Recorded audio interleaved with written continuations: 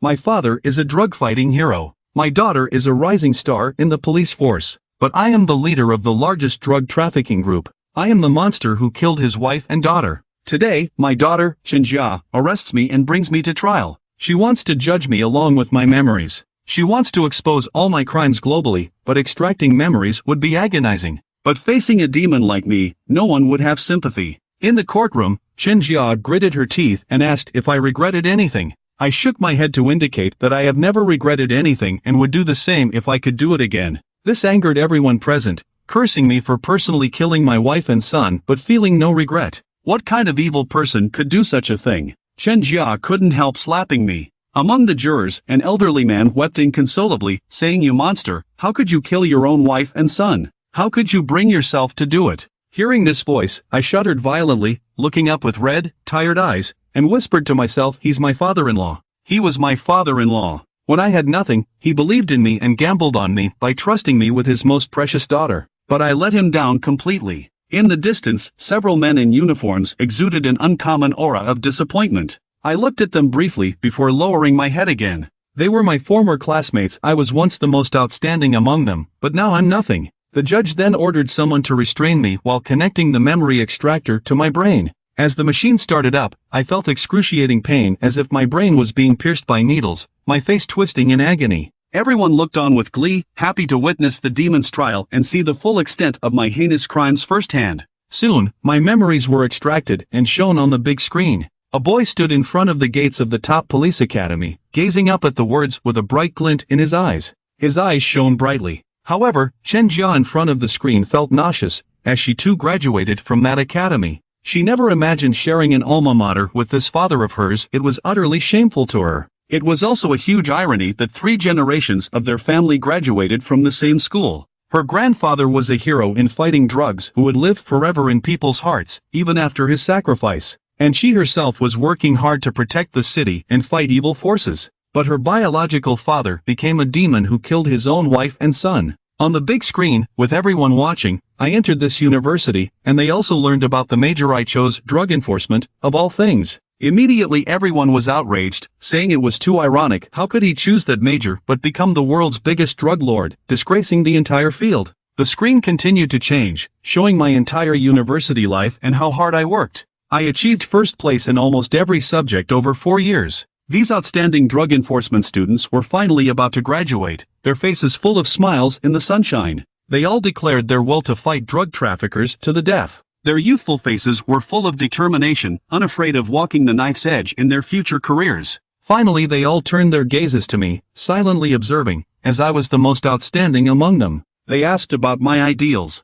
I said nothing, just looking at the setting sun in the distance. The scene changed to show an incredible voice coming from a room. "You want to be an undercover agent?" This time my expression was full of determination as I confirmed I wanted to go undercover. After a long silence, the man suddenly sighed and asked me why I wanted to be an undercover agent. I remained silent and quietly took out a martyr's medal. The red flag on the medal was as bright as blood. Both of my parents were anti-drug heroes. Now that they have sacrificed themselves and I have grown up, let me take up the torch from their hands and walk into the darkness, illuminating the light. Upon hearing my words, the old man trembled. He reached out and touched the martyr's medal, tears filling his eyes. "Your father was my proudest student. He has walked this path already. His sacrifice was enough, whether it was out of selfishness or anything else. I don't want you to walk this path anymore." Upon hearing this, I shook my head. In life, there are things that are more precious than life itself. I believe that. The spirits of my parents in heaven would also agree with me.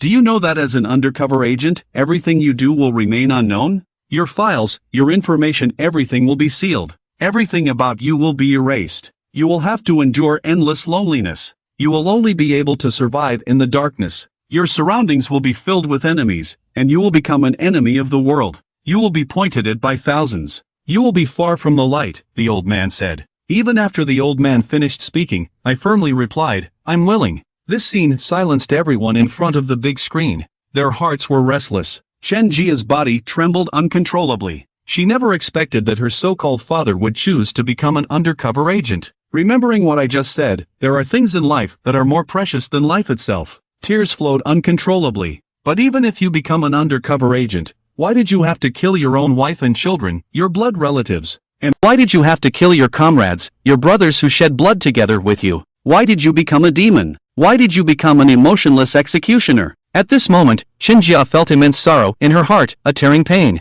In the jury box, several extraordinary individuals witnessed this scene, their eyes misting with tears. Back then, when he left without a word, I thought he was a coward, that he had chosen to escape. I never expected that he would become an undercover agent. They cursed me as a coward in their hearts countless times, but only today did they come to know the truth. At this moment, they were filled with self-blame and guilt. They understood that once they became undercover agents, they would be engulfed by darkness. To make my heart extremely cold. Even watching my comrades, my lifelong loved ones die in front of me, they don't know, I have become an undercover agent during those dark years. What exactly did I experience? But they know that I can face death without even blinking an eye. I've been forced to become a demon walking in the world. The things I've been through must be more painful than walking in hell. At this moment, all the insults have subsided. At least at this moment, everyone feels that I can embody the word hero. The big screen is still playing. On a certain playground, I look at a dozen young boys and say, "From now on, you are already dead, except for our leader. No one in the entire building will know our identities. And one day we may have to stand on opposite sides, pointing guns at each other. If that day really comes,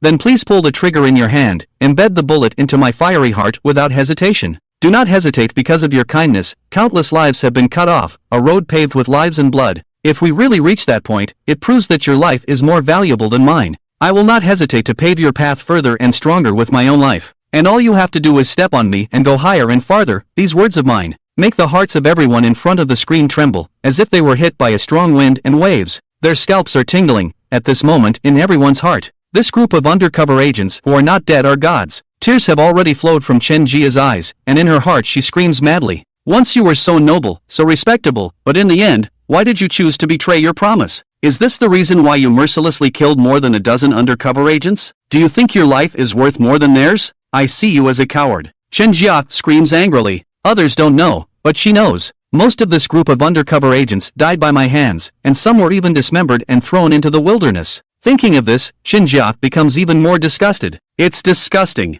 Are these dozen lives less valuable than yours? Why don't you just die? In the big screen, I have already appeared in Black Triangle and become a member of a local drug trafficking organization called Heaven Group. This is the first step towards darkness for me. Because of my killing and arson, I have become a small leader. The boss of the Heaven Group, Tian Sha, wants to see me. What surprised me was, Tian Sha turned out to be a gentleman-looking man, and I could even feel a hint of familiarity from him. But I know it's all an illusion. It's impossible for the boss of the Heaven Group to be like he appears on the surface. At this moment, a maid brings coffee. Tian Sha smiles brightly and says to himself, "Wu Yu, 25 years old, graduate of Dalaki Police Academy. After graduation, she became an undercover agent for the Dalaki Police. She successfully infiltrated the Heaven Group through 2 hidden lines buried within the group." Tian Sha smiles as he speaks, but Wu Yu's eyes are full of despair. She knows she has been exposed. She looks at Tian Sha unwillingly and asks, "How did you find out? If you don't want others to know, don't do it yourself." Tian Sha shakes his head and then looks at me.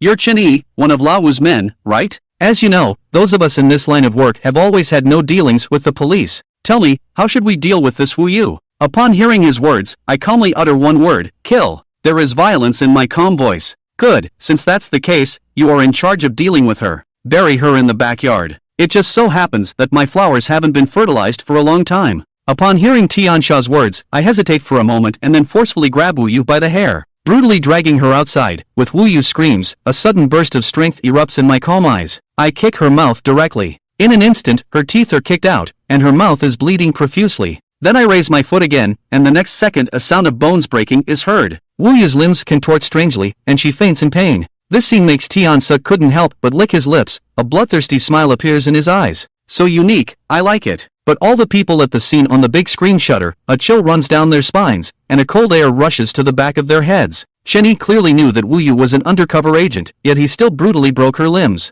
He's really so cruel. Although Wu Yu has been exposed and death is certain, at least give her a quick death. Why torture her like this? The devil is truly a devil. It turns out he was born evil. Chen Jia is also on the verge of collapsing. She can't take it anymore. Are you using even more violent methods to hunt down those more than a dozen comrades of yours? He thinks of the miserable state of that group of undercover agents, making even experienced anti-drug officers vomit. Just thinking about it makes one's scalp tingle. How cruel it is. Although many years have passed, that scene still haunts him in his nightmares. At this moment, everything on the big screen is still playing. I drag Wu to the backyard, and a cold expression suddenly reveals a fierce look. You disgusting undercover agents, this is the consequence of going against us. Do you regret it now? Upon hearing these words, Wu, who was already on the brink of death, weakly opened her eyes. Facing the moment of death, her face remained indifferent. Regret? Ever since I chose to become an undercover agent, I have already died. What is there to regret? I just have some regrets.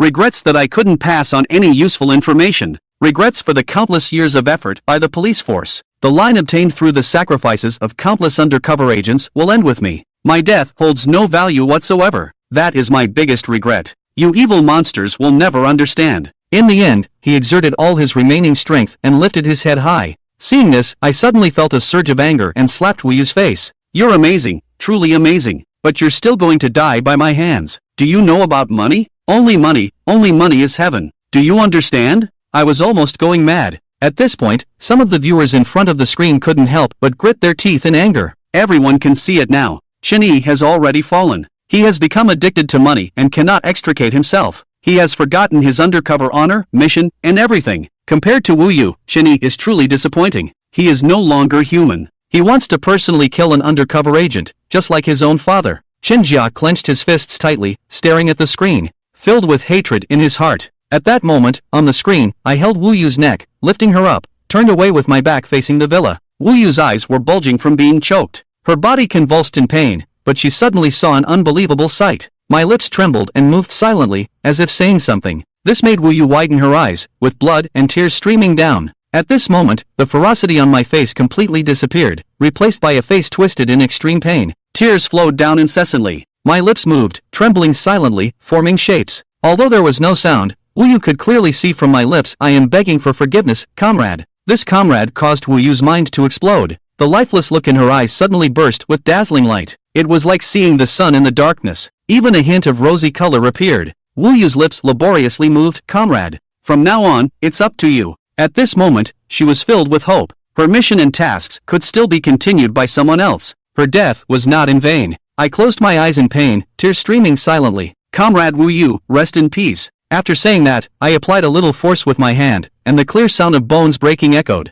The next second, Wu was breathless. At this moment, the hearts of everyone in front of the screen were trembling, as if being torn apart. Is Chen Yi really saying comrade while personally killing Wu? It's truly disgusting. Tears also flowed down my face inside the memory judgment device. No one understands this pain better than me. Yet, this pain is repeating once again. I silently called out to Wu. I did not let you down. I have completed the mission for our motherland. You, who lie beneath the earth, can now rest in peace. The image on the big screen continued. Tian Sha said to bury her here. As I dug, a distinct sound of hitting something could be heard. With each shovel, a skull rolled out, causing my heart to tremble. With each subsequent shovel, beneath the soil were numerous white bones, densely packed. As I continued to dig, I unexpectedly saw a partially decomposed corpse, its clothes bearing the insignia of Daxia Police, confirming the identities of all these bones. From behind, I continued to dig shovel after shovel, as if these bones and corpses in the pit had no effect on me. However, through the eyes of the viewers in front of the big screen, they could clearly see my face contorted in extreme pain. I opened my mouth, silently crying out, like a helpless child. Here, surrounded by darkness, even crying out in pain is a luxury. At this moment, people all over the country began to weep. Wu has been exposed, and he did this just to make Wuyu's death more valuable. He was silently stabbed more than 10 times in a row, but at that time, his eyes were helpless like a child. He killed his comrades who fought alongside him. How desperate and painful he must be. In front of the national screen, countless people cried out, and Chen Jiat at this time was already speechless, watching Wu still devoted to the mission of the country before his death, seeing the bones in this pit, seeing Chen Yi crying helplessly and silently like a child. She was really about to collapse. It was she who led the team to break through the Kunsar group, and she personally arrested and killed hundreds of leaders of the Kunsar group. However, when she dug up the backyard of the Kunsar residence based on the clues left by the undercover agent, everyone on the scene cried. Most of the bones and bodies in this pit were undercover agents and police officers who had lost contact in the past 2 decades. They used to hold fantasies that they might still be lurking somewhere,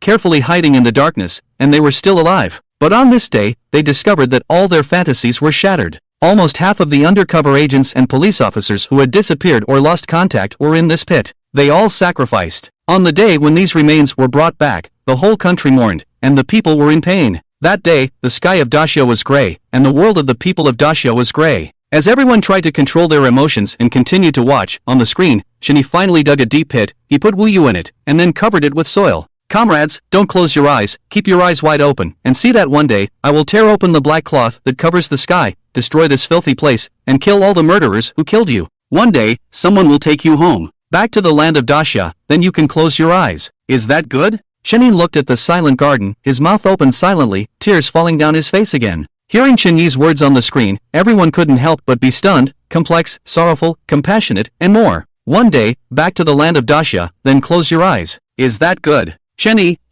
what kind of person are you? How did you become what you are now? Now that the Kunsar group has been broken, these unjust souls have returned to the land of Daxia, they can close their eyes. But what about you, Shinny? After standing for a few seconds, Shinny suddenly turned his head and wiped the traces on his face suddenly changed, the sorrow and vulnerability disappeared, and his face was full of ferocity and hostility. Who is it? Ah, you are indeed ruthless, tough, and courageous. Faced with so many dead people, you didn't even change your expression. Lao Wu and the boss didn't misjudge you. A hoarse laughter sounded, and a figure slowly appeared in the darkness not far away. It was an old man with a thin and shady face, but his eyes were also full of violence. He looked at the pit in front of Chenyi, and a touch of regret flashed in his eyes. What a pity, you actually killed him first, otherwise I could have had some fun. I have learned many ancient dynasties' torture methods, such as Lingqi and Ding Tiandang. After practicing on the previous dozens of people, I have reached a state of perfection. It's a pity.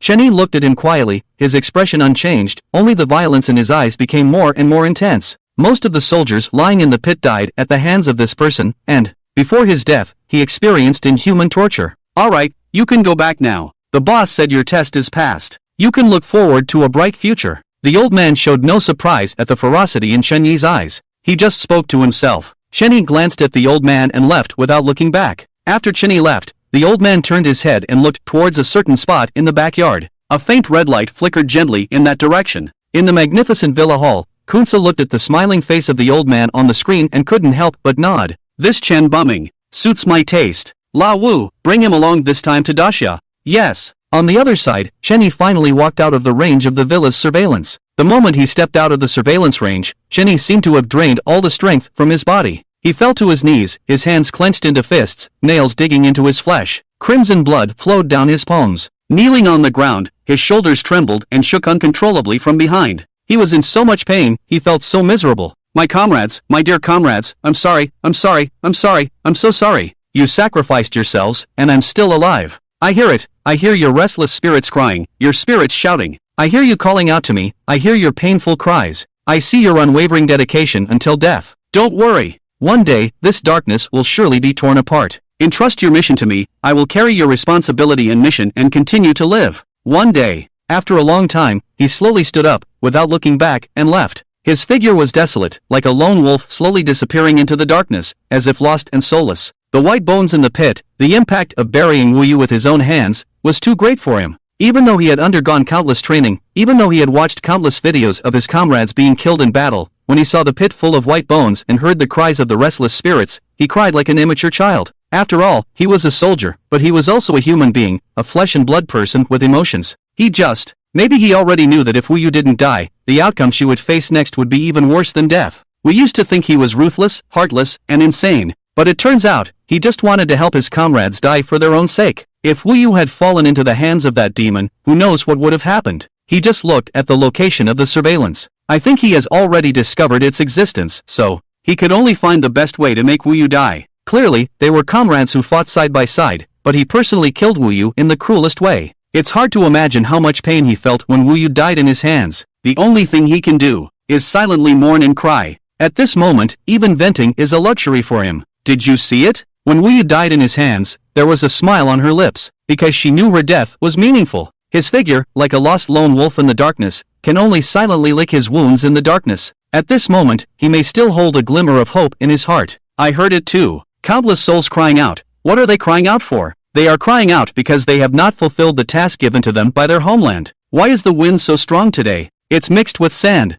Everyone murmured silently, tears uncontrollably streaming down their faces. The scene continued to play out, resulting in Kunsa Group's trust in Chenyi. Kunsa Group's fifth member brought Chenyi back to Daxia, making him the second in command of Kunsa Group in Daxia. Countless drugs flooded into Daxia through their channels that year, with a net inflow of over 10 tons of drugs and a 30% increase in drug users. Chen Yi's skills as a drug enforcement officer learned in the police academy allowed him to repeatedly evade the police's pursuit, saving Kunsa Group from millions of dollars in losses. This made Kunsa Group value Chen Yi even more. Chen Yi used various counter-surveillance techniques he learned in university to repeatedly escape the police's pursuit and settle down in Daxia. Besides selling drugs, Kunsa and the fifth member did not restrict Chen Yi's freedom. In the scene, a figure suddenly broke into Chen Yi's world. She was once the most beautiful girl in the small town, coming from a family of musicians and scholars. She graduated from a prestigious university but voluntarily returned to the only middle school in the small town to become a music teacher, causing a sensation in the town. This was no less than a small earthquake. The main reason for this sensation was that she became the center of pursuit for many young men, including talented and well-off young talents. The first real encounter was at a music concert.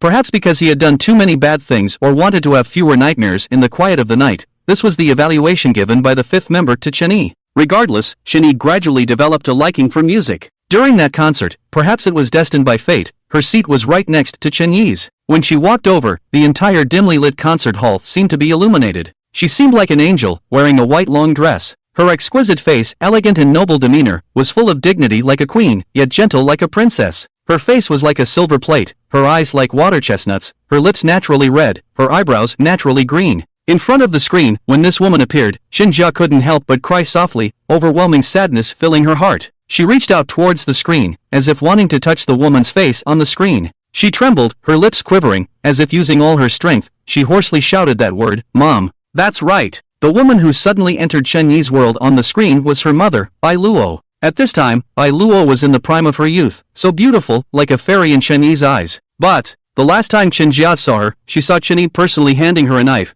and in the blink of an eye, her pure white dress was soaked in blood. Chen Jia cried, wanting to shout with all her might, but found that she had no strength in her body. At this moment, the old man who had cursed Chen Yi when he first entered the courtroom also covered his chest and shed tears of grief. His heart was filled with sorrow. His old and hoarse voice rang out, "Daughter, my daughter." He wanted to stop his daughter, even though he knew it was impossible. When he learned from his granddaughter that it was Chen Yi, this demon, who had personally handed the knife to his daughter's chest, he almost went crazy. But he was powerless and could only silently shed tears. Fortunately, now the demon has finally faced justice, and his daughter's revenge has been avenged. All the audience heard the old man and Chen Jia's tearful words, and finally confirmed that this beautiful and somewhat dreamlike girl is actually Chen Jia's mother, Bai Luo, who is also Chen Yi's wife. I didn't expect Chen Yi's wife to be so beautiful. What goddess, what star, they all pale in comparison to her, it's unimaginable. I have to say, back then Chen Yi really deserved Bai Luo. Leaving aside everything else, just the fact that he was an undercover agent. He was no worse than anyone else. Such a fateful connection. This is fate. Everyone shook their heads and sighed. On the screen, Chen Yi glanced at Bai Luo and felt his heart start to race. He had undergone the harshest training and knew how to control his emotions. He remained calm in the face of danger and shed silent tears when he killed his comrades in battle. He buried his deepest sorrows within him. But when she barged into his world like this, he admitted that he couldn't control his heartbeat. He quickly averted his gaze, feeling as helpless as a child. His attempt to disguise himself as cold and distant, a pinnacle of disguise technique, seemed so clumsy at this moment. Even his awkwardness appeared somewhat naive and adorable. Love is truly mysterious. Even if you are powerful, facing it for the first time can still make you feel as flustered as a child. At this moment, Chen Yi, apart from being an undercover agent dedicated to his country, he is still that innocent young man. Actually, we have overlooked one thing. If we set aside his undercover identity, he is just a young man in his 20s. If he hadn't chosen to be an undercover agent, do you think they would have lived happily together forever? People discussed and stopped their tears, looking at Chen Yi, who now appeared as pure as a blank sheet of paper. His naive appearance made them unable to help but laugh. Amidst the tears and laughter, some even laughed until they had a runny nose. On the screen, Bai Luo was being harassed by a group of rich kids. When she saw Chen Yi sitting next to her, her eyes lit up. She lifted her skirt and ran over, grabbing Chen Yi's wrist. She leaned close to his ear and pleaded, "Mister, please help me get rid of them. Pretend to be my boyfriend." Their meeting was like something out of a novel. Everyone could clearly see that when Chen Yi's wrist was held, his body instinctively trembled. When Bai Luo whispered in his ears turned red in an instant, and his face blushed like a monkey's bottom. His intended coldness and distance, keeping people at arm's length, vanished in an instant. All of this was beyond his expectations. His brain even experienced a brief blankness. Bai Luo held his arm, her delicate face filled with a smile. She held onto Chen Yi's arm and then looked up, revealing her cute little fangs to her pursuers. "Sorry, everyone. I already have a boyfriend." Upon hearing Bai Luo's words and seeing Chen Yi motionless, everyone was skeptical. But then, they widened their eyes in astonishment as they saw Bai Luo lightly peck Chenyi's cheek. Ah! The pursuers left dejectedly. Seeing them leave, Bai Luo quickly moved her lips away from Chenyi's face and let go of his arm. Chenyi stood there like a statue, while Bai Luo lowered her head like a quail. This concert. Both of them felt it was very long. After the concert, Chenyi got up and quickly left. Suddenly, a hand fell on his shoulder. Years of habit made Chenyi's face burst with killing intent. He grabbed the hand on his shoulder and performed a shoulder throw. Jokingly, when he took exams, he always ranked first in every subject, including grappling. Could he tolerate this humiliation? But when he felt the soft touch on his back and heard the familiar exclamation, he almost couldn't help but turn around. Chenyi's eyes widened suddenly, and at the same time, he exerted a great force. Snap! Bai Luo was lightly thrown to the ground, staring at Chenyi in astonishment. I'm sorry, I didn't mean to. Chenyi's face turned red like a monkey's but again, then he turned and ran away. Faced with a ruthless enemy, he never flinched, but when faced with a harmless girl, he panicked and ran away. Ha ha, what an idiot, so stupidly cute. Bai Luo watched Chenyi's retreating figure and suddenly burst into laughter. When she laughed, everyone in front of the screen was stunned. Bai Luo's laughter was really beautiful. Like the blooming sun, like an angel smiling. Oh my god, I feel like falling in love. This smile, it's really healing. If there are angels in the world, then it must be Bai Luo. If there is an angelic smile in the world, it must be Bai Luo's smile. Everyone sighed. On the screen, Chenyi's figure disappeared quickly amidst the crowd. Bai Luo stood up and dusted off her clothes. She looked at Chenyi's disappearing figure and suddenly had a premonition that she would meet him again. Chenyi returned to the drug den and poured himself a glass of ice water. His heart was pounding, but he forcefully suppressed the feeling because he knew that since becoming an undercover agent, he was no longer worthy of love. He had to become an emotionless monster from now on,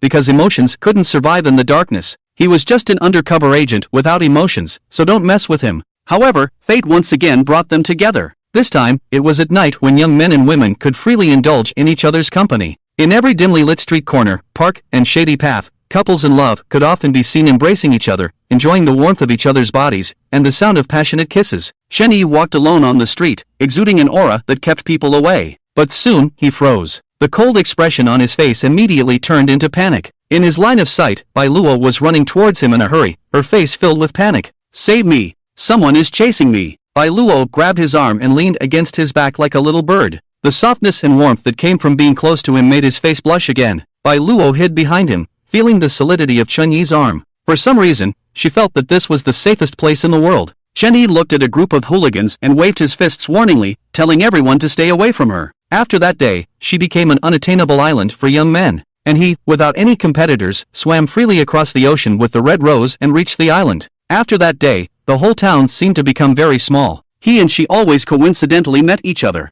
She would look at him with surprise, then greet him with a sweet smile. He didn't know that these coincidences were all the result of her careful planning. From the moment he appeared on the street, she started planning when to leave, when to walk down the first street, when to pass by the cafe, and then have a beautiful encounter with him, making everything seem less abrupt or annoying to Chenyi. Finally, under her relentless efforts, Chenyi finally agreed to talk to her for the first time, go shopping with her for the first time, have a meal with her for the first time, watch a movie with her for the first time. His firsts were also her firsts. Chenyi didn't say much, and she chose to remain silent, but as long as they exchanged a glance, they could understand what the other was thinking. As time went by, her feelings for him grew stronger and uncontrollable. Finally, one day, encouraged by her friends, she found him with a bouquet of roses. She let go of the reserve and dignity that a girl should have, and in front of her best friends, she faced Chenyi with the most sincere, passionate, and unrestrained emotions, saying, "Listen to me, I love you. Remember that." When Chenyi saw this scene, his frozen heart thawed as if facing the scorching sun. He looked at her with such tenderness that it could melt everything.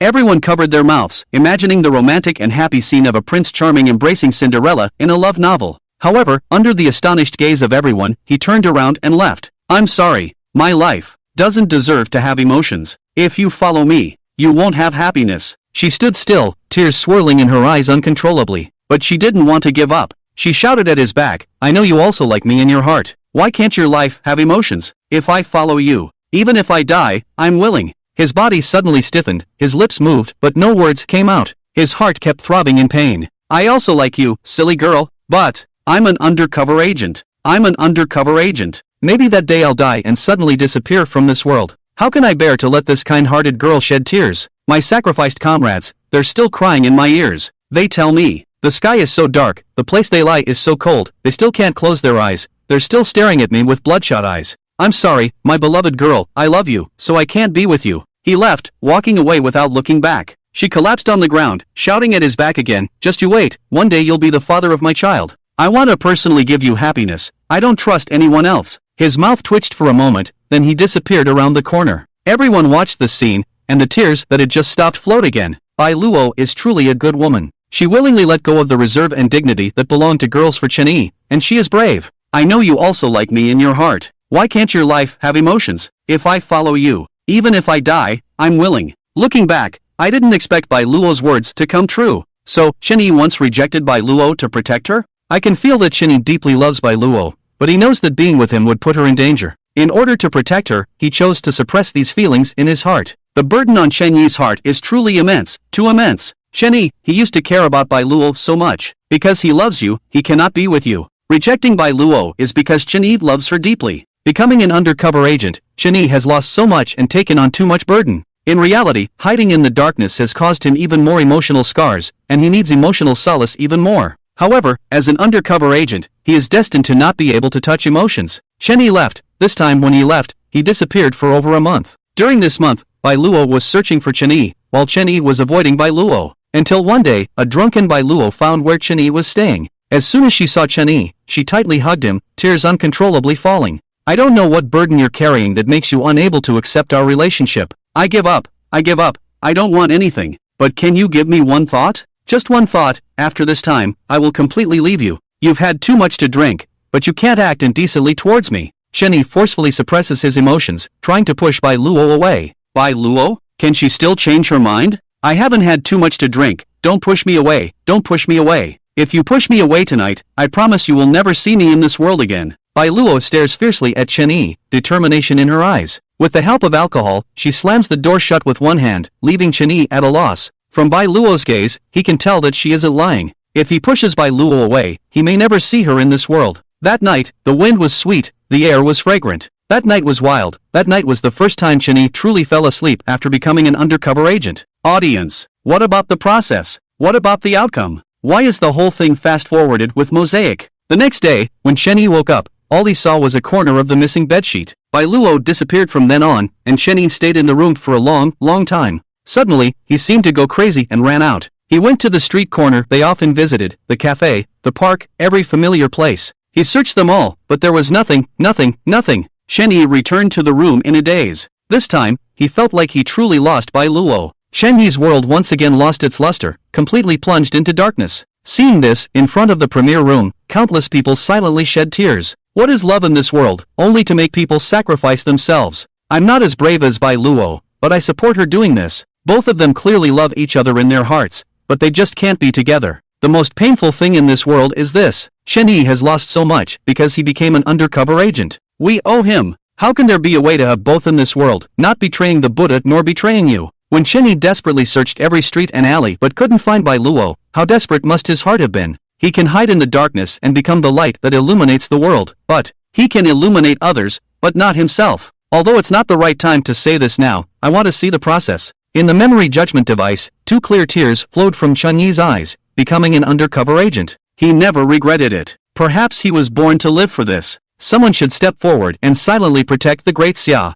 He had no regrets. Because of his sacrifice, more people were able to live a happy life. He had no regrets, and he believed that he had done right by the great Xia, by the place that gave him life and raised him. It's just regrettable that such a good girl ended up with such a tragic fate. In his entire life, the only person he felt sorry for was this girl who was always in his eyes. He lost her twice, the first time being now, and the second time, he handed her the knife that pierced her chest. In the following year, Chen Yi, under the guise of opening channels for Kunsa, bloodily exterminated numerous ruthless drug trafficking gangs in the Great Xia. In that year, the entire gray area of the Great Xia was almost dyed red with blood. No one knew who that man was, they only knew that he was the 6th lord of the Kunsa group, nicknamed Shura. He carried a triangular dagger and completely wiped out half of the drug trafficking gray forces in the Great Xia. Some of them were openly wealthy businessmen, some were company bosses, and some were influential families. But no matter who they were, if they had black murder cases in their hands, if they had tortured police officers, they all died miserably. That year was also known as the Year of Blood in the Great Xia. It was also the year when Chen Yi's infamous reputation began to spread throughout the Great Xia. The Great Xia police dispatched countless manpower and resources to hunt down Chen Yi, listing him as the highest-level wanted criminal. The Great Xia media went crazy with reports, portraying Chen Yi as a cold-blooded killer. Especially in one surveillance footage, when they saw Chen Yi smiling after killing 13 people, it sent shivers down everyone's spine and solidified Chen Yi's reputation as a serial killer. However, not many people knew that these people who were killed were members of drug trafficking groups, and their hands had once tortured the people and police officers of the Great Xia. They had the blood of Chen Yi's comrades in arms on their hands. Seeing this, countless people couldn't help but exclaim, So, the crimes that Chen Yi committed that shook the Great Xia that year were actually avenging the police officers and people of the Great Xia who were killed? These people had the blood of police officers and people of the Great Xia on their hands, but they were still able to roam freely in the world, while Chen Yi killed them. He should have been our hero, but we mistakenly treated him as a devil. These people are the devils. When everyone suddenly realized, a sense of guilt also rose in their hearts. Those people deserved to die, and Chen Yi, he just wanted to avenge his comrades in arms. What was wrong with that? But even though he was doing heroic deeds, he was treated as a devil. A strong sense of guilt rose in their hearts. In that year, Chen Yi transformed into Shura. He numbed himself with killing and alcohol. He had always hidden his dark heart, and it was once again buried in the deepest depths, where there was an endless abyss, where there was boundless darkness, where no light could be seen. In that year, Bai Luo never appeared again, as if she had completely disappeared from this world. But on that day, when Chen Yi returned home, at the doorstep, he saw Bai Luo, and in Bai Luo's arms was a child. Originally, after that night with Chen Yi, Bai Luo left the county. According to her promise, she would no longer disturb Chen Yi after that night. She would obediently leave his side. However, 1 month later, she discovered that she was pregnant. In order to avoid being discovered by her father and family, she left alone to a distant place, carried the pregnancy for 10 months, and gave birth to her first child. And that child is Chen Jia. Chen Yi looked at Bai Luo, his eyes instantly turning red. He then looked at the child in Bai Luo's arms and choked up. Bai Luo looked at Chen Yi, unable to say anything, only 2 lines of clear tears falling. Her face was all worn out, but the child in her arms slept soundly, happily sucking on a finger in his dreams. Chen Yi took difficult steps forward, trembling hand reaching out, but froze in midair. Bai Luo handed the child in her arms to him, her face radiating maternal brilliance. "Take a look. This is your child." Chen Yi reached out, carefully accepting the child. His movements were clumsy, cautious, and appeared simple-minded. These hands of his, which had never trembled even when faced with a gun, were trembling now. He was afraid that he might accidentally harm the small life in his arms, afraid that he might accidentally let the angel in his arms fly away. His face was filled with panic and caution, his posture extremely stiff. He held the small life in his arms, not daring to make the slightest movement. Sweat instantly appeared on his forehead. However, in his eyes that had been cold for countless days and months, they finally slowly melted. In those eyes filled with darkness, they gradually became bright for the first time, allowing him to feel warmth in this boundless darkness for the first time. Wow! As if sensing an unfamiliar breath, the baby in his arms opened its mouth, puckered twice, and then let out a loud cry. When this clear cry broke the silence of the night, Chen Yi's body trembled violently. His precious baby had arrived. At that moment, an indescribable excitement, joy, and the pride of becoming a father filled his entire body. He felt the continuation and sublimation of life. Tears finally fell. "Child. This is my child. My child." Chen Yi held the child in his arms, crying uncontrollably. He cried for his own uselessness, for his own incompetence. He cried for forcibly pushing away a girl who was full of himself, and then letting her suffer so much alone. "Yes. This is your child." Bai Luo walked over, tears of deep affection also filling her eyes. Chen Yi looked up, his tear-stained face looking at Bai Luo. In a hoarse voice, he said, I regret. I want to be with you, no matter what the future holds. I have no regrets." In the end, the two of them came together. When faced with the choice, Chen Yi felt that his life had suddenly become clear. For the first time in his life, he went against his principles. He didn't want to push away the girl who was full of him anymore, and he didn't want to push away his own child. When countless people saw the moment when Chen Yi and Bai Luo finally got together on the screen, they were moved to tears. So, Bai Luo disappeared for over a year because she was pregnant. She carried the pregnancy alone for 10 months and gave birth to this baby. Bai Luo is so brave. Sob, so touching. They finally got together, but I'm scared again because the ending for both of them is ultimately a tragedy. This little life should be our Commander Chen. I didn't expect Commander Chen's birth to be so complicated. Chen Yi finally stopped avoiding. I don't know why, even though I know their ending is tragic, I genuinely feel happy for them now. When that crying sound rang out, it was also the moment when Chen Yi saw hope again. If Chen Yi wasn't an undercover agent, or if he decided to quit being an undercover agent and live a normal life from now on, that would be the best ending. Chen Yi has sacrificed too much because of being an undercover agent.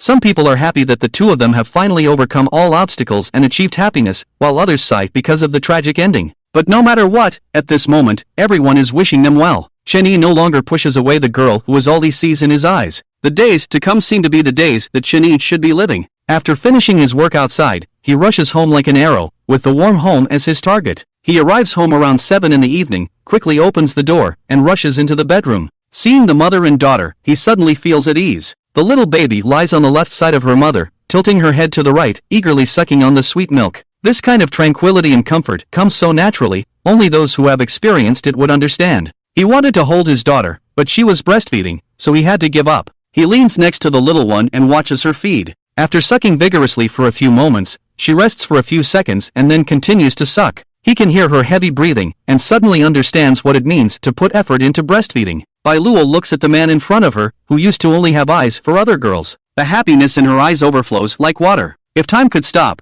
wouldn't it be nice to freeze this moment forever? After finishing the milk, the little baby smacks her lips, looking satisfied. Chen-Yi carefully picks her up and gently rocks her, helping her digest. After a few days of being together, or perhaps due to the deep bond between father and daughter in their blood, the little baby no longer pouts and cries loudly like she did on their first meeting. Instead, she extends her tender little hand and tightly grabs one of Chen-Yi's fingers, refusing to let go. After being held for a while, she lifts her head and curiously stares at Chen-Yi with her bright eyes. Chen-Yi's heart feels like it's melting under the gaze of those eyes. He leans his head down and gently taps her head, saying, "Yeah." The little baby starts babbling, suddenly extends her other hand, and reaches towards Chen-Yi's face. The soft touch of the baby's tender hand on his face startles her because of the roughness caused by his stubble. But after a pause of 2 or 3 seconds, she cautiously extends her hand again. Chen-Yi indulgently lowers his head and places his face in his baby's hand. The little baby's eyes light up, as if she has discovered a whole new world. Her other hand also releases its grip on her father's thumb, and both hands gently caress his face.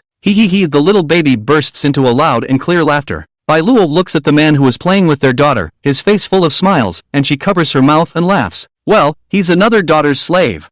And just at this moment, a fart sound suddenly rang out. Chen-Yi and Bai Luo were startled, and the little baby in Chen-Yi's arms stopped touching her father's face. She pouted and said, while Bai Luo and Chen-Yi immediately panicked, "Quick, she might have pooped." Bai Luo quickly got up from the bed and carefully opened the diaper. The golden brown feces on the white diaper were very noticeable, but there was no smell. "Quick, let's wipe her first. I'll go get some water." Bai Luo handed the tissue to Chen-Yi and hurriedly went to the bathroom to get hot water. Chen-Yi took the tissue and clumsily wiped the baby's bottom, sweat instantly appearing on his forehead because he wasn't very skilled at it. He wiped the poop while wiping his own sweat, and the baby stared at him with big eyes, obediently not moving. It was as if she knew that her father was cleaning her little bottom. Creak, Bai Luo walked in with a basin of hot water. But after taking a look, she paused and couldn't help but burst into laughter. "What's wrong?" Chen-Yi looked at Bai Luo in confusion, and outside the screen, many women couldn't help but smile because on Chen-Yi's forehead and face, there was unmistakably some of the baby's golden brown poop. I didn't expect that a dad would actually wipe the baby's poop onto his own face.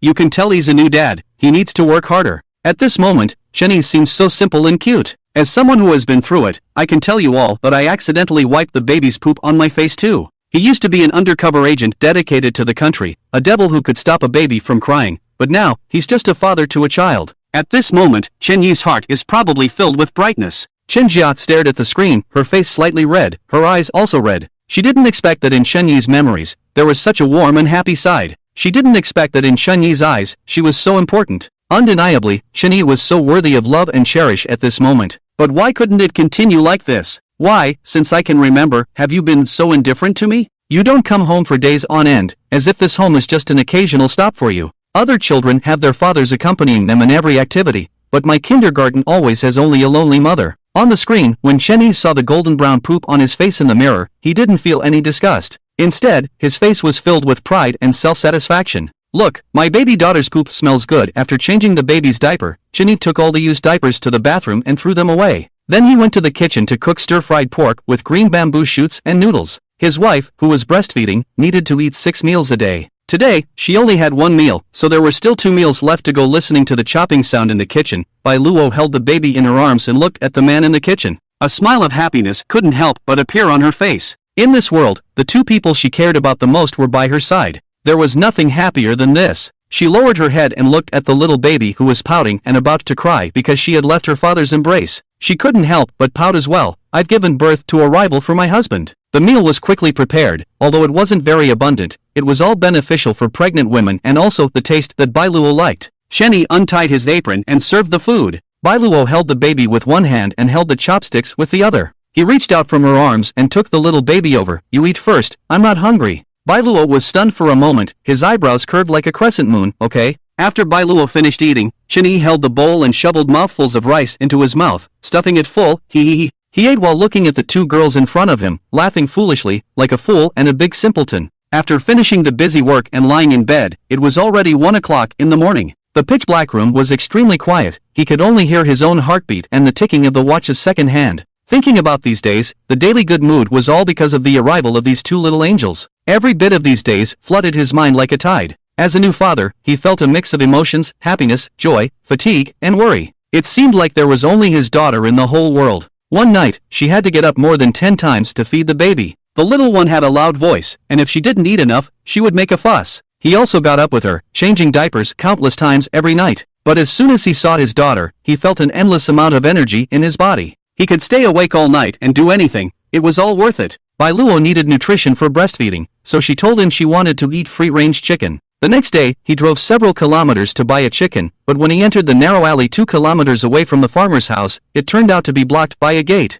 so he had to reverse 2 kilometers to get out. The next day, he got up early and went to the farmer's house again, finally buying a free-range chicken. After becoming a father, he truly understood that in the eyes of parents, children are priceless treasures. Every subtle change from conception to birth tugs at the heartstrings. And now, as a new father, he experienced the magic of life for the first time. He truly understood the difficulties of being a parent and deeply understood the mix of sorrow and joy, grief and worry, busyness and concern that his parents had when raising him. He lay in bed, thinking of that figure like a mountain, thinking of that small mound he had once knelt before. "Dad, you've become a grandfather. Her name is Chenjia. She's as cute as an angel. Her name is composed of the Qing from your name Qingshan, and the Shen from Mom Chu Shen. Dad, more than 10 years have passed, and now I'm also a new father. But Dad, I'm still an undercover agent. Dad, sometimes I'm scared. I actually have thoughts of retreat in my mind. Dad, am I your shame? Dad, don't worry. I won't forget the oath I made as an undercover agent. Dad." Shenyi murmured and fell into a deep sleep.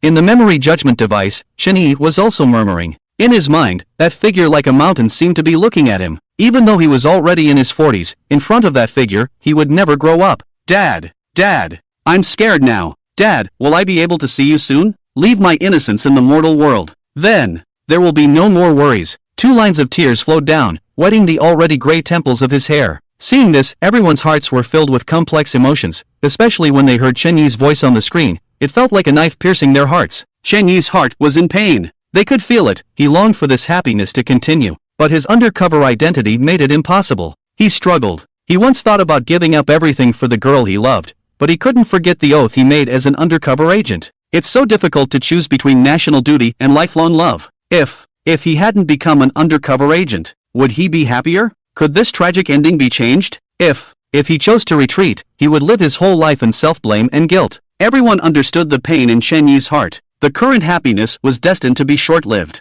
Shenyi's undercover identity meant that this peace was only temporary. As long as the darkness shrouded the sky, he would never be able to live in peace. When he fell asleep, his mind was filled with the cries of those unjust souls. Days passed, and the peaceful days became sweeter. On this day, it was Chenjia's full moon celebration. Bailuo looked at Chenyi and said, "I heard that getting married is very cheap now, only 9 yuan at the Civil Affairs Bureau. Let me treat you." Chenyi was stunned for a moment, then smiled and said, "Okay." The next day, they got their marriage certificate. When the two of them walked out of the Civil Affairs Bureau, Bailuo's face couldn't hide her happiness. On the third day, Shenyi and Bailuo went to the capital. When Bailuo's father saw Bailuo with a man, holding a baby, and carrying 2 marriage certificates, he was stunned. He didn't say a word for a long time. It was Bai's mother who first chose to accept Shenyi. There was no other way. They already had a granddaughter and marriage certificates. Even if they didn't acknowledge it, what could they do? The most important thing was that their granddaughter was too adorable on that day. Bai's father didn't say a word. Until the day before Shenyi and Bailuo left, Bai's father said to Bailuo, "I can feel his love for you.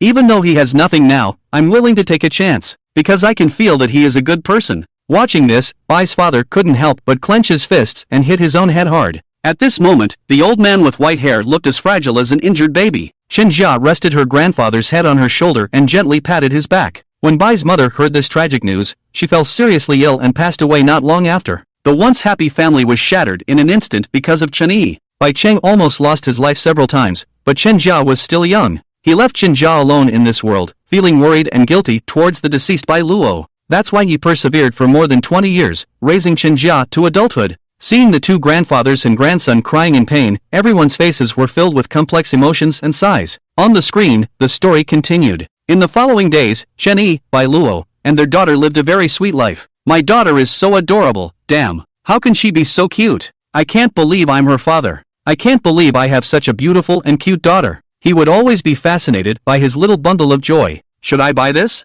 How about that? If there's anything missing, tell me and I'll buy it for my daughter. Is her formula milk finished? I'll go buy it. What do you want this for? I'll buy it. Don't be mean to her. She's so cute, we can't be mean to her. Hurry up and cover her with a blanket so she doesn't freeze. My daughter is indeed smart. She inherited it from me. Your mom and I are also first-time parents. We have no experience, so please forgive us for any oversight. Seeing this, some people couldn't help but shed tears. Looking at Chen Yi, I suddenly remembered my dad. When I got married, he pretended to be strong, but as the wedding car was about to leave, my dad suddenly pressed against the car window. He bent down, leaned on the car window, and touched his daughter's face without saying a word. Then he silently lowered his head, pressed his forehead against the back of his hand, and his hunched back trembled slightly. He couldn't restrain himself any longer and started sobbing. When I first started university, every weekend my dad would say to me, "If you need anything, remember to call me." Later, there was a time when I was upset at school and dealt with it on my own. When I mentioned this to my dad, he got really excited and said, "Didn't I tell you to call me if you have any problems?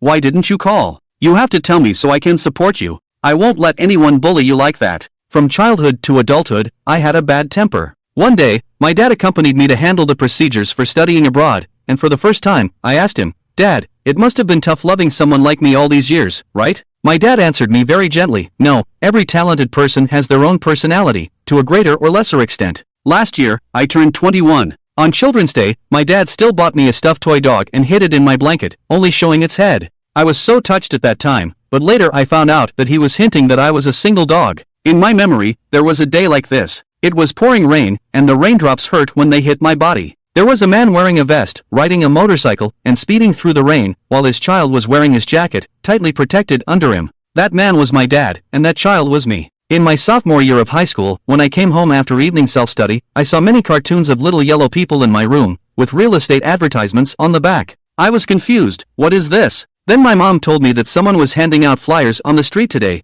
and when my dad saw the little yellow people, knowing that I liked them, he asked for a few more and happily placed them in my room. Perhaps my dad never said I love you to you in his lifetime, but every tear he shed was definitely for you. The screen continued to play Chen Yi's memories. In the following days, everything was sweet. But when Chen Jia was over a year old, on this day, Chen Yi saw a red flyer on the door of his residence. When he saw the flyer, his face changed. At night, on top of the tallest TV tower in the city, Chen Yi and another person stood on the tower, looking down from a high altitude. The entire city came into view. Last year, you performed very well. Although the drug trafficking channels in Daxia are now almost monopolized by the Kunsar group, a large amount of drugs still flow into Daxia. However, based on your intelligence, we have also dismantled many drug dens. And because of the disappearance or merger of many drug trafficking groups, our work has become much easier. A middle-aged man next to Chen Yi looked at the county town below and slowly spoke. Chen Yi silently looked down, not saying a word. We received intelligence from another undercover agent. Another drug trafficking group, the Chakai faction, is rapidly advancing after most of the drug trafficking forces within Daxia have been wiped out. They want to occupy more of the vacant market, and they have a big plan. The undercover agent from that line only discovered this much. There was no news coming. We speculate. He has already sacrificed. In the end, the middle-aged man's tone became low. Chen Yi raised his head, his eyes turned red. He vaguely remembered that among all the undercover agents, the one who infiltrated the Chakai line was from the same group as him, named Sun Jun. On the night before they were about to officially become undercover agents, they gathered together. The most memorable words Sun Jun said were, "As many of us go, as many of us must come back. If there's someone who won't come back, it must be me." And now, Sun Jun became the first undercover agent to sacrifice in their group. The other undercover agent in the Chakai group doesn't have a high enough position yet, so they can't access more relevant information for now. But as the largest drug trafficking group within Daxia, if the Chakai group wants to carry out their big plan, there's a high probability they will cooperate with the Kunsai group. So we want to leverage your position in the Kunsai group to make contact with the Chakai group and obtain more information, and also find out about the news of that undercover agent in the Chakai line. Alright. Chen Yi nodded with red eyes. he would definitely uncover the truth behind Sun Jun's death. His comrade's sacrifice wouldn't be in vain. They talked for a long time, and when they were about to leave, Shen Yi hesitated for a long time. He suddenly called out to the middle-aged man, "Boss." The middle-aged man stopped and looked at Shen Yi with confusion. "What's wrong?" "Nothing. I will definitely work hard to complete the mission." Shen Yi lowered his head. "By the way, you've been wronged. The people you killed deserved it, but, for the sake of your safety, we couldn't clear your name." The middle-aged man suddenly looked at Shen Yi, a hint of guilt appearing on his face. Shen Yi was clearly a hero, but he had been falsely portrayed as a devil by the media. What was even more frustrating was that, even if they knew the truth, they couldn't clear his name and let Shen Yi become the devil in the eyes of the people of Daxia. Shen Yi shook his head. "It's alright. As long as I can fulfill my duty to the country, a little injustice. What's there to fear? Even if one day the whole world stands against me, even if no one believes in me, as long as my heart remains dedicated to the country, I will continue forward." After Shen Yi finished speaking, the middle-aged man looked deeply at him and nodded heavily. "You're impressive. All of you are impressive. The country won't forget you. One day, the whole of Daxia will understand you. They may not see your contributions, but when they live their peaceful and stable lives, everything you've done will be worth it. Don't put too much pressure on yourself. All actions must be carried out with safety as the priority. This line of yours was built on the sacrifice of countless comrades. It must not fail and render their efforts in vain." "I understand, boss." Shen Yi was taken aback, then nodded heavily. A strong sense of guilt rose from the depths of his heart. After the middle-aged man left, Shen Yi slapped himself hard. "Shen Yi, do you know how many comrades' blood was shed for this line of yours? How dare you have thoughts of retreat? Have you forgotten your initial oath? You coward, do you feel ashamed? You coward, do you deserve to be called an undercover agent? Worthless. You're just worthless. If you dare to retreat, even if you die, you won't have the face to meet those who sacrificed. Can you forget Wu Yu's bloody face when you close your eyes? Can you forget the countless bones and restless spirits? Can you forget the oath you made in front of your parents' graves? Remember, your life as an undercover agent is built on the sacrifices of many.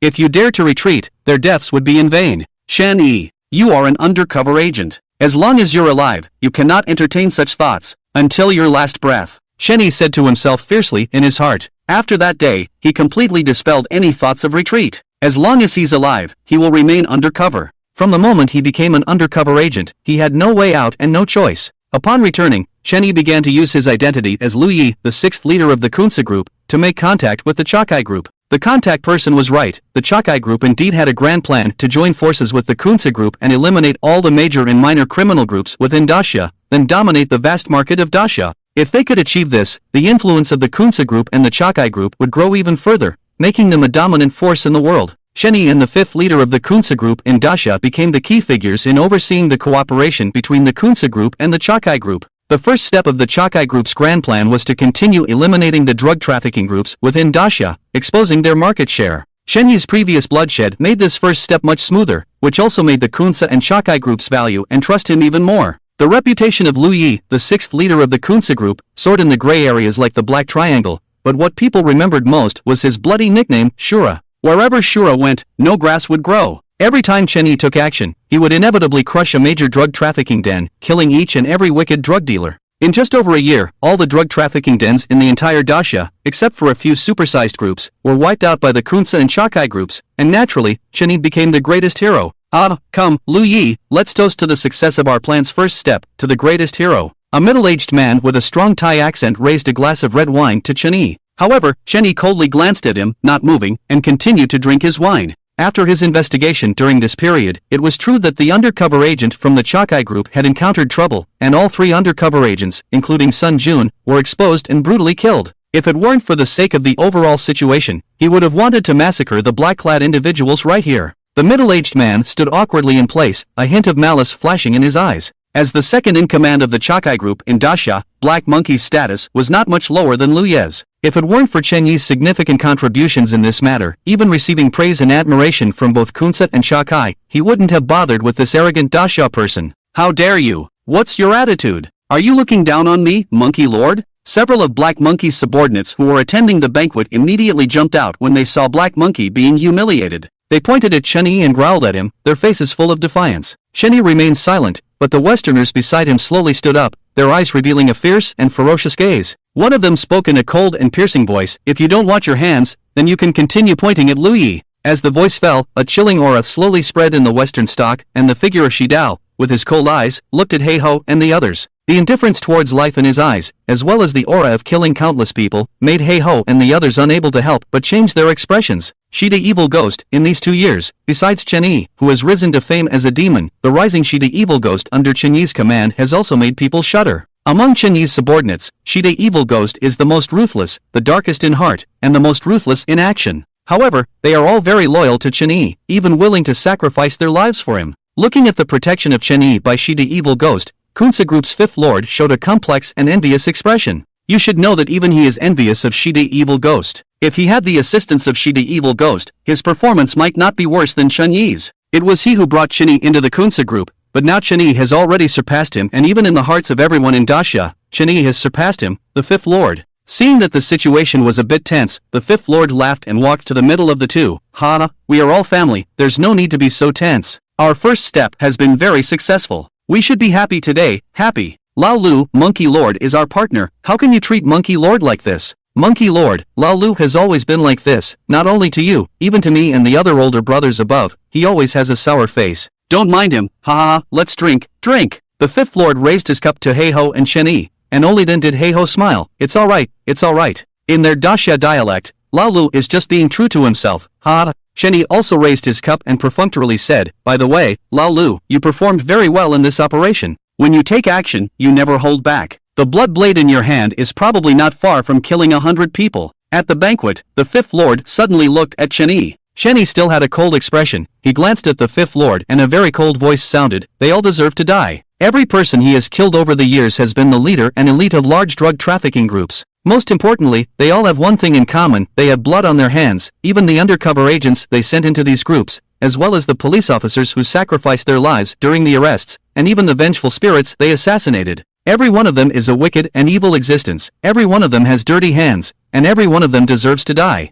The fifth lord was stunned for a moment, then immediately showed an approving smile, yes, anyone who stands in front of my Kunsa group deserves to die. 2 hours later, Heiho left with his subordinates, leaving only the fifth lord, Chen Yi, and a few trusted confidants at the banquet. Lao Lu, what's wrong with you today? Although Heiho is only the second in command within Daxia, his vengeful nature is well known. Although we are not afraid of him, it's not worth it to provoke such trouble for no reason. The fifth lord looked at Chen Yi, but Chen Yi didn't raise his head, only a cold voice came out, Wu Go, we worked hard to personally eliminate the majority of the drug trafficking groups. Why should they, the Cha-Cha group, do nothing and still want to share the benefits with us? And, haven't you noticed the tricks that Heiho and the others are playing? In the end, Chen Yi looked up at the fifth lord, and the fifth lord also looked at Chen Yi. Their gazes intertwined in the air, and the fifth lord's brows furrowed as if he had thought of something very difficult. Wu Go, there are so many markets now available in Daxia. This is a big cake that everyone is eyeing, both domestically and internationally. Countless powerful forces have already set their sights on it. Whenever they have the opportunity, they will take a bite. Now, with the joint defense of our Kunsa group and Chakai group, they are not daring to act rashly. However, the Black Monkey and his gang are hiding their strength, and their ambitious intentions are well known. Chakai group is waiting for an opportunity to dominate the market of Daxia City. We cannot sit idly by. As Chen Yi finished speaking, Wu Ye's face became serious, his eyebrows furrowed tightly together. After a while, he raised his head and spoke in a low voice, let's not worry about this matter for now. Big brother will naturally have his plans. Just remind our brothers to be cautious and not be deceived by the Black Monkey. After the situation is settled, we can settle the score. Alright, Chen Yi nodded. He didn't expect a few words to make the Kunsa group turn against him. His goal was to plant a seed of doubt about the Chakai group in Wu Ye's mind. Not long after, Chen Yi took his leave and outside the villa, he stopped in his tracks and turned his head slightly to look at the Western Devil behind him. You guys can go back now. It's a sensitive time, so don't let your guard down and don't act recklessly. Yes, big brother. The Western Devil nodded respectfully. By the way, don't slack off in monitoring the Black Monkey and Wu Yi. If they show any unusual behavior, contact me immediately. Yes. The 5 Western Devils nodded respectfully, then slowly retreated into the darkness. Chen Yi continued walking, getting farther and farther away, and then slowly disappeared into the distance. After circling around the city for a while, Chen Yi finally arrived at a small courtyard in the suburbs. He pushed open the door and inside the courtyard, Bai Luo was sitting on a chair, holding the little one, waiting. When the door opened, Bai Luo immediately stood up, tears filling her eyes as she looked at Chen Yi. The sharp aura that emanated from Chen Yi's body had inexplicably softened. He walked over and gently embraced the two of them in his arms. You have worked hard. Bai Luo vigorously shook her head. It's not hard. As long as I'm with you, I'm not afraid of anything, even if it's hard. Silly. At night, Shenyi held the baby in his right hand and Bai Luo in his left hand. Bai Luo raised her head several times, wanting to say something but hesitating. In the end, she chose to lower her head and rested on Shenyi's chest. Silly, what do you want to say? Bai Luo raised her head, lightly biting her red lips, as if she had made up her mind. Can you stop doing those things? Let's leave this place far behind. Let's go to a place where no one knows us, and live a peaceful life. Okay? Shenyi's body stiffened. In the darkness, he remained silent. The light in Bai Luo's eyes dimmed, and she rested her head on Shenyi's chest again. Go to sleep. I'm tired. After a while, Bai Luo's regular snoring sounded, and Shenyi let out a sigh. Silly. Silly. Silly. The next morning, Bai Luo woke up and looked at the empty bed, feeling a bit dazed. How many times had this happened? How many times had she woken up and not seen him? He started leaving early and coming back late, sometimes gone for months. Every time he returned, he was exhausted, sometimes falling asleep as soon as he touched the bed. Bai Luo would tenderly bring him hot water to wash, but he would have nightmares, curling up in her arms like a child. She would hold the baby with one hand and hold the man with the other. Soon, the Kunsa Group and the Chakai Group alliance rapidly expanded their influence within the Dasha Group. Several old established groups in the north retreated and made enough concessions. After that, the Kunsa Group and the Chakai Group alliance slightly halted their expansion. Countless market opportunities emerged within Dasha, and with the situation settled, the Kunsa Group and the Chakai Group finally decided to take action.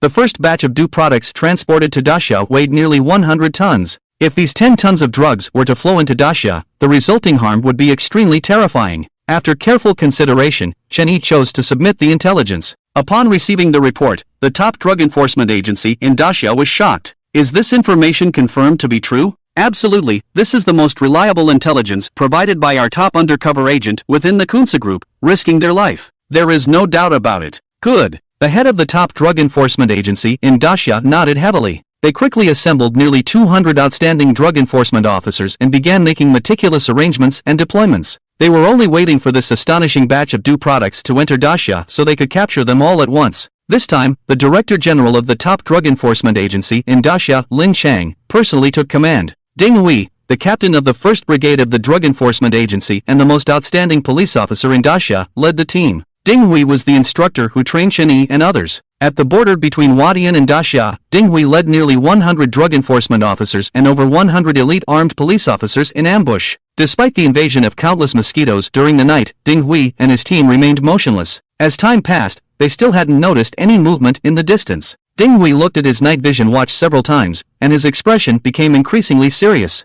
It was getting closer. At the headquarters of the top drug enforcement agency in Dasha, Lin Chang and the others were on high alert. Finally, a faint glimmer of light appeared in the distance and disappeared in an instant. After a long time, faint lights began to appear one after another. They're here! Ding Hui's eyes lit up, and everyone immediately became alert. They gently moved their frozen fingers. As time passed, they finally saw clearly that the faint lights in the distance were handheld flashlights emitting a dim yellow glow. The people carrying these flashlights had packages on their backs, and behind every other person, they were pulling a wooden cart that seemed to be carrying a lot of things. In their hands, in addition to the flashlights, they also held AK rifles. Don't act hastily. Wait for them to get closer and try not to let anyone escape. Yes. 200 meters, 100 meters, 90 meters, 80 meters, 70 meters, 50 meters. When all the drug traffickers stepped within 50 meters, Ding Hui's eyes lit up, and he shouted, "Fire!" Bang! Bang! Bang! As Ding Hui's words fell, the barrels of all the drug enforcement officers' guns began spewing bullets. Ding Hui fired his gun while shouting, "We are the Dasha police. You have been surrounded by us. Drop your weapons and surrender." Bang! Bang! Bang! The response to Ding Hui was the bullets from the drug traffickers. In the instant of gunfire, all the drug traffickers panicked and fled. Return fire, but prioritize eliminating the armed individuals who still pose a threat. Ding Hui ordered. Rat-a-tat-tat. In the next moment, countless tongues of fire erupted as nearly 200 bullets with flames shot towards dozens of drug traffickers. Under the intense suppression of firepower, one drug trafficker fell to the ground and died. After more than 10 minutes, except for a few who surrendered on their knees, all the drug traffickers were dead. Ding Hui's face showed a look of joy as he and his team surrounded the scene. Conduct a comprehensive inspection and weigh the confiscated drugs to see how much we've seized this time. Yes. One by one, the police officers approached and pulled back the cloth covering the carts. As they pulled it back, their expressions suddenly changed. "Captain, something's not right. The things on these carts are not drugs." Ding Hui heard the shouts and quickly walked over. After checking, his face also became very ugly. "Where exactly is the problem?" Bang! Bang! Bang! Just at this moment, 3 dazzling headlights suddenly lit up, enveloping Ding Hui and the others. Everyone instinctively closed their eyes. Oh no, it's an ambush. In the instant that Ding Hui closed his eyes, he roared loudly, but it was too late. Bang! Da-da-day! In the next moment, tons of fire shot from all directions in the west. The drug enforcement officers and armed police in the field fell one after another like mowed. Boom! Even grenades, rockets, and other heavy weapons were constantly flying out. The bullet chains, like fiery snakes, were actually fired from heavy machine guns. The low, thumping sound of being hit instantly turned people into fragments. Command, command, we are ambushed. The intelligence is wrong. Repeat, we are ambushed. Ah! A scream, Ding Hui was shot, and he fell to the ground, spraying crimson blood on the ground. At this moment, Lin Chang and others in the Daxia Drug Enforcement Bureau stood up abruptly. Ding Hui, Ding Hui, Ding Hui. Lin Chang shouted 3 times in a row, but there was nothing inside except for the sound of gunfire and explosions. Something's wrong, something big is wrong. Quickly, mobilize all nearby police forces to the border, and also request support from the nearest military district. Lin Chang's face was full of anxiety, and the entire hall fell silent. Everyone's faces were solemn. They knew that something had really gone wrong, something big. Hiss, hiss. Just at this moment, a burst of noise suddenly came from the earpiece. Lin Chang quickly picked up the earpiece. Ding Hui? But the voice that came from the other side was not Ding Hui's voice, but a strange voice. Stop calling, Ding Hui isn't dead. I won't let him die so easily, you bunch of dead bastards. You must be a high-ranking official in Daxia. This surprise is for you. I hope you like it. By the way, send someone to collect the bodies of these dead western bastards soon, or it wouldn't be good if they were eaten by some wild beasts at night. Who are you? Lin Chang coldly asked. Who am I? I am the person you have in mind. Looking forward to meeting you next time. Take these few survivors away. I want to have some fun with them. From this point on, there was no more sound in the earpiece, and it fell into eternal silence. Over an hour later, the police forces and the military that were called nearby finally arrived at the scene. When the photos from the scene were displayed on the big screen, Lin Chang stumbled and almost fell to the ground. Everyone at the scene widened their eyes, their faces pale, filled with grief, sorrow, and sadness. On the big screen, the drug enforcement officers lay quietly on the cold ground, and the land beneath them had already been stained red with blood. Limbs and arms were scattered everywhere. Seeing this scene, everyone's faces became extremely ugly, and some couldn't help but vomit. Tears streamed down their faces. So many people, died like this? Many people couldn't believe it. Many of them were just young men in their 20s. They left with smiles on their faces, but now they have become cold corpses. Blood feud, this is a blood feud. The enemy was prepared. This is a trap, a trap. Everyone couldn't help but grit their teeth when they saw hundreds of bodies lying in front of them. No one could maintain their composure. In their minds, the sunny smiles and clear voices of their comrades who had just been alive and full of determination to fight crime and defend their country echoed. They were filled with anticipation for the future. But now, as they set off, those vibrant lives had turned into cold corpses, motionless. Moreover, they died under mysterious circumstances. Ding Hui's last words were deeply imprinted in their minds. We fell into an ambush. The intelligence was flawed. Flawed intelligence. Lin Chang turned his head, his eyes red, looking at the undercover team leader. Ouyang Chen, you have to give me an explanation for all this. You have to give an explanation to the more than 100 young lives that died tragically. The undercover team leader's face turned pale, his eyes filled with bewilderment and disbelief. It's impossible, impossible, our intelligence couldn't be wrong. The intelligence couldn't be wrong? So you mean there's a problem with your undercover agents? A senior police inspector with 3 flowers on his shoulder couldn't help but roar, because one of the people who had just gone on the mission was his child. Among the more than 100 dead police officers, there was a cold corpse that belonged to his child. What do you mean by this? Our undercover agents have undergone the most rigorous training and would never betray our country even in death. The undercover team leader's eyes were bloodshot as he tightly clenched his fists. Then how do you explain this operation? This operation was clearly a trap, aimed at the Great Xia anti-drug police. Anyone with eyes can see that there are major problems with it. Yet here you are, trying to defend a traitor who likely betrayed our country? The police inspector was furious, and although the others didn't speak, their gaze towards the undercover team leader turned icy. The undercover team leader bore the greatest responsibility for the countless deaths of police officers this time. Seeing the situation spiraling out of control, Lin Chang finally stepped forward. He looked at the undercover team leader with his bloodshot eyes. Lao Chen, I also choose to believe in you. I also believe in our undercover warriors, but in such an environment, if one's spirit is not truly unwavering, there is a possibility of being corrupted by evil.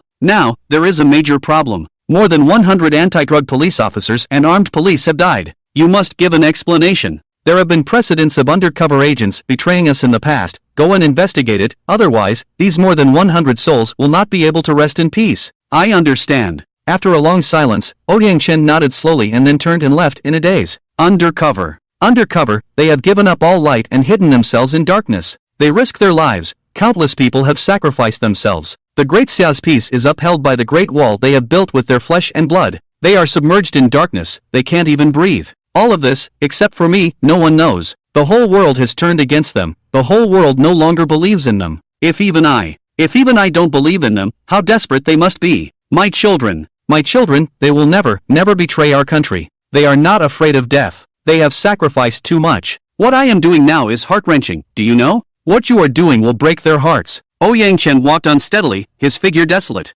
Seeing this, the people who were just angry regained a bit of sanity. Could it be that there is really a misunderstanding here? Although Chen Yi later became a demon, I believe he won't change now, at least. Yeah, at that time, no one in the world believed in him anymore. The whole world was against him. Could it be that some of the people here are from the world? If he was really wrongly accused, how desperate he must be. You guys are so naive, people change. Yes, he's already the powerful sixth lord of Kunsa Group, the famous Shura. He has power and money at his fingertips. Who would want to be an undercover agent? Someone just spoke up for Chen Yi, but immediately got refuted. On the screen, the scene continued. In the courtyard of the suburbs, Chen Yi and his family sat in front of the television. Chen Jia, who was already over 2 years old, could walk and run. Every time Chen Yi came back, she would shrink into his arms, holding onto his big finger tightly. Shenner, don't bother daddy, let daddy eat. Be good. No, I want daddy. I can only see daddy once in so many days. I miss daddy. Chen Jia pouted and burrowed into Chen Yi's arms.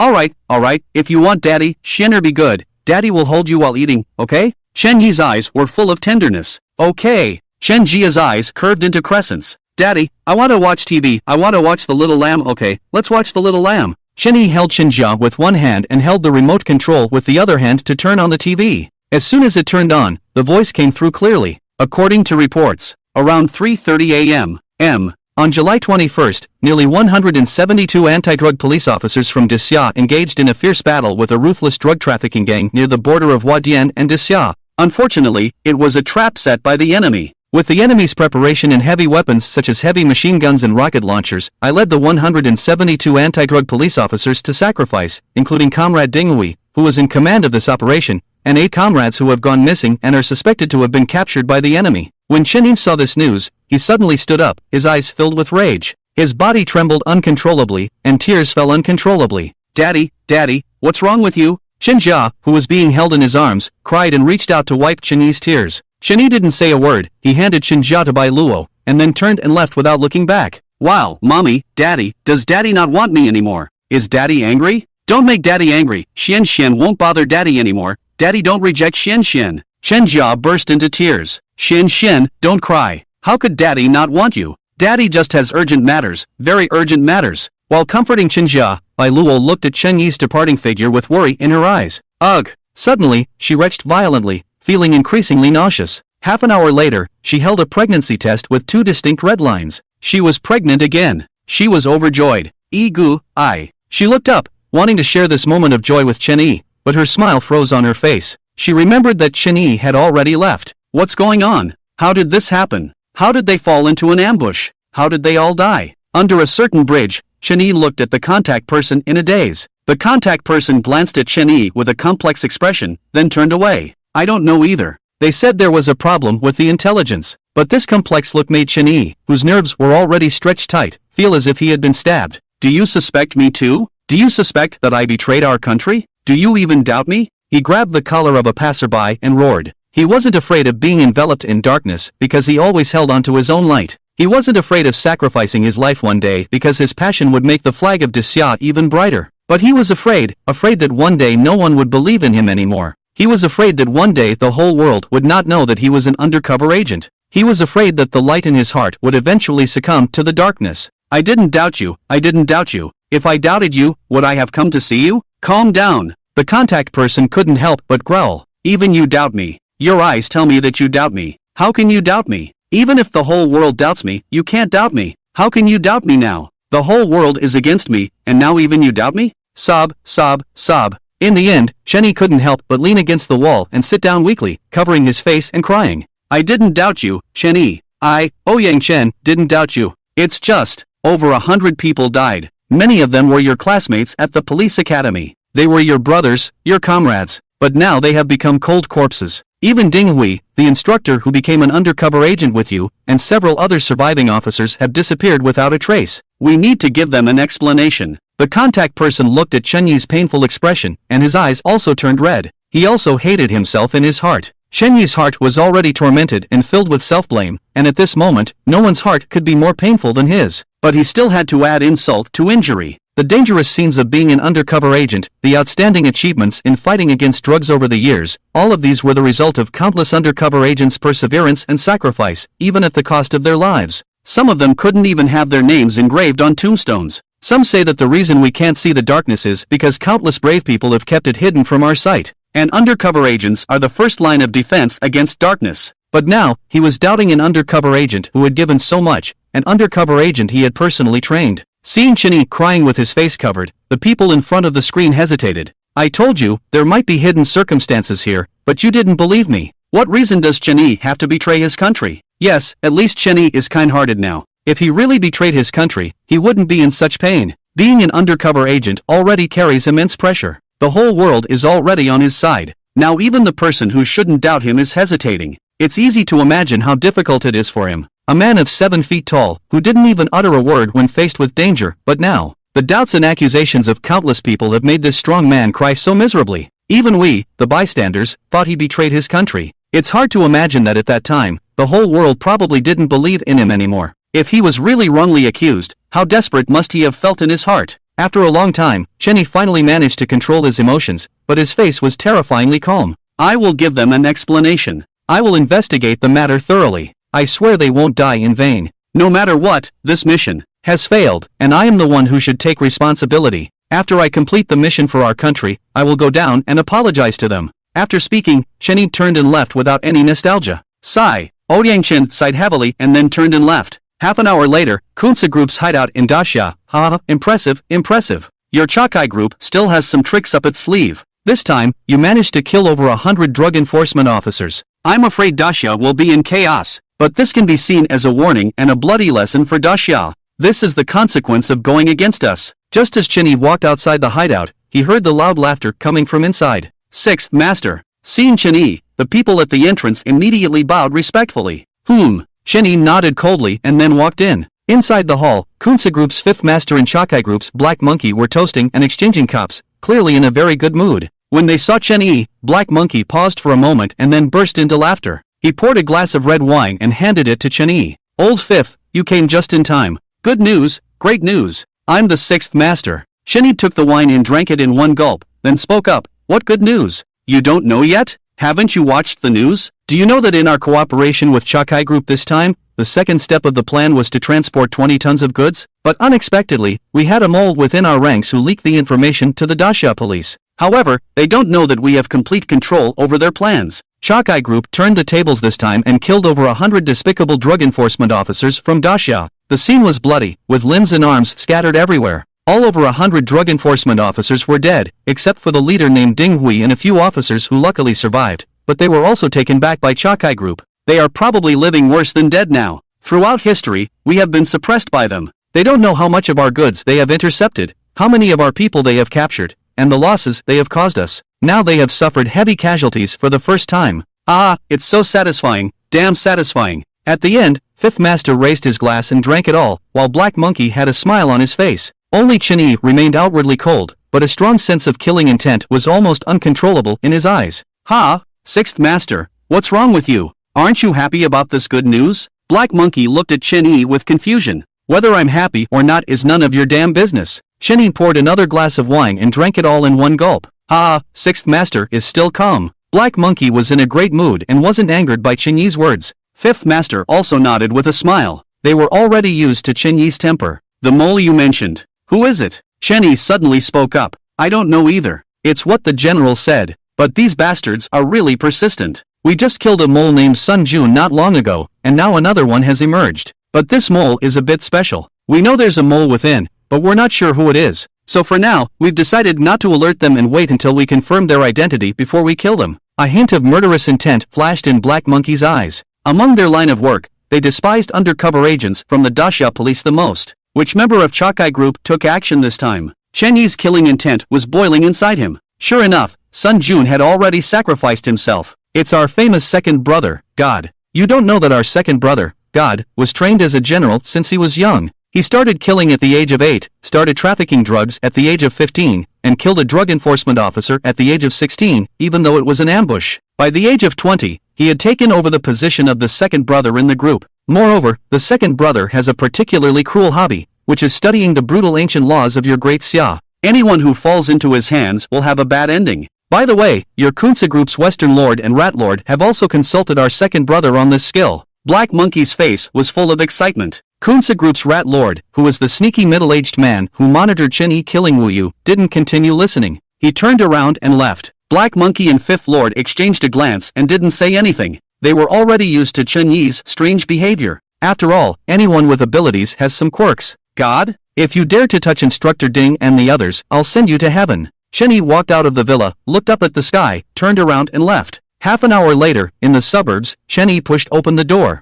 Daddy! Daddy's back! Seeing Chen Yi, Chen Jia's eyes were full of joy, with a bright smile on her face. But as she smiled, her mouth pouted, tears welled up in her eyes, and the figure that was about to rush over stopped. Daddy, Xian was wrong. Xian shouldn't have bothered you. Don't be angry. Don't abandon Xian and Mommy. Looking at Chen Jia, who looked like she wanted to rush into his arms but was afraid of making him angry, Chen Yi couldn't help but feel a pain in his heart. This 2-year-old child was so considerate that it made people feel distressed. He walked up and hugged Chen Jia in his arms. Xian, be good. How could Daddy ever abandon you? Daddy loves you the most. Chen Yi gently stroked Chen Jia's head, feeling countless guilt and indebtedness in his heart. Over the past 2 years, he rarely came back once a year. He hadn't fulfilled his duty as a father at all. But his daughter was still so obedient. He was truly moved. Bai Luo heard the sound and walked out. She saw the two father and daughter hugging tightly together. Her eyes instantly turned red. Half an hour later, in the hall, Bai Luo prepared the meal. Chen Jia sat obediently in her seat, holding a spoon to eat. Even though she tried very hard, her face was still covered in food. Chen Yi looked at Chen Jia's efforts and felt his heart melting. Chen Jia seemed to feel Chen Yi's gaze. She raised her head, her face covered in rice, and smiled brightly at Chen Yi. Daddy, am I good? Yes, our Xian is the best. Chen Yi smiled and stood up, wiping Chen Jia's face with a towel. After finishing the meal, Chen Jia sat on the sofa playing with toys, while Chen Yi and Bai Luo cleaned up the dishes. In the kitchen, Chen Yi looked at Bai Luo, and Bai Luo looked at Chen Yi. I. They both spoke at the same time, then paused. You go first. You go first. They spoke in unison again. You go first. Bai Luo couldn't help but smile. I might have to go away for a while. Bai Luo's smile slowly froze. Going away again? Yes. Can't you not go? No. How long will you be gone? I don't know. The kitchen was filled with silence. Go ahead. Be careful. After a long time, Bai Luo suddenly spoke. Okay. Chen Yi nodded. It's your turn. What did you want to say just now? It's nothing. I just wanted to ask you to come home more often and spend more time with the children. She really misses you. Bai Luo lowered her head. Originally, she wanted to tell Chen Yi about her pregnancy. She wanted to share this joy with him, but now she couldn't disturb Chen Yi's mind. Chen Yi must have something important to do. After all, Chen Yi left, and Bai Luo didn't know when he would come back. Everyone in front of the screen saw this scene and couldn't help but fall silent. How much Bai Luo wanted to share her joy with Chen Yi, to have another life growing inside her belly, a precious thing to celebrate. But in order to not disturb Chen Yi's mind, Bai Luo could only keep it to herself, forcefully suppressing it in her heart. At home, there is Chen Jia, a 2-year-old child, and a soon-to-be-born little life in her belly.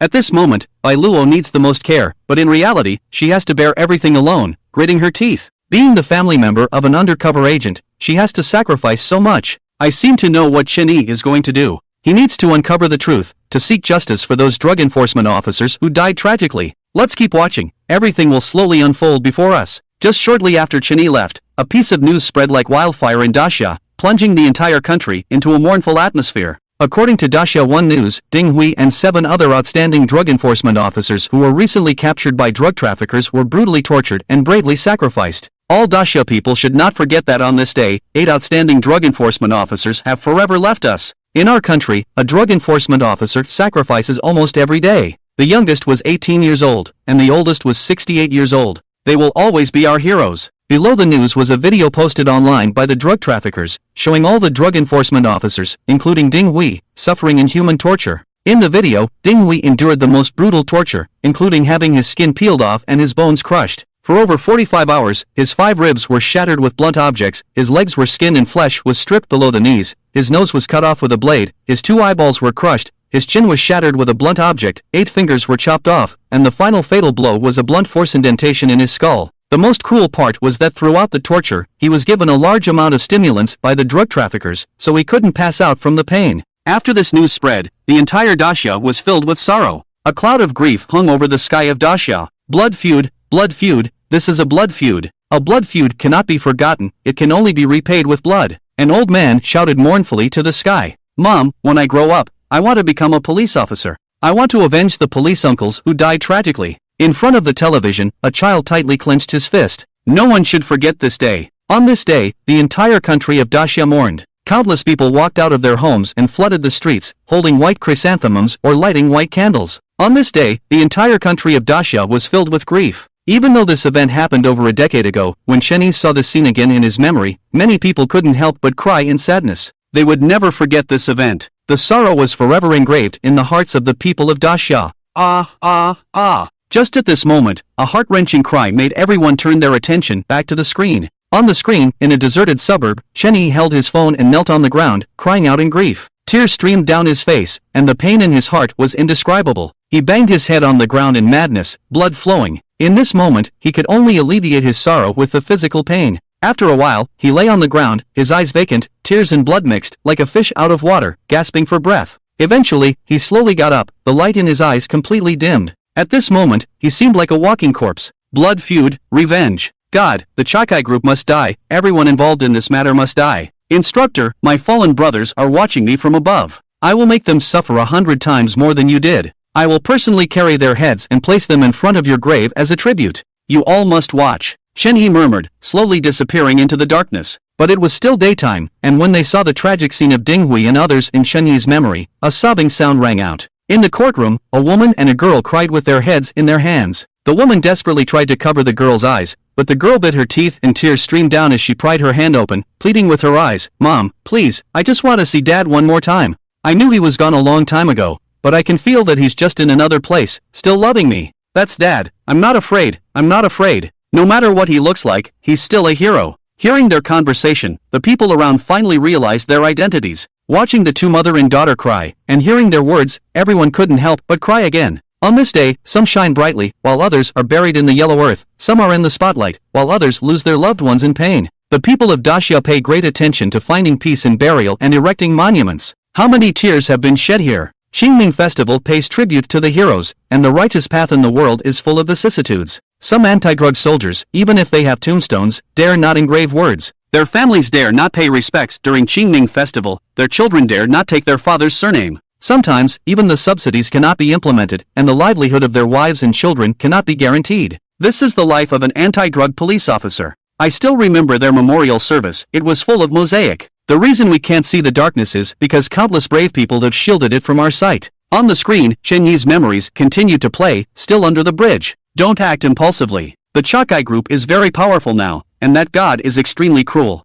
You are alone and powerless, you are no match for them. Moreover, the Dacia police are also targeting the leaders of the Chakai group and the Kunsar group for arrest. You are one of their key targets. You are not only facing the Chakai group, but also the Dacia police. So many people have died for this operation. You must not fail. The contact person looked at Shenhe, his face serious. But, shouldn't we bring back the remains of Instructor and the others? At least, they should rest in the land of Dacia. Trust me. I know what I'm doing. Please don't stop me. I can't save Instructor and the others, but I must bring back their remains. Otherwise, my conscience won't be at ease. Shenhe lowered his head, his tone was very calm, but exceptionally firm. He remembered the promises they made to each other when they separated. Wait for him to come home, represent him to come home, bring him home. If the mission is successfully completed, then wait for him to come home. If there are problems with the mission, then represent him to come home. If he sacrifices himself, then please bring him home. As undercover agents, they were willing to dedicate everything, including their lives, for their country. They had only one request, that even in death, their bodies, even if broken, would return to the embrace of their motherland. In life, they hid in darkness, merged with darkness, cold and lonely, even a ray of sunlight was a luxury. In death, only by being buried in the land of their motherland could they find solace, have a home, and find their final resting place so as not to become lonely spirits and wandering ghosts. But now, Dinghui and the others died on foreign soil. Shen must bring back their remains. Shen left, alone, and the only thing the contact person could do was to use all the connections in his hands to ensure that he could leave the border smoothly. The border between Dasha and Wadian, a dark figure slowly crossed the boundary marker and stood beside it. He reached out and gently touched the boundary marker, as if caressing his own daughter. "Wait for me to come back." He turned his head towards the direction of his motherland, towards the direction of that small courtyard, where, one by one, stars twinkled. There, one by one, smiling faces appeared, looking at Shen as if praying. A figure flashed into the darkness, like a ghost in the night, invisible to anyone. Today, there was someone who, alone, charged into the darkness. Shortly after Shen disappeared, another figure slowly appeared. Looking at the place where Shen disappeared, he sighed heavily. "If you come back, everything will be fine. If you don't come back, I will personally go and receive you. This old bone won't break." In the end, his body stood tall and straight, like a mountain peak piercing the clouds in the dark night. No one knew that 20 years ago, he was a terrifying demon that made countless drug dealers tremble with fear. At that time, the term demon was a term of praise in Dasha. In front of the screen, everyone looked at the direction where Shen disappeared in disbelief, their eyes filled with astonishment. He actually went. He actually dared to charge into the lair of the Chakai group, which is extremely dangerous. That's a tiger's den. He is not only facing the extremely dangerous Chakai group, but also the Dasha police. At this moment, he has already stood on the opposite side of the world. However, he still wants to save the remains of his teammates. Mom, is he really a devil? But, why does he still want to save Dad's remains? I'm afraid of him, but I don't hate him. Dinglin couldn't help but ask, holding on to her mother. She also stared at the screen in a daze. She had no idea that Shen had single-handedly infiltrated the Chakai group for the remains of Ding Hui and the others. She thought it was the Dasha police. Her heart suddenly became complicated, but in the end, she shook her head firmly. Linner, the crimes he committed were heinous, even if he is good now. It cannot conceal the sins he later committed as a demon. We can appreciate his current actions, but that is not a reason for us to forgive him for becoming a devil later on. Ding Lin didn't answer her mother's words. She was innocent in her heart and didn't know what the future held. All she knew was that in this moment, she could feel a glimmer of brightness in Shen Yi's heart, shining directly on her own heart. She turned to look at Shen Yi, who was convulsing in pain in the memory judgment device, and couldn't help but shed tears. How much pain was he in right now? Starting from the border of Dasha, Shen Yi chose to travel on foot, specifically through various hidden forests. From here, it was about 800 kilometers to the location of the Heisanja where the Chakai group was located. Among them, the location of the Kunsa group was about 600 kilometers away, and the approximate distance to the headquarters of the Chakai group was about 500 kilometers. However, Shen Yi was relatively lucky because the second-in-command of the Chakai group had a separate hideout only about 200 kilometers away from him. Shen Yi moved forward in the dense forest, eating wild fruits when he was hungry and drinking mountain spring water when he was thirsty. As an undercover agent, wilderness survival was a basic skill. Finally, 3 days later, Shen Yi encountered the Wa people for the first time. This group of Burmese people were dressed in a blue military-like uniform similar to that of the 70s and 80s in Dasha. The leader carried an AK on his back, and the others carried various cold weapons, including homemade bows and arrows. In close combat in this dense forest, the deterrent power of these bows and arrows was not much less than that of firearms and ammunition. Moreover, the arrows of these bows and arrows were all dipped in highly toxic poison, basically causing fatal injuries. Many external forces were very wary of this weapon, and in some environments, it was even more feared than firearms. Fortunately, Shen Yi had lived in the hideout of the Kunsa group for a while before, so he knew a little bit of the basic language communication. After a simple exchange, Shen Yi learned that this group of people were a small group of smugglers. They obtained goods from the border of Dasha and then transported them to the resource-scarce Heisanja area for sale. In the Heisanja, the two things that were most abundant were drugs and money, while everyday necessities were the most scarce. After the exchange, Shen Yi got on their cart. After knowing that Shen Yi was not a bandit, this group of smugglers became more friendly and even applied a yellow shangluan powder, also known as Nakate, to Shen Yi. This yellow shangluan powder had the effects of sun protection, cooling, mosquito repellent, itch relief, and pain relief. Due to the high temperature and strong ultraviolet rays in Wa, the Wa people liked to use it for sun protection. Because of the hot weather, there were more mosquitoes, so the Wa people also used it to repel insects. The yellow shangluan powder also emitted a faint fragrance, which could remove body odor, so it was very popular among the locals. After wiping off the mosquitoes, Shen Yi finally solved the problem of being attacked by mosquitoes for several days. It took him more than half a month to reach a small county called Wonsan. The group of smugglers finally changed to a small truck. After a long migration, Shen Yi had already exchanged his clothes with the locals. These clothes were the cost of his transportation and accommodation for these days. The ox cart was replaced by a small truck, and the speed finally increased significantly. After another 10 days, Shenyi and the smuggling team went their separate ways. Shenyi's destination was the territory of Jesus in the northern part of the Black Triangle Wadan, while the goal of the smuggling team was the most prosperous and bustling Mandalay in the Black Triangle.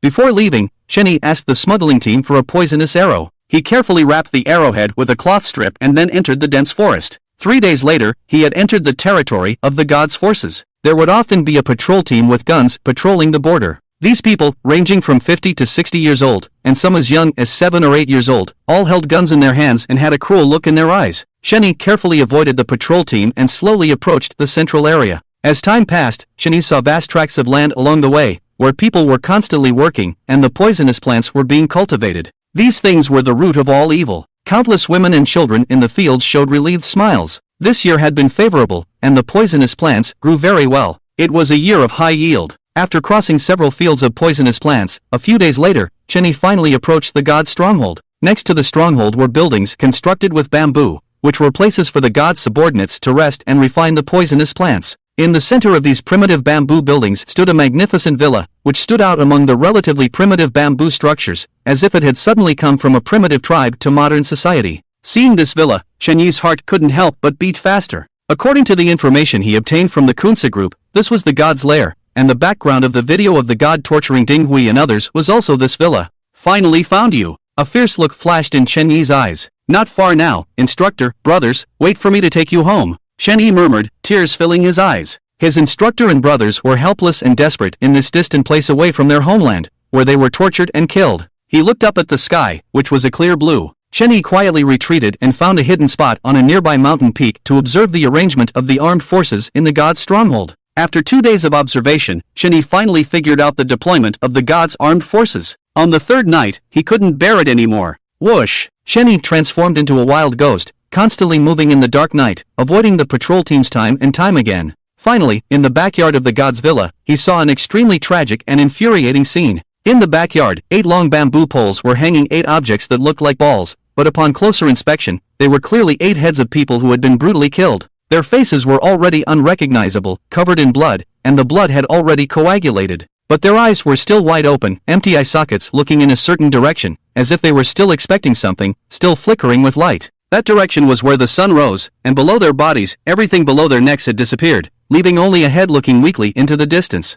Woo! Shenyi clenched his arm tightly, tears of sorrow pouring out. In front of the screen, countless people widened their eyes, trembling like sieves. They couldn't believe what they saw on the 8 bamboo poles. They couldn't guess what those objects were. Ah, those animals. They not only killed Captain Ding and his team, but also dismembered them. These cruel beings are not human, they are true devils. Whoa, the torture they endured in life and the humiliation they suffered in death. Peace was supposed to be guarded by generals, but they had to endure this hellish pain in the darkness. I will never coexist with drug traffickers. They said they were not afraid of sacrifice, but even if they sacrificed themselves, they couldn't save us from the abyss. Every action they took was a gamble with their lives. My heart. It hurts so much. Woo, Dad. Dad. At this moment, Ding Lin's daughter couldn't help but burst into tears. Her beloved father, whom she could only see in her dreams, the person she missed the most, the dreams she could only recall through photos. This time, she saw him hanging there on those long bamboo poles, bloodied and swaying in the cold wind. His empty and gray eye sockets stared into the distance. Ding Lin could feel that gaze looking at her, looking at their homeland. Dad! Dad! Dad! Ding Lin called out to the screen. The child who was afraid to walk alone at night, at this moment, looked at that bloody and terrifying head, but her heart was filled with only grief and longing. That was her father, the hero of Disya. No matter what he had become, he was still her father. How could a child be afraid of their own father? Ding Hui's wife also covered her mouth, unable to speak through her tears. She knew that Ding Hui had died, tortured to death, but she didn't expect that even after death, Ding Hui would not find peace. He was left hanging in the cold wind, lonely. He had become a wandering ghost, still gazing towards the direction of their homeland. Her daughter was right, he hadn't died, he had just moved to another place to continue loving them. The courtroom, the entire Disya, everyone watching, at this moment, couldn't help but cry out in pain. Chen Jia's swollen eyes continued to shed tears, and everyone wept. On the screen, Shenyi finally regained control of his emotions. He carefully lowered each bamboo pole, gently removing each head. Despite the processing and drying, a faint stench filled the air. However, Shenyi tenderly and carefully cleared the weeds from their heads, then put them inside his clothes and tied a knot. Carrying the 8 heads on his back, he slowly left. In a small county town, he found some lime and materials for handling corpses. After a simple treatment to prevent further decay, he hid the 8 heads in a cave. Then, he returned. Shen-yi, what are you going back for? Come on. You found their remains, bring them back. Someone shouted in confusion. I might know what he's going to do. He said he would place Jesus' head in front of their graves as a tribute. He's going back. For revenge. Revenge? But, he's alone. Everyone saw Chen-yi single-handedly fighting his way back, and they couldn't help but shout out. The current Chen-yi made them feel heartbroken. They didn't know when it started, but they actually had a hint of worry for the Chen-yi on the screen. They were moved by Chen-yi's actions because, at this moment, Chen-yi was a hero in their hearts. Uncle Chen, don't go back, don't go back. I don't blame you anymore, Lin doesn't hate you anymore. Don't go back to die. Ding Lin cried bitterly. In the past, everything about Chen-yi was considered a devil in her understanding. According to her mother and everyone else's descriptions, her father's death, her father's misfortune, were all because of Chen-yi. Chen-yi was a devil walking on earth. Since then, she had a hint of hatred towards this devil named Chen-yi. As time went on, instead of fading, the hatred became even stronger. She cursed this devil to go to hell in her heart all the time. But at this moment, she seemed to understand something. No matter how Chen-yi changed later, at least at this moment, Chen-yi was a hero. At least at this moment, Chen-yi risked his life to bring back her husband's remains, even if only a skull remained. Ding Hui's wife stared at the screen, her gaze slightly vacant. Her heart was truly complicated at this moment. The accumulated hatred of decades, when she saw Chen-yi disregarding everything and rushing thousands of miles to find her husband's skull, she couldn't bring herself to hate anymore. But Chen-yi couldn't hear their shouts. This was just a memory that had already happened. The current Chen-yi was still lying in the memory judgment device, but they couldn't help but shout for the Chen-yi on the screen because the Chen-yi on the screen deserved it. Blinking, half a month had passed. At this moment, in Shangdi's lair,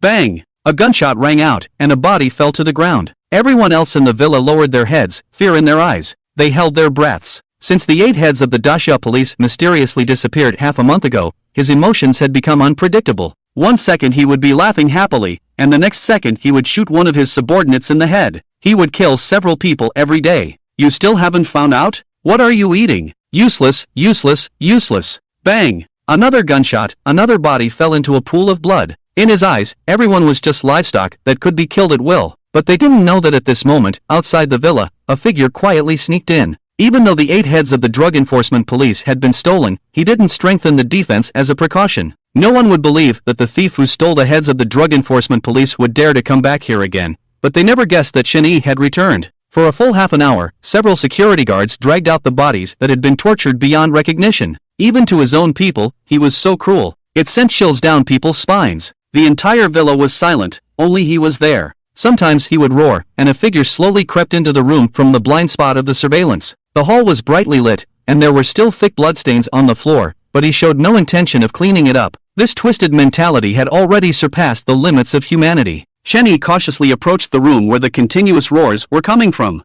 In the entire villa, there was no one else but him. In the bedroom at this moment, Shangdi continued to roar. Even though he had killed countless subordinates, he was still angry. These useless idiots had actually lost all his beloved toys. He had planned to preserve them after drying them. These 8 heads were more precious to him than antiques. Bang! Ah! But at this moment, he felt a sudden pain in the back of his head, his vision went black, and he lost consciousness. When he opened his eyes again, he found that his hands and legs were bound, and in front of him was a man with his back turned, repeatedly heating a knife over the fire. As if knowing that he had woken up, the figure slowly turned his head, revealing a devilish smile on his face. He stood up slowly, the knife in his hand glowing red. Who are you? What do you want? How much money do you want? I'll give you everything. Shangdi saw this scene and his pupils contracted. He quickly begged for mercy. Who am I? I am a devil walking in the mortal world. I am a demon lurking in the darkness, a lamb without redemption. Chen-yi murmured, a moment of confusion flashing in his eyes. He turned his head and looked behind the cave, where there was a flight of stone steps with 8 withered and eerie heads placed on top.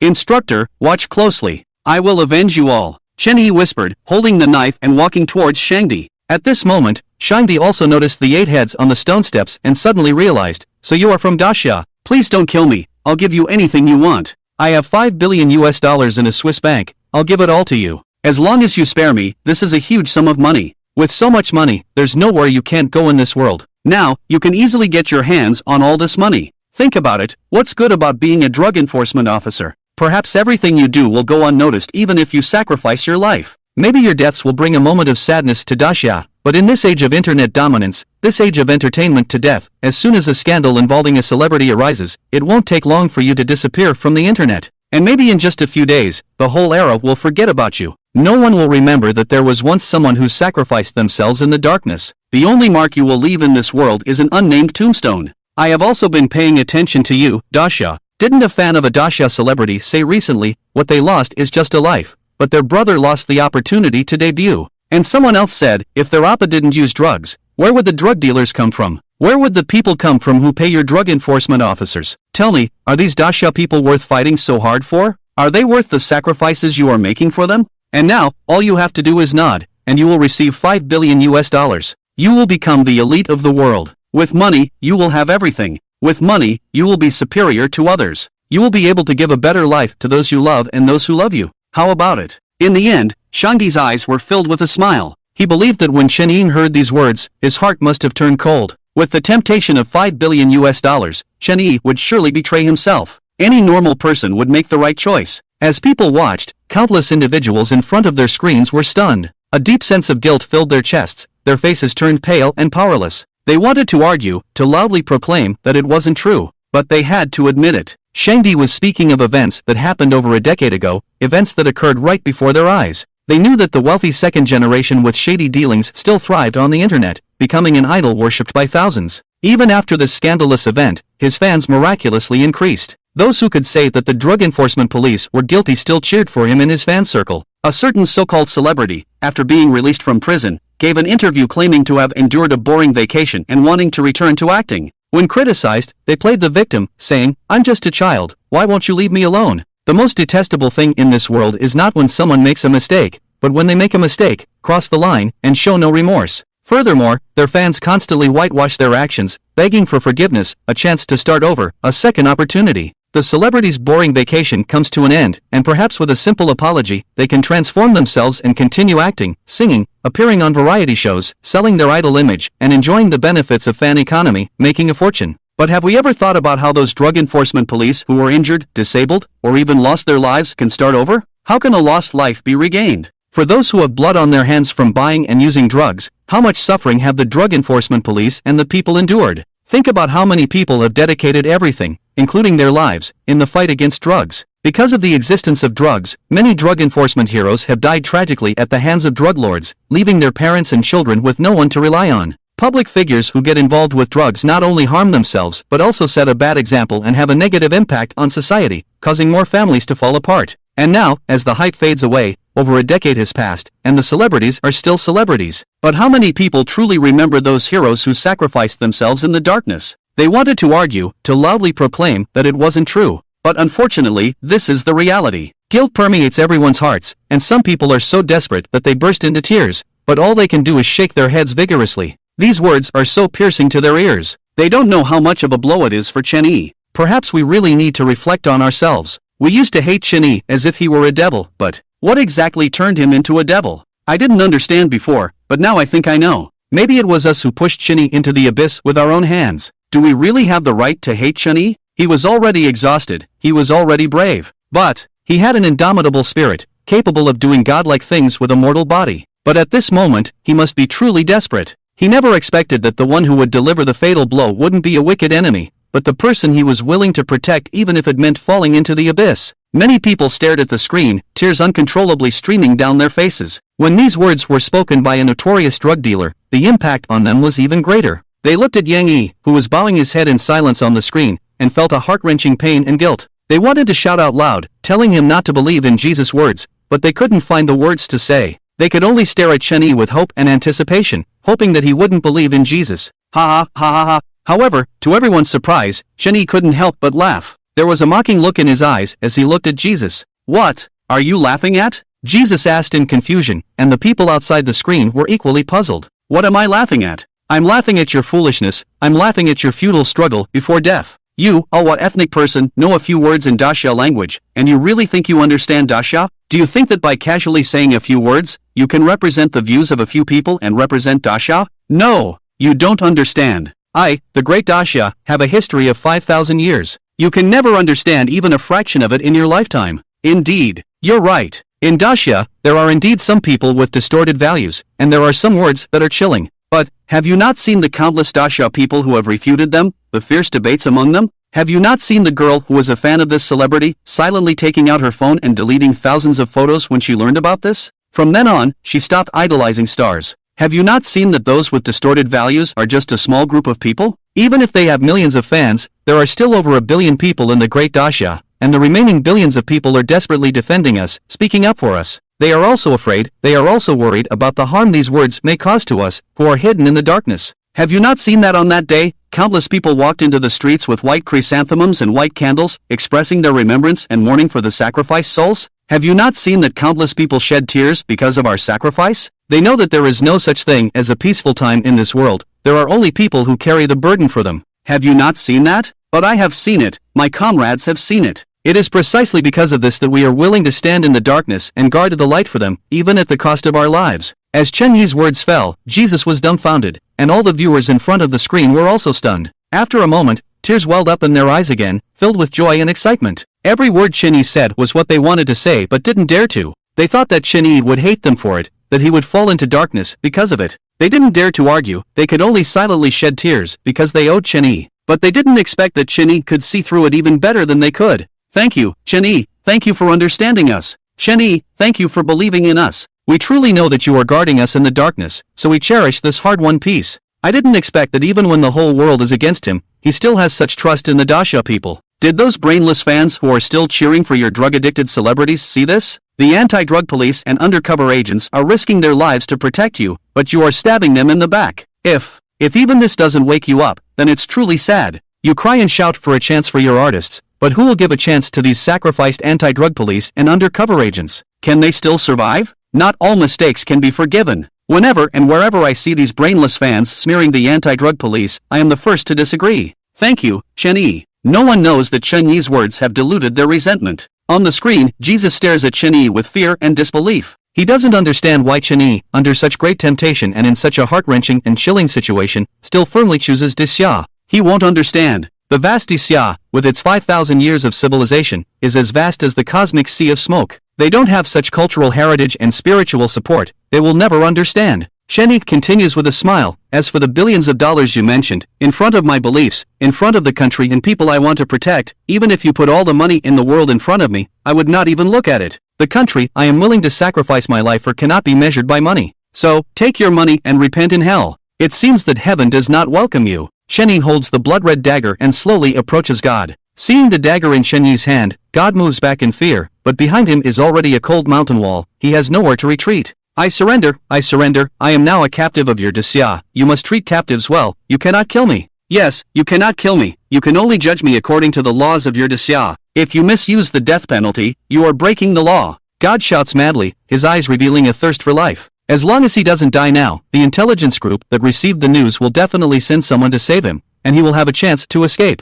At worst, even if he is judged by the Dasha court, he will only be executed by firing squad. But Chen Yi in front of him will not let him die so easily. This time, Chen Yi ignores God's shouting and yelling. He grabs God's collar and stabs him in the cheek with the dagger, then comes out from the other side. The blood-red dagger immediately makes a sizzling sound, and white smoke keeps rising, just like using a hot iron tongs to scald the hair on a pig's face in the countryside. A nauseating burnt smell fills the air. This first stab pierces God's cheek, and Chen Yi's face is full of indifference. He grips the handle of the knife and rotates it forcefully. Ah! God screams again, his nose has fallen to the ground, leaving only 2 bloody holes. With 2 more slashes, his ears fall to the ground. After completing all this, Chen Yi silently turns around and puts the dagger back into the flames. Behind him, God screams like a pig, and this torture lasts for a day and night. During this time, God faints countless times, but Chen Yi quickly wakes him up. By now, there is not a single intact part on God's body. His 10 toes are mangled, his nails are forcefully knocked off by Chen Yi with a stone, and then pierced with bamboo skewers. Finally, they are chopped off one by one. The same treatment is applied to his 10 fingers. The torture that God imposed on Ding Hui, Chen Yi imposed on God without exception. The audience in front of the screen, when they saw this bloody scene, they were afraid in their hearts, but couldn't control their desire to watch. When they saw the miserable state of God, they couldn't help but feel a sense of relief and revenge.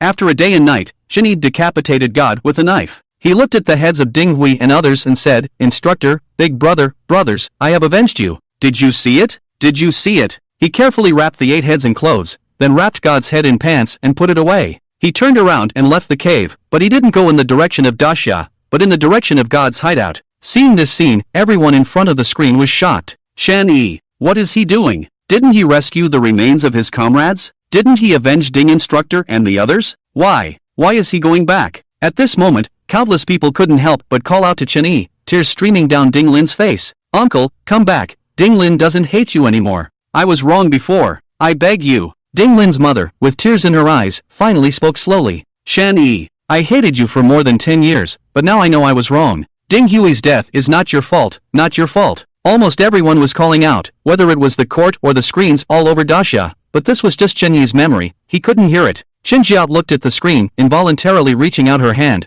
but her mouth moved a few times and nothing came out. At this moment, Chen Yi deserved their forgiveness. In the screen, Chen Yi went back again. Daxia had lost hundreds of anti-drug police officers, was killing one god enough? Chen Yi went back and appeared again. In front of Chen Yi, there were endless poppy fields, and next to the poppies was a small factory dedicated to extracting the fruits of these poppies. Chen Yi found a hidden location and waited until it was dark. He appeared again. The entire factory was quiet. Inside the factory, there was a fuel depot specifically for supplying the refining machines. Chen Yi opened the lids of each fuel barrel and poured out all the fuel barrels. Clang clang clang, the barrels of fuel quickly poured out, forming a small river of fuel in the blink of an eye, flowing out of the factory and into the poppy fields. Half an hour later, Chen Yi took out a lighter and threw it into the factory. Boom! A loud explosion, a towering fire soared into the sky, the factory was instantly ignited, and then the fire quickly spread to the poppy fields along the fuel. Enjoy your last moments. Enjoy it before going to hell. The blazing fire instantly caught the attention of the patrol personnel. Clang clang clang clang. They frantically beat the gongs, and countless people ran out of bamboo and thatched houses, running and jumping in chaos, then grabbing basins and buckets to fetch water and put out the fire. Unfortunately, the fire was too big, coupled with the hot weather and lack of water sources, the fire quickly spread to the poppy fields. Because God had disappeared, most of the armed personnel had been called back, so there were not enough people. Burn it all, burn it all. Chen Yi stood in the darkness, illuminated by the flames rising into the sky. That night, the people and dogs in the village were all high. The killer is here, the killer is here. Suddenly, a child with a weapon spotted Chen Yi and immediately shouted madly. Bang! Chen Yi didn't hesitate to send him to the afterlife with a shot, then turned around and ran away. Hearing the gunshot, countless people immediately surrounded Chen Yi. Bang! Chen Yi didn't hesitate and raised his gun to shoot. As he turned a corner, Chen Yi stopped. In front of him were a dozen women and children holding cold weapons. They should have been the vulnerable ones in this world. As mothers, they should have been kind, and as children, they should have been innocent. However, at this moment, they held weapons in their hands, looking at Chen Yi like evil spirits, their eyes filled with ferocity and malice. They stared at Chen Yi with coldness in their eyes, shouting loudly, and then rushed towards him. Chen Yi raised the dagger in his hand and without hesitation, struck down with one blow. A head fell to the ground. In less than half a minute, everyone fell in a pool of blood, leaving only one trembling child looking at Chen Yi. Pang! The cold weapon in the child's hand fell to the ground. With a swift motion, Chen Yi beheaded the child. There was no guilt in Chen Yi's heart. None of the people living here were innocent. Seeing this, someone in front of the screen couldn't help but furrow their brows slightly. Chen Yi, did he go a bit too far? After all, that was just a child, and he had already put down his weapon. But as soon as she spoke, she immediately faced countless rebuttals. Too far? The moment they rushed towards Chen Yi with weapons, they became enemies. What's wrong with Chen Yi killing any enemy? The people living here are accomplices of drug traffickers. None of them are innocent. You may think they are pitiful, but have you ever thought about the countless lives lost due to the drugs they produced?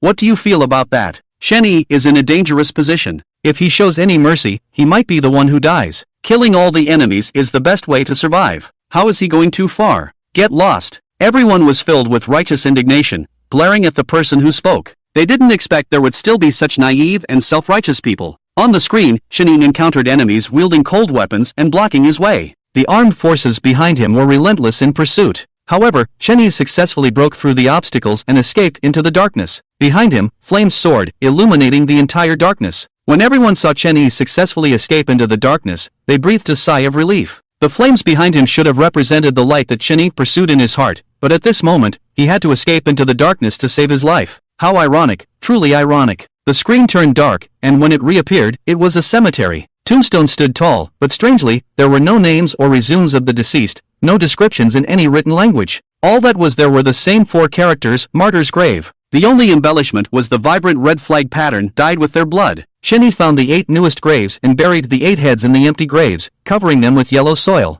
Then, Chen Yi took out the head of God and placed it in front of the 8 graves. Instructor, brothers, you can rest now. Chen Yi's eyes became teary again, and tears fell in large drops. He still remembered Ding Hui's voice and appearance, he still remembered the iron-blooded man who shed tears when they parted ways. He had said that when everyone's mission was over, they would gather again, and for every person who didn't make it back, they would bring someone back. But he never expected that the once iron-blooded hero would now lie cold on the ground, without even a name on the tombstone. In this world, some people shine brightly, while others are buried deep in the yellow soil, some are in the spotlight, while others suffer the loss of their loved ones. The glamorous and eye-catching life is desired by everyone, but the life buried in the yellow earth and the painful loss of loved ones is not something that everyone dares to bear. There is a profession that hides all the elements of an action movie: gunfights, undercover work, fear, lifelong disabilities, being killed, family members dying tragically. But for the sake of a pure land, a bright, peaceful, and harmonious society, they carry out the most dangerous and lonely missions. They never give up on one thing deep in their hearts. Deep down, they always remember that they are police officers. They run through the dangers every day, defending the peace and stability of society with their precious lives. After a long time, Chenny wiped away his tears, stood up, and performed the most standard military salute in front of the 8 tombs. He left,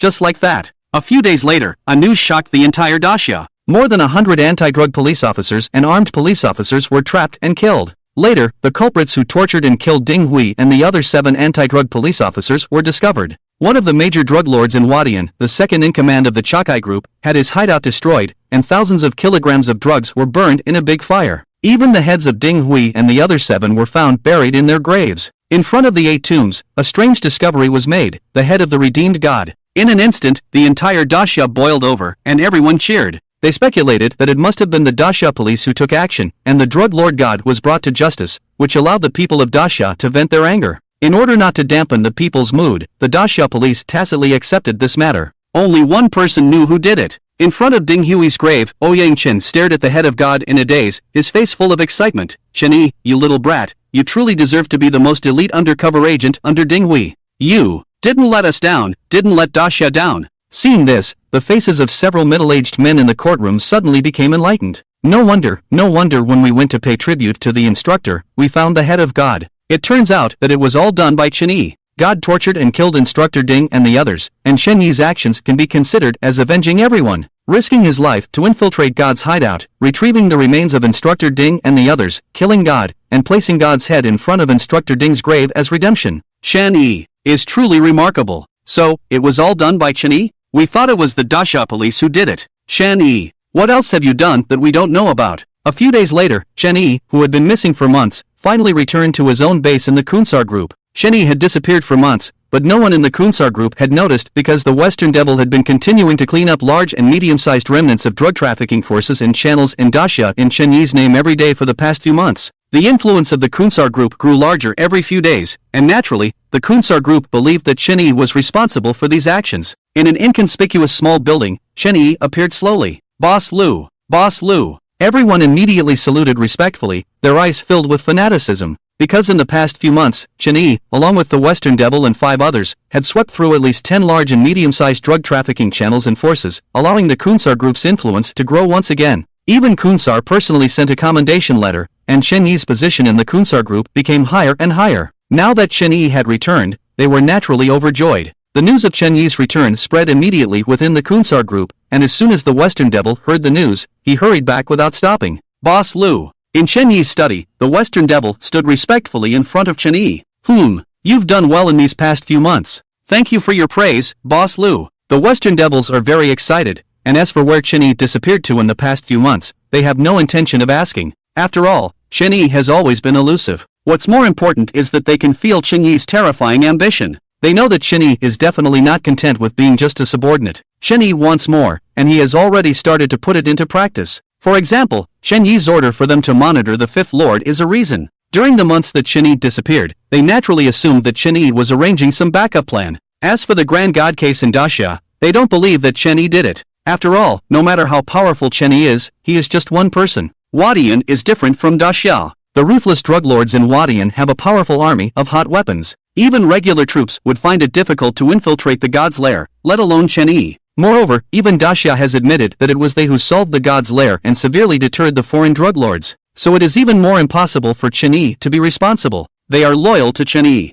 First, because Chenyi saved their lives. Second, because Chenyi's ruthlessness and personal charm made them willingly submit. And third, because of Chenyi's ambition. Although they are now known as the Western Devils under Chen Yi's command, with a formidable reputation, they still want to be the boss. And if Chen Yi can take over the Kunsa group, then Chen Yi will be the boss of the Kunsa group. As Chen Yi's most trusted subordinates, Chen Yi will definitely not treat them unfairly. Has anything major happened during this time? No, it's just that the Fifth Lord has been looking for you several times. He said that if you come back, go see him immediately. Good. You can go rest for now. Yes. The Western Devils left, and Chen Yi headed towards the Fifth Lord's lair. Just as he arrived at the villa, Chen Yi saw the Fifth Lord slamming the table, his face turning pale. At this moment, he also noticed Chen Yi. Old Six, you finally came? The Fifth Lord's face brightened, and he quickly approached. Five brother, what's going on? Chen Yi pretended to be puzzled and looked at the Fifth Lord. Old Six, you're right. The Chakai group has indeed started causing trouble. What happened?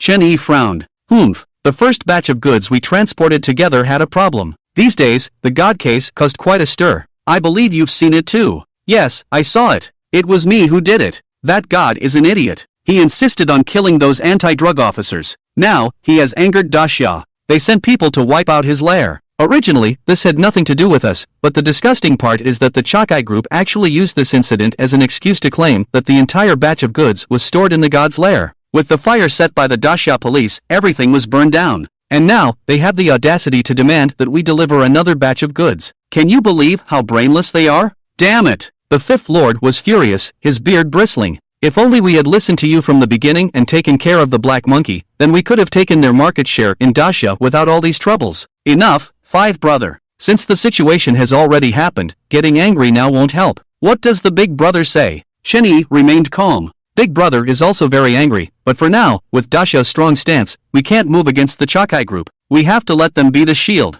We'll deal with it once the storm passes. By the way, Big Brother's 60th birthday is in a few days. Don't go back today. Rest here and prepare. Tomorrow, we'll go together to celebrate Big Brother's birthday. Kunsa Lao looked up at Chen Yi, and Chen Yi was stunned for a moment. The figures of Bai Luo and Shen Jia kept appearing in his mind, and the intense longing almost consumed him. However, this trip to celebrate Kunsa's birthday might also be an opportunity to get to know the Kunsa group better, and he absolutely couldn't miss it. I'm sorry, Bai Luo, I'm sorry, daughter. He silently apologized to the two women he cared most about in his heart. This trip to Wabang took almost 5 months round trip. He knew that Bai Luo and his daughter must have missed him a lot. His obedient daughter must have asked her mother countless times, "Where did daddy go?" The first thing he should have done when he returned was to rush to them. However, in the face of the country's cause and family affection, he had no choice. From the moment he became an undercover agent, from the moment he was marked as an undercover, he had only one goal in his life: to complete the mission given by the country and destroy the criminal organization.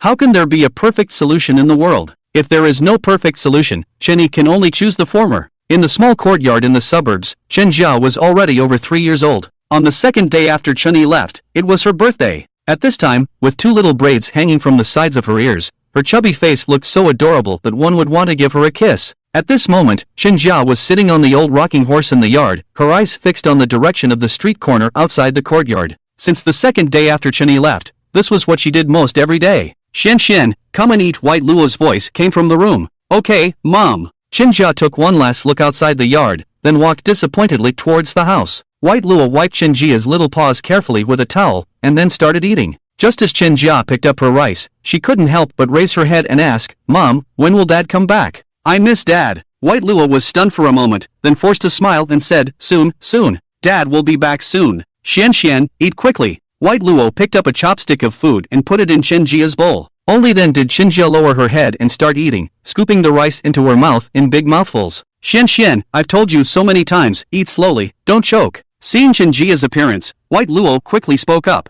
"No, Dad used to praise me, saying that I eat very well, so every time I eat, I want to eat deliciously and perfectly. When Dad sees that Xian is still so great when he comes back, he will come to see Xian more often and won't dislike Xian anymore." Chen Jia raised her head, her eyes filled with anticipation. Hearing Chen Jia's words, White Luo was slightly stunned, and then her eyes immediately turned red. She originally thought that her daughter ate so fast because she was hungry or had developed a habit, but she didn't expect that her daughter just didn't want Chen Yi to dislike them and wanted him to visit them more often. "Xian, Dad doesn't dislike you. Dad really likes you. Do you know? You are the best in Dad's heart. But why hasn't Dad come to see Xian for so long? Xian really misses Dad. I dreamt of Dad again last night." The neighbors Xiaonan laughed at Xian again yesterday, saying that Xian is a wild child without a dad. Chen Jia lowered her head in disappointment, and tears instantly fell from her eyes. She really missed her dad so much. Soon, Dad will be back soon. White Luo gently stroked Shenjia's head, while the other hand caressed her own belly. It had been almost 5 months, and her belly was becoming more and more obvious. She could often feel the little life kicking her belly.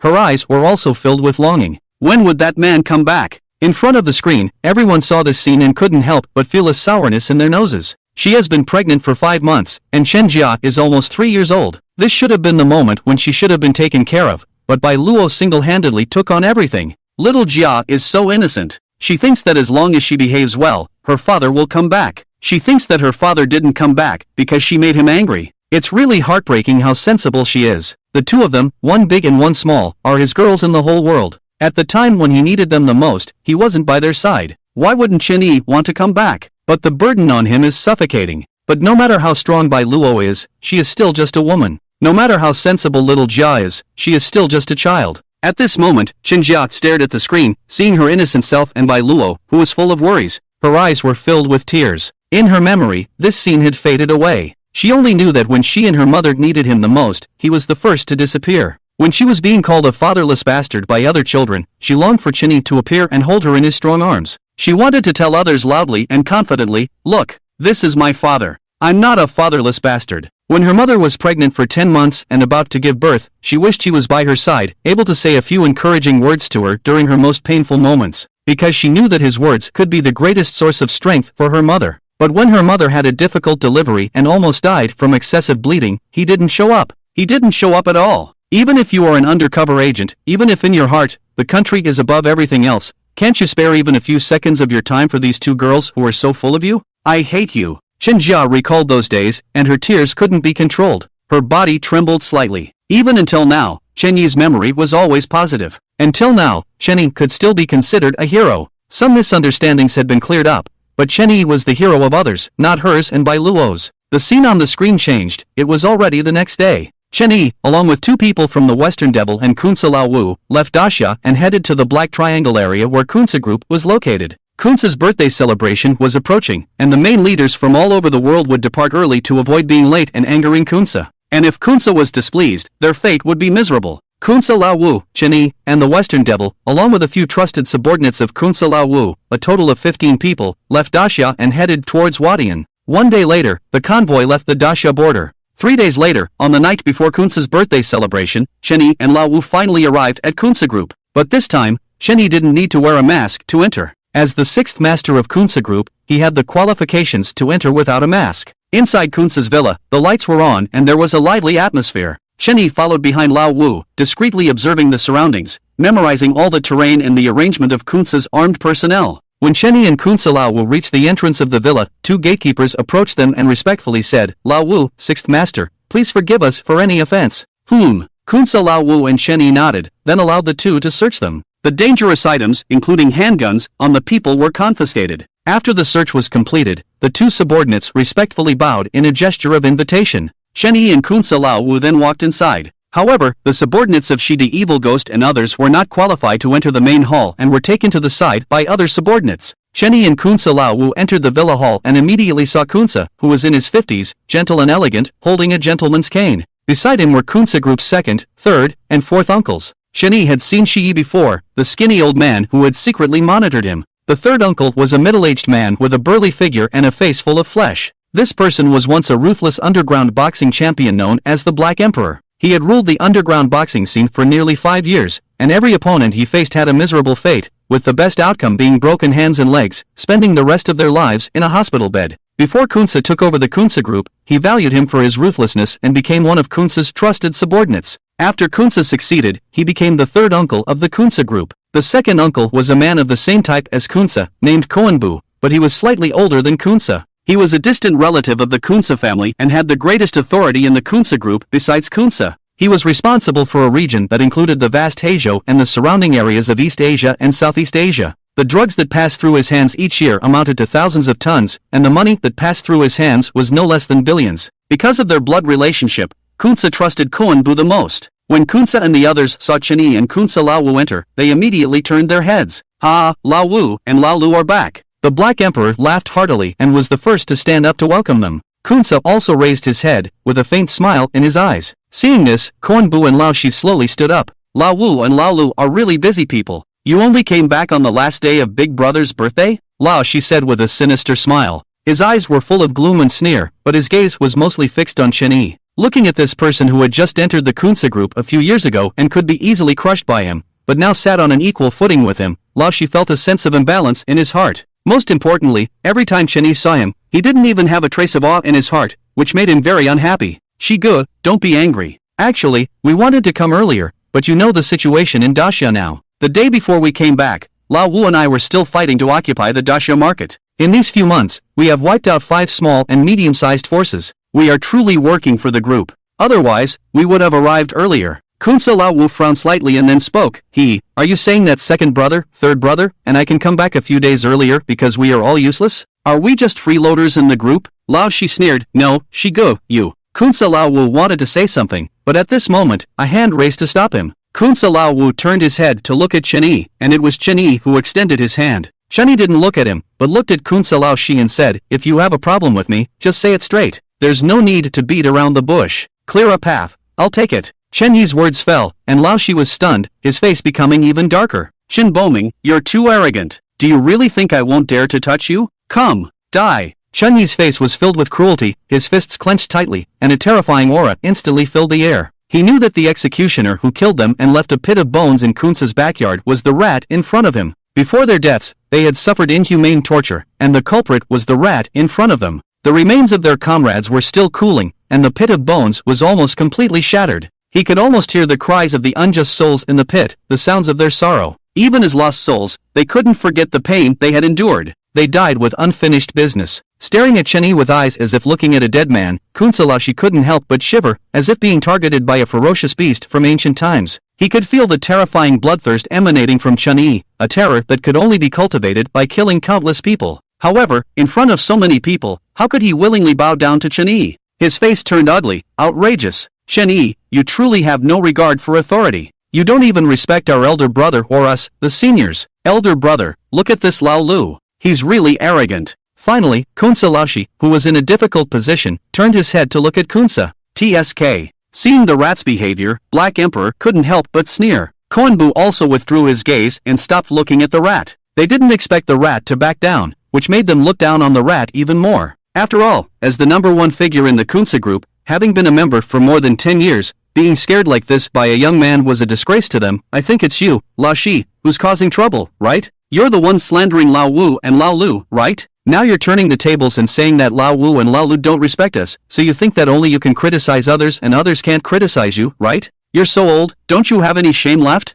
Black Emperor grinned and looked at the rat with even more disdain in his eyes. In his heart, he admired Chen Yi's style of doing things, which was to take life and death lightly and take action without hesitation. He had heard that in the past few years, Chen Yi had swept through countless forces within Daxia, and the number of people who died at his hands was probably more than 100. This could be considered a massacre of 100 people, a remarkable achievement. Overall, Chen Yi was the kind of person who would act rather than speak, just like him, Black Emperor. Hearing that Black Emperor was also siding with Chen Yi, the rat's face became even uglier, and he spoke with a sinister tone. Third brother, does this matter have anything to do with you? Why do you have to get involved? Besides, how many years have I been in the group? How much have I contributed to the group? Chen Yi has only been in the group for a short time, and you're not speaking up for me, but you're speaking up for him? You've gone too far, haven't you? Too far? How many years have you been in the group? It's only now that you've taken on the position of the group's elder, while Chen Yi has only been in the group for a short time. Let me tell you, you got this position by relying on your age, by accumulating seniority, while Chen Yi fought his way up with his own hands.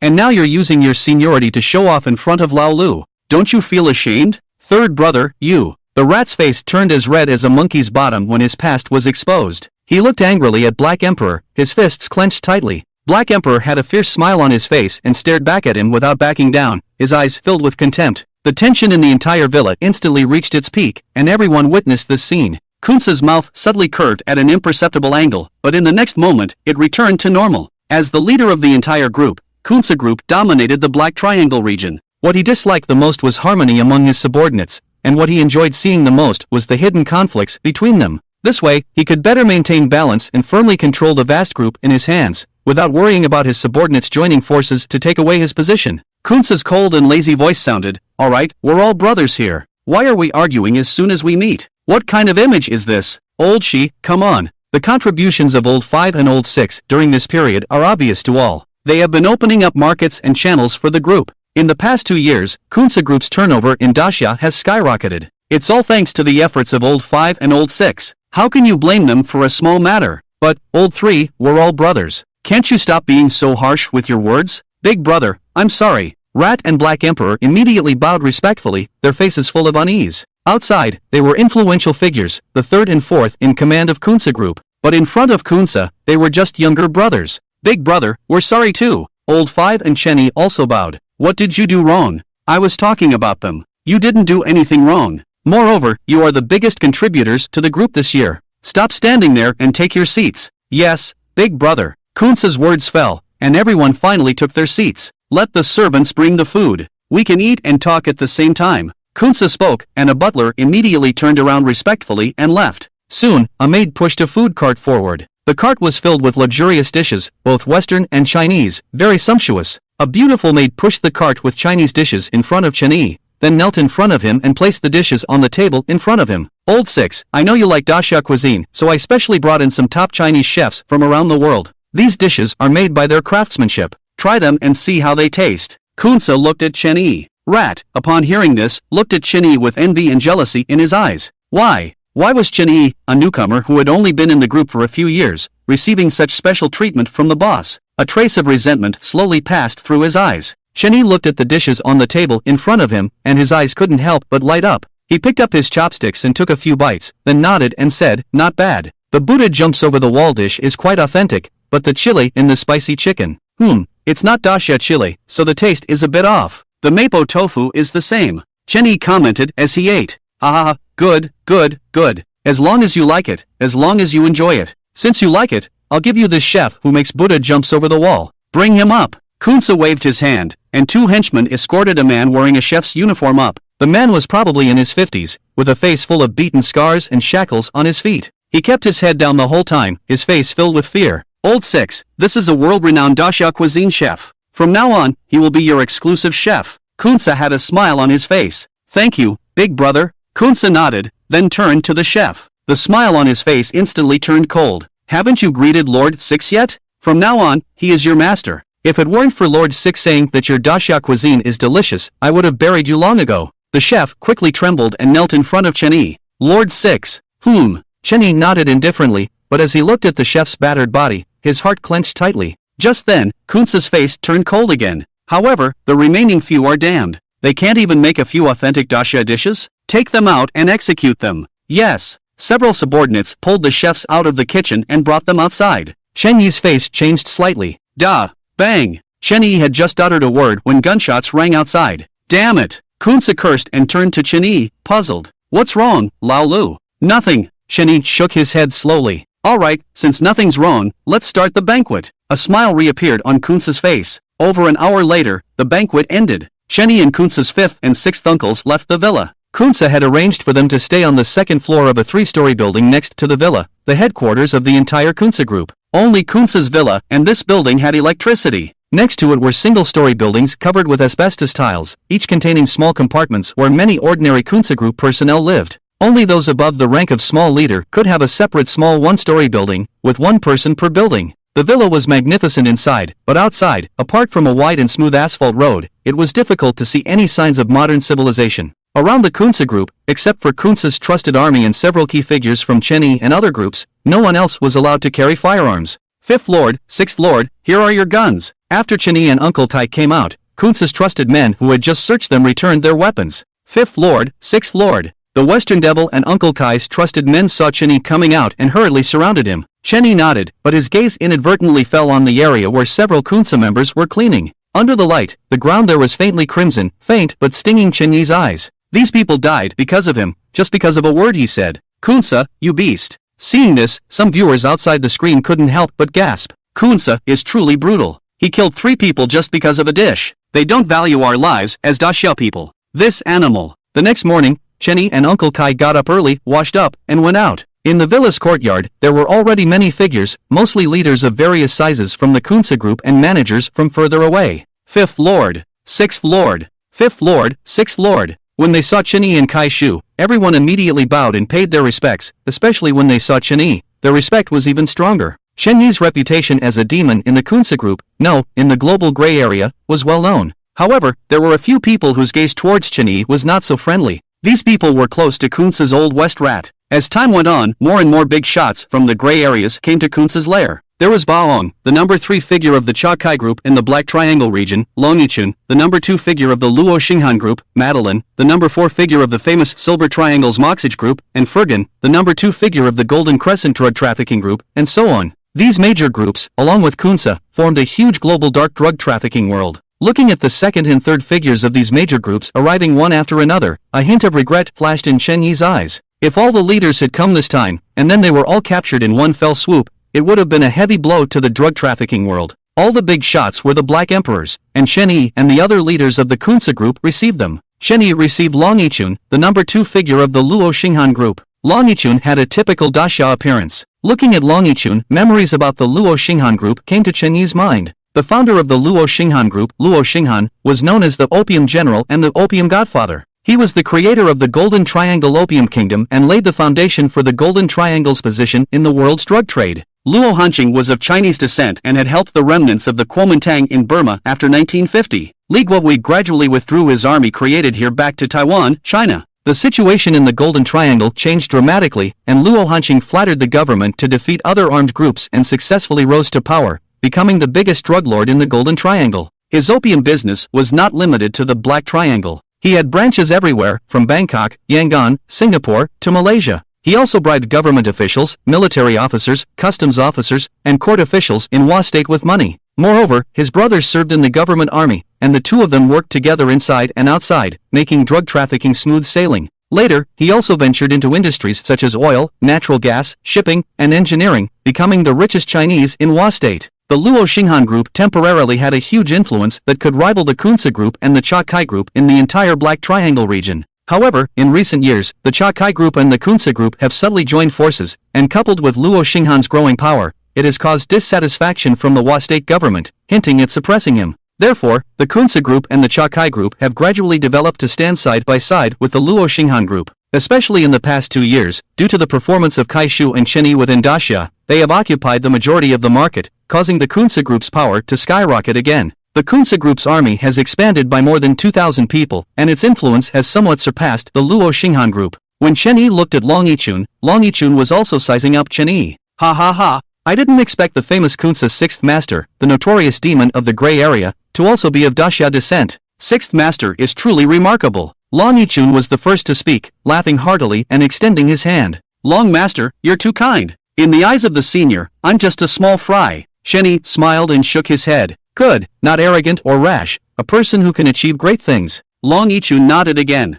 Long Master, you flatter me. Please, after you. Shen Yi raised his hand calmly and led Long Yichun into the courtyard. The rat, who was entertaining Madeline from the Silver Triangle's Moxage group, glanced at Shen Yi and a hint of resentment flashed in his eyes. Inside the courtyard, Shen Yi and Long Yichun sat and chatted, while various small forces continuously attached themselves either for Long Yichun or for the rising star of the Kunsa group. This is the notorious Shura, Lord Kunsa 6, and Kunsa still hasn't shown up. It was already past noon when Kunsa slowly walked out of the villa on the second floor, accompanied by Kunsa's second son, Kanbu. When they saw Kunsa finally appear, the whole yard suddenly fell silent, and everyone's gaze turned towards Kunsa. Lord Kuan, Mr. Kuan, boss. Everyone looked at Kunsa with respectful eyes. Even the leaders of the major groups lowered their heads respectfully and called him Sir. This is the power that Kunsa currently holds in the entire Black Triangle region. You don't have to be so polite, everyone is a core figure of their respective groups. I am grateful that you could take the time to attend my birthday banquet. Today, everyone here is a friend of mine, so let's eat, drink, and have fun.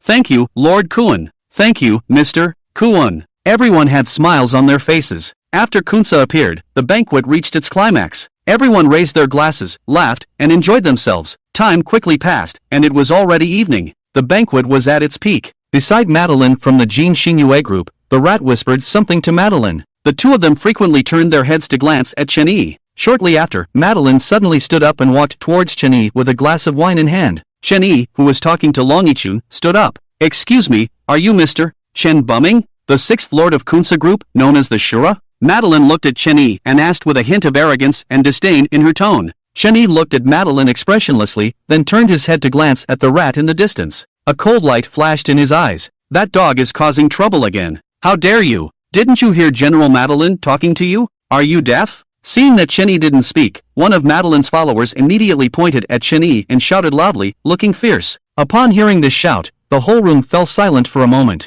Everyone looked at them with mocking eyes, but no one stopped them. On the contrary, they watched with anticipation. One of them was the second in command of the Jin Xingyue group, and the other was the recently rising 6th Lord of Kunsa group, Ashura, with numerous killings. They were happy to see a good show. Black Emperor, Kaishu, and others frowned slightly, but they didn't intervene. The people in their line of work face all kinds of unruly and bloodthirsty individuals every day, and they have to learn how to deal with their provocations. If they were faced with provocations from ordinary people, their response would be a knife or a gun. But this was the second in command of the Jin Xingyue group. The 6th Lord might be in trouble. Kaishu frowned slightly, while the rat looked at him with a smug look. This is the consequence of offending me. Now let's see how you handle this difficult situation. What can you do? What the F***ck did you say the dog's name was? When Madeline's follower spoke, the Western Devil by Cheney's side stared fiercely at Madeline's follower, his face full of ferocity. But Cheney reached out his hand to stop them. Under everyone's gaze, Cheney smiled, his smile radiant. What's your name? Madeline's follower was taken aback for a moment. He thought Cheney was backing down.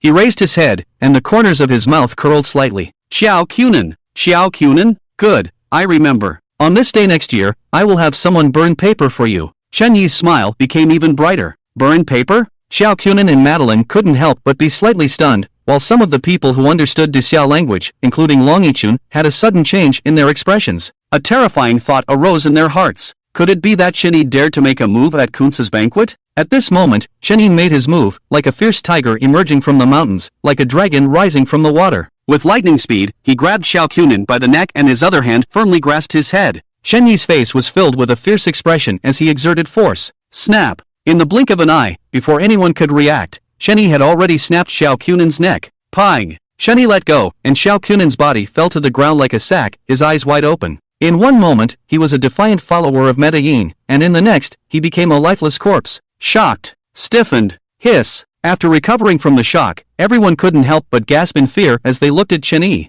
Ah! Chen Bumming, you dare to kill my man? Medellin became furious and roared like a lion. His remaining followers surrounded Cheney, staring at him intently. Compared to Medellin's rage, Cheney remained calm and collected. He took a towel from the leader of the Western Evil Ghosts, Luo Sha, and wiped his hands. He casually threw the towel onto Xiao Kunan's body and looked up at Medellin with a hint of mockery. Mr. Medellin, your dog was disobedient, growling at me. Clearly, it lacks discipline. I just happened to enjoy helping others. Now, this dog doesn't growl or bark anymore. You don't need to thank me. You. Medellin clenched his fists, his eyes wide like copper bells. But as soon as he stepped forward, the Western Evil Ghosts closed in on him. At the same time, the members of the Kunsa group who were maintaining order with their firearms tightened their grip on their weapons. Black Emperor clenched his fist, a fierce expression appearing on his face as he slowly approached. Good. Very good, all of you. Medellin's face turned pale and ugly. He wanted to kill Cheney, but he was on Kunsa group's territory. Their firearms had been confiscated when they entered Kunsa's stronghold 100 miles away.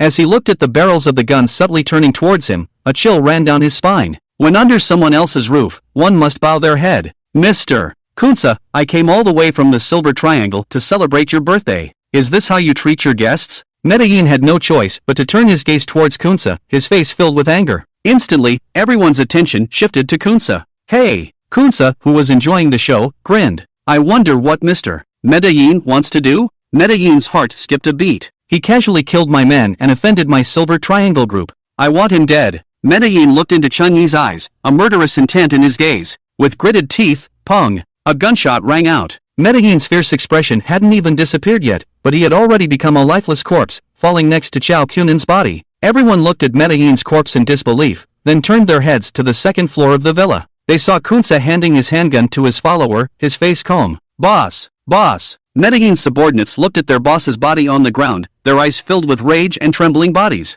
There was anger, but also fear. Kill them! Kunsa waved his hand, and gunfire erupted. With a few gunshots, several of Medlin's henchmen fell into a pool of blood. Some Kunsa members quickly came forward to carry the bodies away, while others brought buckets to clean out the bloodstains. From Medlin's uprising to Cheney ruthlessly breaking Xiao Kunan's neck, and now Kunsa killing Medlin, the second in command of the Silver Triangle group, and executing all of Medlin's subordinates, it had only been a few minutes. Everyone was a bit stunned. At this moment, Kunsa's voice echoed softly, Chen Boming is the sixth master of our Kunsa group, representing our Kunsa group. If you say you want to kill our Kunsa group's sixth master, isn't that slapping my face? Isn't that slapping the face of our Kunsa group? The dog can't manage, and people become arrogant.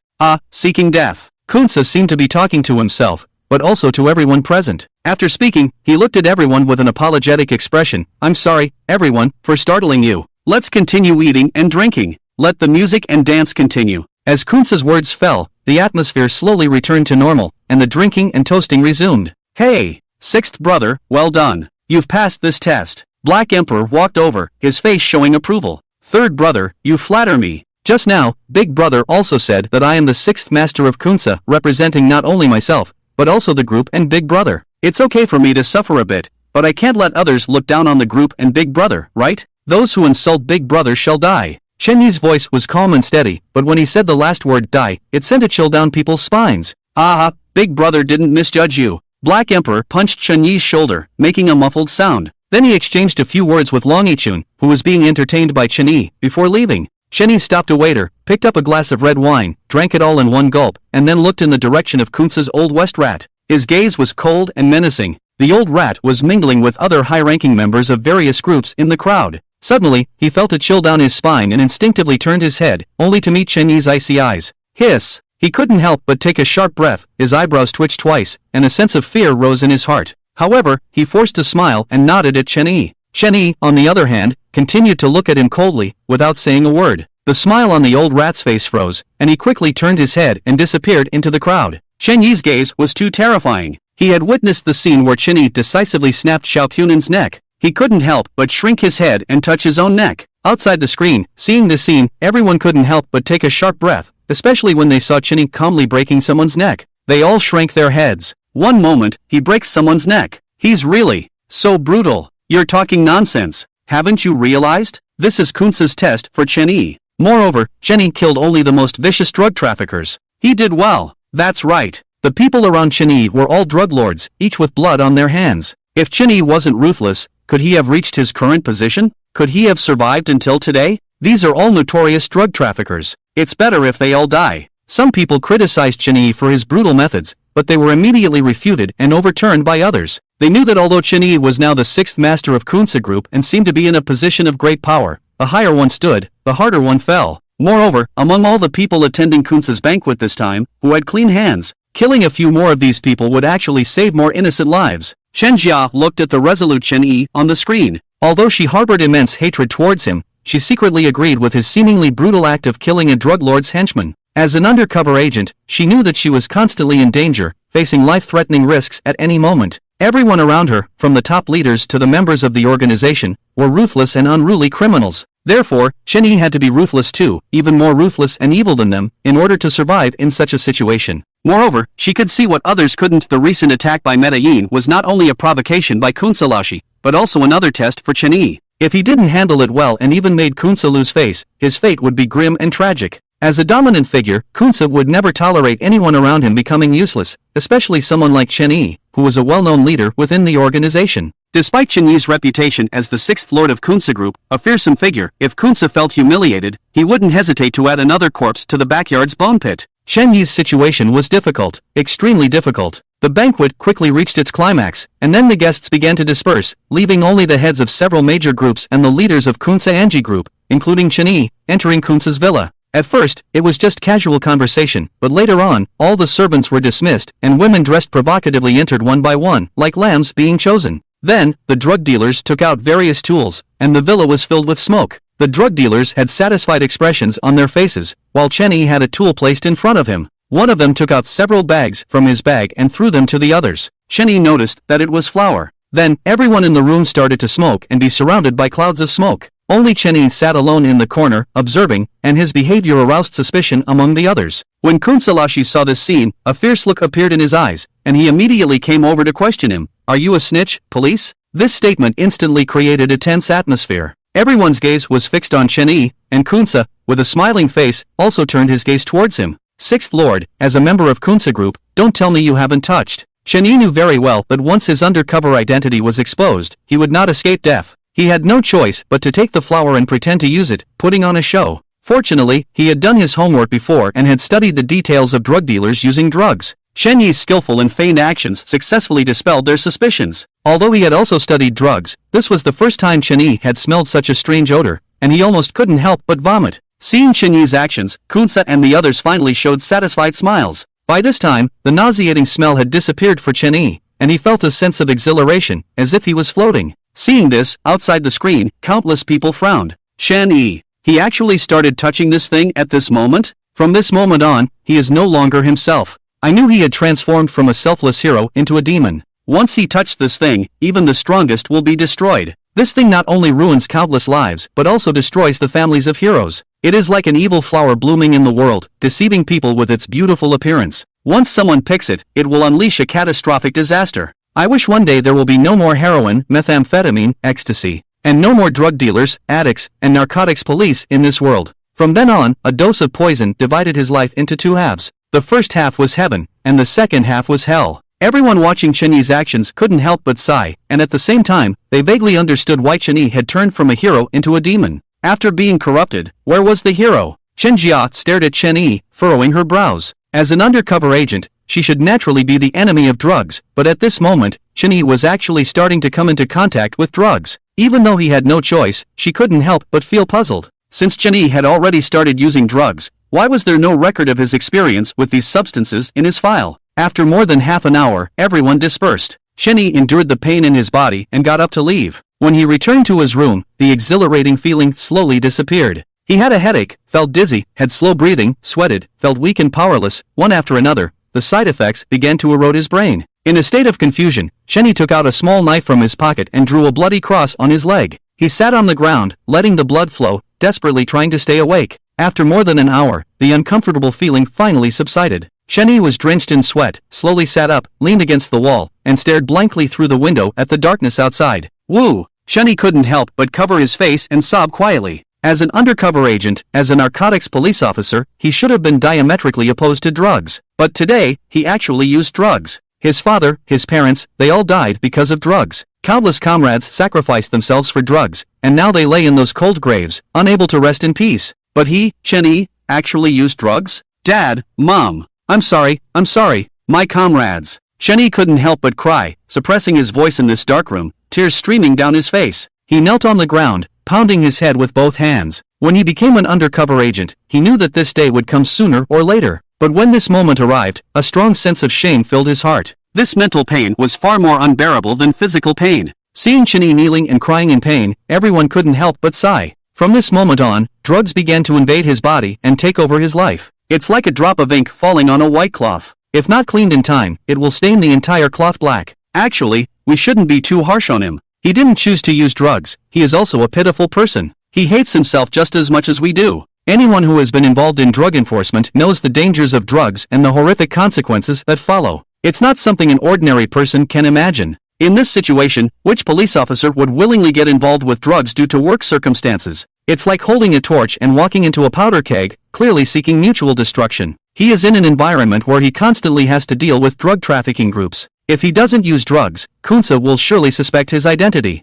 He has no choice. To stay sober, he forcefully used a knife to cut himself. That takes immense willpower. An undercover agent who has sworn enemies with drugs can only survive with unimaginable courage, sacrifice, and love and belief in the fight against drugs. But he has to act even more tough than the drug dealers and addicts, otherwise, who would believe him? In the memory trial at this moment, Shen Yi's face showed the fear he once experienced, both physically and mentally. He still feels lingering fear, listening to the blame from some people in the courtroom, his heart filled with mixed emotions. A sense of sadness permeates his heart. If it were possible to live in peace and safety, who would want to live in constant fear, with their lives hanging by a thread? If it were possible to be with loved ones, who wouldn't want to be by the side of the person they love? If it were possible to be with family, who wouldn't want to be a good husband and father? However, in order to provide a peaceful and healthy environment for more people, they chose a thorny path. They are all flesh and blood, and it is because of love and faith that they have become strong. His eyes burn with a fiery red, like an eternal flame in the abyss. In the bustling crowd, he looks back and sees countless people throwing themselves into the fiery darkness. Behind him stands the mountains, the sea, the homeland, and the unnamed souls lying in graves. Time quickly passes, and outside the Kunsa group's hideout, a few miles away, dawn is about to break. The air is filled with a bone-chilling cold. Xiaoyang tightens his clothes, but the cold wind still finds its way through the gaps and creeps into his neck. A team of police officers, wearing bulletproof vests and armed with guns, cautiously advance in the darkness. Seeing this scene, a middle-aged man in the courtroom can't help but get excited, because the person at the front of the team is none other than Commander Suegwa, the leader of this beheading operation. At the same time, he also has another identity, one of Chen Yi's comrades from university. On the screen, Su Jia is like a leopard in the dark, leading a team of over 100 people, carefully bypassing the Kunsa Group's hidden posts and guards, heading straight for the Kunsa Group's hideout. According to the informant's tip-off, this day is Kunsa, the leader of the generation of drug lords, Kunsa's 60th birthday. All the leaders of the Kunsa Group, as well as the world-class drug trafficking groups in the Golden Triangle, Chakai Group, Luoxinghan Group, and the Silver Triangle, will send representatives to congratulate Kunsa.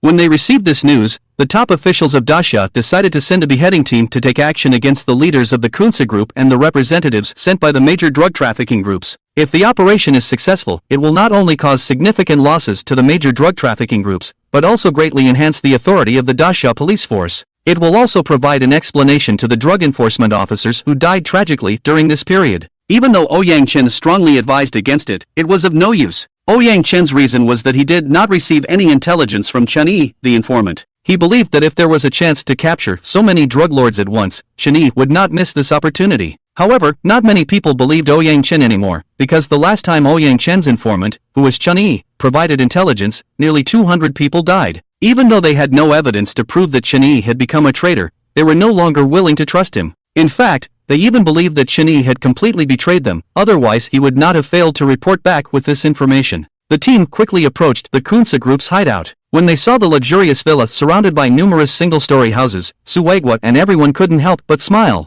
This was indeed the old hideout of the Kunsa Group mentioned in the informant's tip-off. Everyone, get ready. Launch the operation in 3 minutes. The West team will launch a frontal attack to distract the enemy, while the third team will launch a flank attack to cover the West team. The second team will rush into the building next to the villa and occupy it as our firepower point. I will lead the first team to enter the villa and kill the Kunsa Group. The fifth team will provide sniper support outside against the incoming enemy. Yes. The leader of the Western team nodded silently and disappeared into the darkness. In the distance, at the edge of the sky, dawn was about to break. 3 minutes later, Suegwa suddenly waved his hand, and the Western team rushed out like cheetahs. The team members, like dark ghosts, swiftly took care of the guards at the entrance. They were getting closer and closer to the villa. Everyone's face was filled with tension and solemnity. Closer. Even closer now. Everyone tightened their grip on their guns, and Suegwa and the others felt their hearts almost jumping out of their chests. This mission was a matter of life and death, and they had to quickly eliminate all the leaders of the Kunsa Group, including Kunsa himself. All killed or captured first, then quickly withdraw in the short time before Kunsa's men can react. Withdraw from Kunsa Group's lair. There, they have the support of the combined forces of Dasha and Wadian.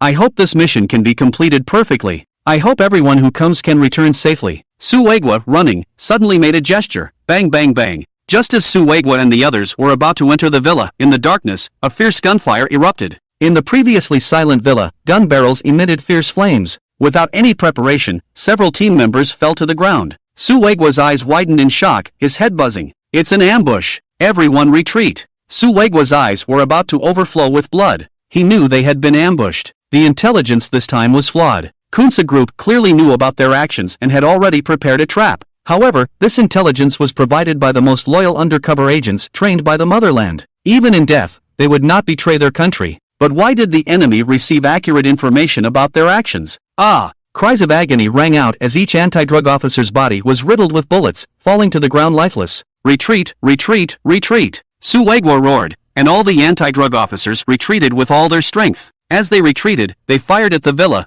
Bang bang bang. But at that moment, the roar of cars filled the air, and in the next moment, dazzling headlights illuminated the darkness. All the anti-drug officers were exposed in the bright light. Rat-a-tat-tat. Machine guns on the cars fired wildly, and one by one, the anti-drug officers fell instantly, without even a chance to scream. Some were even torn to pieces. Ah, everyone, retreat to the mountains. Suegwa saw the anti-drug officers falling one by one, and his heart felt like it was being torn apart. With the help of the car headlights, he saw the surrounding terrain clearly. Under his command, the anti-drug officers quickly ran towards the forest in the mountains. Kunsa Group had come prepared, with a large number of people and cars for transportation. They couldn't possibly outrun them, so their only chance of survival was to enter the dense forest. All the anti-drug officers desperately retreated towards the mountains. Finally, after leaving behind dozens of cold, lifeless bodies, they finally entered the forest. In the moment when the gunfire rang out, Chen Yi woke up. When he walked out of the room and saw the situation illuminated by the convoy's lights, his heart was instantly twisted. Listening to Suegwa shouting retreat in the purest Daxia language, he knew that the people in front of him were definitely a team sent by Daxia, and they must not be a simple team if they could find Kunce's lair. But now it seemed that there must have been a major oversight in this mission. Something must have gone wrong. Otherwise, why would Kunce Group have already prepared an ambush? Ambush! Chen Yi's eyes narrowed suddenly, and a burst of murderous intent erupted. Several months ago, Ding Hui and nearly 200 anti-drug officers and armed police were ambushed. Now, the anti-drug team in front of him had clearly encountered an ambush. Subconsciously, Chen Yi knew that there was something fishy going on here. Bang bang bang! Intense gunfire rang out, and one by one, the anti-drug officers fell weakly. At this point, whether it was inside the villa or the various leaders who were already awake in the three-story building where Chen Yi was staying, Lao Lu, what are you standing there for? Grab a gun and come with me, leave these dead bastards here. The voice of He Huang echoed from the second floor, and Chen Yi struggled internally, but his outward appearance was extremely cold as he nodded. Then, with the Western Devil in tow, he rushed downstairs with a gun.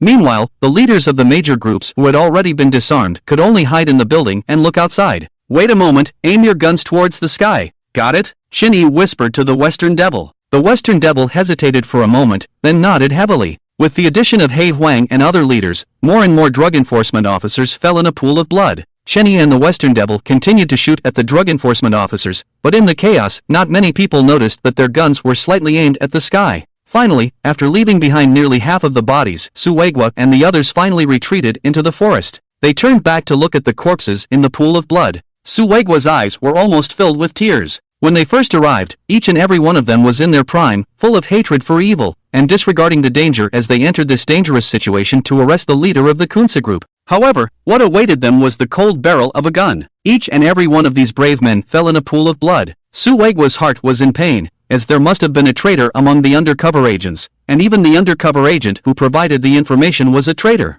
Suegwa felt a wave of sorrow in his heart. More than 100 drug enforcement officers, including Ding Hui, did not die at the hands of the enemy, but at the hands of a traitor. Suegwa turned around and led the remaining dozens of people into the forest, then quickly left. Now, they had to leave the Kunce group's hideout quickly in order to have a chance of survival. Humph. Useless, useless. So many people actually let them escape into the forest. Go after them, make sure to kill them all, leave no one alive. Kunce saw that nearly half of the drug enforcement officers had escaped into the forest, and he immediately flew into a rage. Third brother, West brother, fifth brother, sixth brother, you Westerners personally lead the men to chase after them. Kunce turned to look at Chen Yi and the others. Yes. He Huang and the others sneered, then grabbed their guns and rushed towards the forest with their henchmen. Chen Yi also led the Western Devil, carrying a flashlight, and charged in. Seeing this, Suegwa outside the screen couldn't help but clench his fists. His eyes turned red, and he let out a low roar of pain. This time, our intelligence has once again failed us. 5 squads, over 100 men, and only a dozen or so survived. My dozens of brothers can only lie in this unfamiliar and cold land, unable to rest in peace.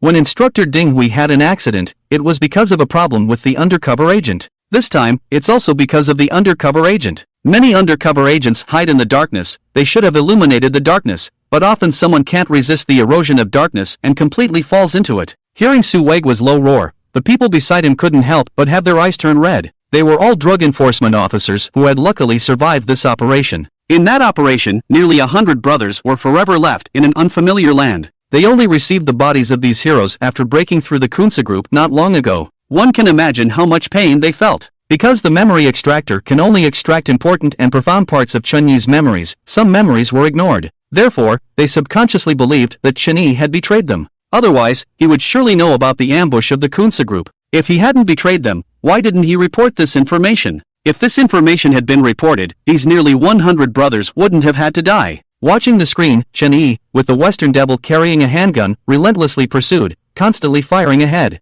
Suegwa and the others were filled with anger. Remember my words, now let's split up and chase after them. If you encounter anyone else, tell them that I got separated while chasing after the cops. Chen Yi's cold voice rang out. Yes, Boss Lu. She the evil ghost answered respectfully, then disappeared into the darkness. Seeing she the evil ghost vanish into the darkness, Chen Yi squinted his eyes slightly and turned to disappear into the darkness himself. He reappeared in front of a drug enforcement officer lying in a pool of blood. Looking at the motionless officer on the ground, a hint of sorrow flashed in his eyes. But in the next moment, he clenched his teeth, picked up the officer's gun and the triangular dagger from his waist, and rushed back into the darkness. He ran frantically, quickly distancing himself from the members of the Kunsa who were chasing after Suegwa and the others. Suegwa clenched his fist again, gritting his teeth as he looked at Chenyi in the memory judgment device. Did you really betray us? But how could you? Look, everyone, why did Chenyi stop? And he's changing direction. A cry of surprise suddenly erupted. Everyone immediately turned their gaze back to the screen.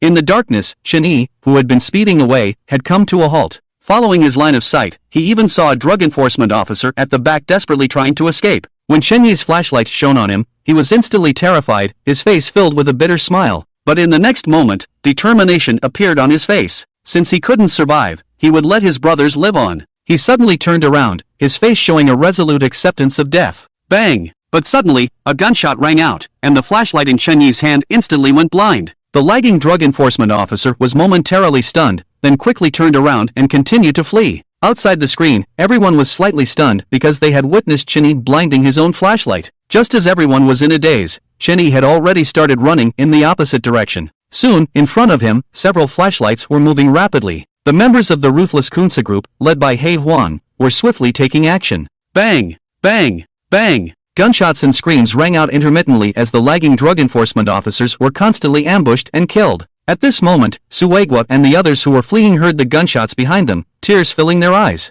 They believed that their comrades who had been left behind had prepared to sacrifice themselves to cover their retreat. The audience was already in a state of confusion, but Suegwa's face turned red, his fists clenched tightly. He stared at the screen. Could it be? Could it be that he really didn't betray us? Could it be that the comrade we thought stayed behind to snipe the enemy was actually Chenyi? Could it be that I really misunderstood him? The thought of possibly misunderstanding Chenyi caused Suegwa's heart to ache, and the intense self-blame made it difficult for him to breathe. Old Su, let's keep watching. If we keep watching, we'll know if we misunderstood him or not. His comrades beside him also had red eyes. Yes, let's keep watching. Suegwa gritted his teeth and nodded. At this moment, he felt extremely conflicted. He hoped that they had misunderstood Chenyi, that Chenyi had not betrayed the country or betrayed them. He hoped that Chenyi still held onto the light in his heart. However, decades of hatred suddenly lost its target, and they were told that they had misunderstood Chenyi. The guilt they felt towards Chenyi began to ache in their hearts. On the screen, members of the Kunsar group kept falling one by one with each shot fired by Chenyi. Click,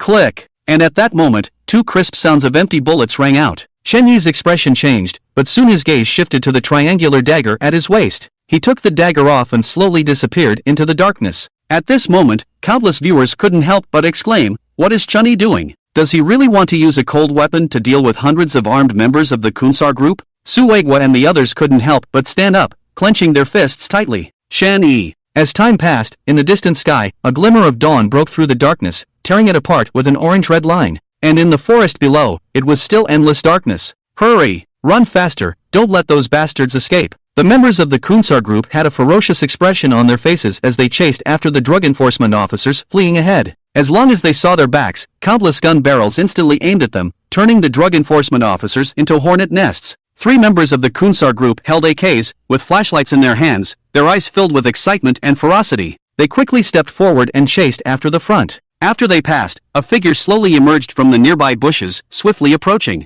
They covered the mouth of one member with their hand and swiftly slashed with the triangular dagger. The body twitched a few times and then fell silent. The figure caught up again, and the remaining 2 felt something. They suddenly turned their heads. Swoosh! The triangular dagger flew out and pierced the throat of one of them. The figure pounced like an eagle, one hand grabbing the barrel of the gun, the other hand choking the neck of the remaining person. With a sudden force, click! The figure let go of the corpse in their hand, then pulled out the triangular dagger from the other person's neck. Swish! The crimson hot blood sprayed all over them. Under the faint light reflected by 2 bright flashlights on the ground, everyone outside the screen could clearly see the face of this figure, Chenyi. Swish swish swish! In the following moments, one after another, members of the Kunsar group fell silently, without a sound or any movement. One person, one triangular dagger. Chenyi seemed like an evil spirit, constantly harvesting lives in the forest. However, Chenyi alone couldn't stop hundreds of people. Countless people crossed over Chenyi and rushed to the front. Bang! A gunshot represented the sacrifice of a drug enforcement officer.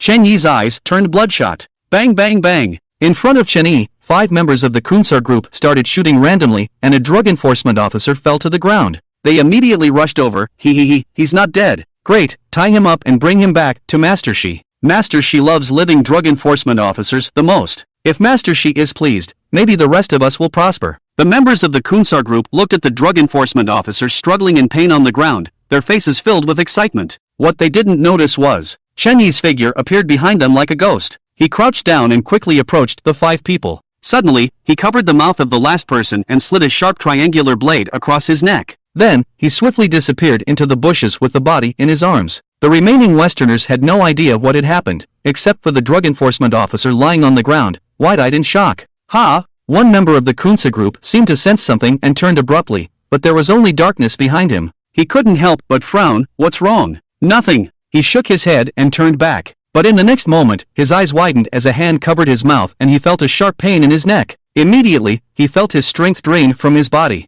He desperately tried to pull the trigger of the gun in his hand, but he had no strength left. The gun slipped from his hand and fell to the ground with a thud. Ha! Hearing this sound, the other 3 turned their heads abruptly. When they saw what was happening in front of them, they couldn't help but be filled with rage. Oh no! In the instant the 3 turned around, Chen Yi's heart sank. He quickly lifted the body in his hand and swiftly moved towards a nearby tree. Bang! Bang! Bang! In the next moment, 3 guns fired wildly at Chen Yi's hiding spot. Humph! Chen Yi groaned in the darkness. He felt a sharp pain in his lower abdomen and left leg. He had been shot. He stumbled, but luckily he had already reached the tree. With a somersault, he leaned against it. Chen Yi reached into his abdomen and felt a wet, hot liquid. Bang! Bang! Bang! The 3 AK rifles continued to spray bullets at Chen Yi's hiding spot. The 3 members of the Kunsa group kept shouting, trying to call their teammates over. A fierce look flashed in Chen Yi's eyes. He took off his clothes, picked up a stone from the ground, wrapped it around the clothes, and threw it forcefully to the side. The 3 immediately turned their guns towards the location of the clothes and fired wildly. Taking advantage of this opportunity, Chen Yi pounced out. The triangular blade flew out of his hand and pierced the chest of one person. At the same time, he clenched his fist and struck another person's head fiercely, causing him to stagger back and fall to the ground. The remaining person quickly turned his gun towards Chen Yi, but Chen Yi didn't dodge. He grabbed the barrel of the gun with one hand. Bang! A large hole instantly appeared in his left palm, but his other hand grabbed the person's neck and twisted it forcefully. Crack! The sound of bones breaking echoed, and the last person became a lifeless body. Who?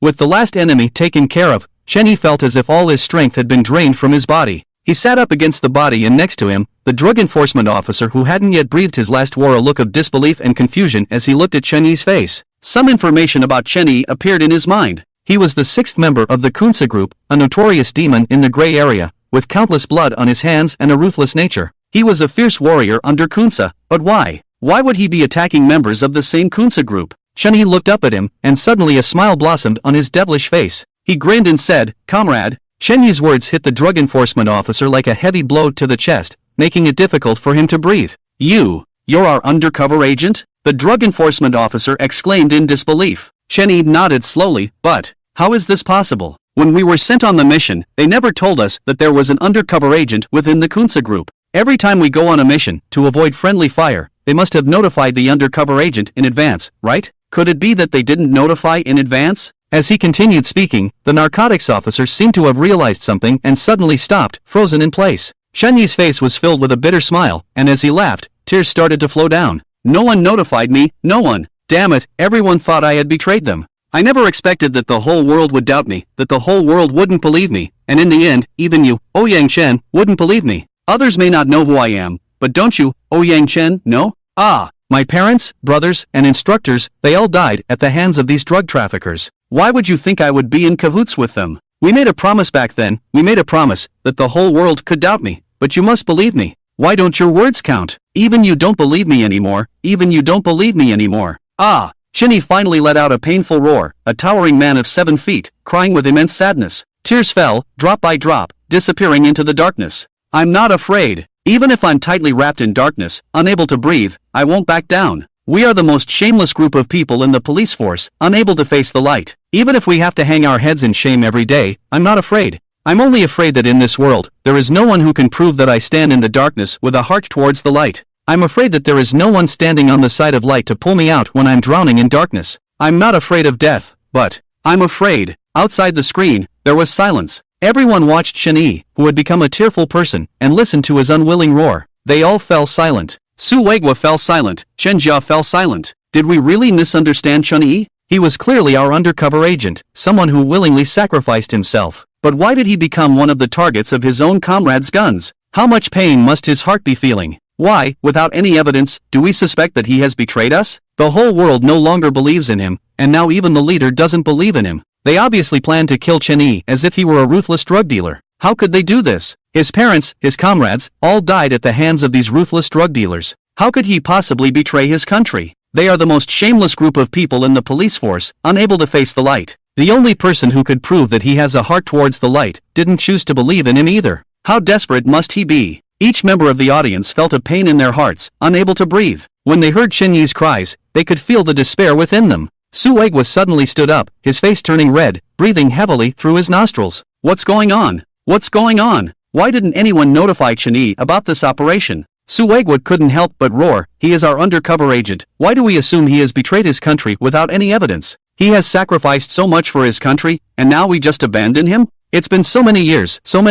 I always thought it was Chen Yi who betrayed us, that he knew there was an ambush in this operation and still let us charge to our deaths. But it turns out that no one had notified him at all. It turns out you wanted us to pick up our guns and shoot him too. You are truly heartless. Su Weiguo continued speaking, his eyes shining brightly. Chen Yi clearly did not betray them, otherwise he wouldn't have risked his life to stop the members of the Kunsa group and protect them. However, this time, no one informed Chen Yi from above, so they initially treated him as a target to be killed. Even though Chen Yi had been abandoned, he still stood up without hesitation when his comrades were in danger, helping to stop the members of the Kunsa group with his life. Watching Chen Yi, Su Weiguo couldn't help but burst into tears. It was evident how desperate Chen Yi must have felt at that moment. He had clearly given up all opportunities to stand in the sunlight and instead chose to step into the darkness, building an invisible barrier for the country and the people, keeping the darkness hidden from view. But he did not betray his country, yet his country abandoned him. Su Weiguo's eyes turned red. He rubbed his eyes and took out his phone to dial a number. Hello?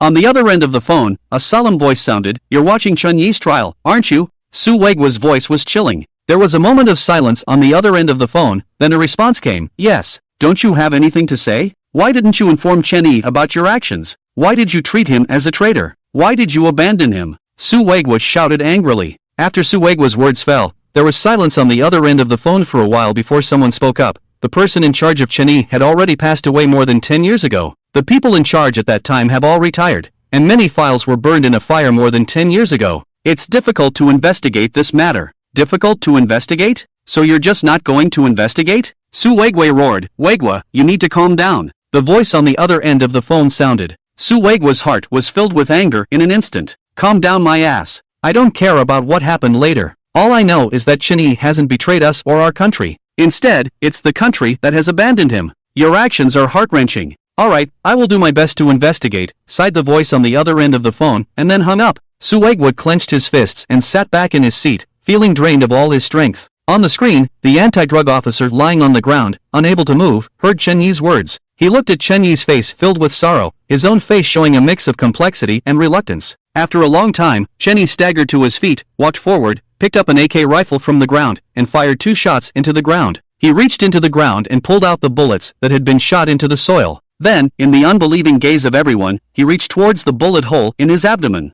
When his finger entered the bullet hole, Chen Yi couldn't help but groan, sweat dripping from his pale face, veins bulging on his neck, and his teeth grinding. After his hand was withdrawn, a bullet stained with crimson blood appeared in his hand. With a snap, the bullet, covered in blood, fell to the ground. He reached towards his thigh, withdrew his hand, and another bullet came out.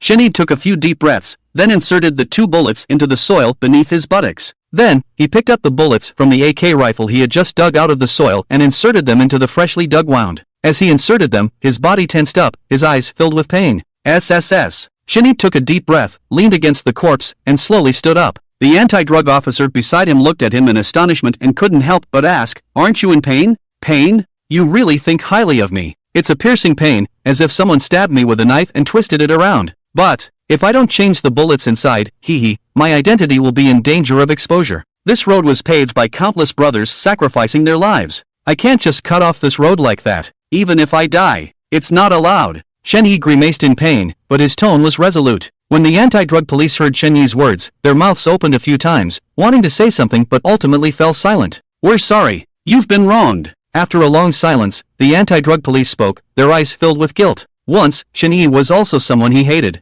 He used to think that the deaths of Ding Hui and others were all Chen Yi's fault. He was one of the many police officers in Daxia who hated Chen Yi. But now, at this moment, he realized how wrong he was. Chen Yi is still Chen Yi. Chen Yi did not abandon his country, only his country abandoned him. And yet he still devoutly fulfills his duty, facing the mission given to him by his country. He can die, but this road cannot be severed. You don't owe me an apology, and there's no injustice. On the day I became an undercover agent, I had already considered this outcome. As long as I can fulfill my country's mission, as long as I can keep the darkness hidden from people's sight, it's enough. Chen Yi shook his head slowly. Quick! Search over there, there was just gunfire. In the distance, flashlights lit up one by one as members of the Kunsa group quickly advanced towards Chen Yi's location. And from behind, a figure hurried towards Chen Yi's position. Chen Yi looked at the anti-drug police lying on the ground, blood flowing from his legs and right chest. He quickly crouched down, wanting to help the anti-drug police up, but the anti-drug police held him back. Comrade, don't waste your energy.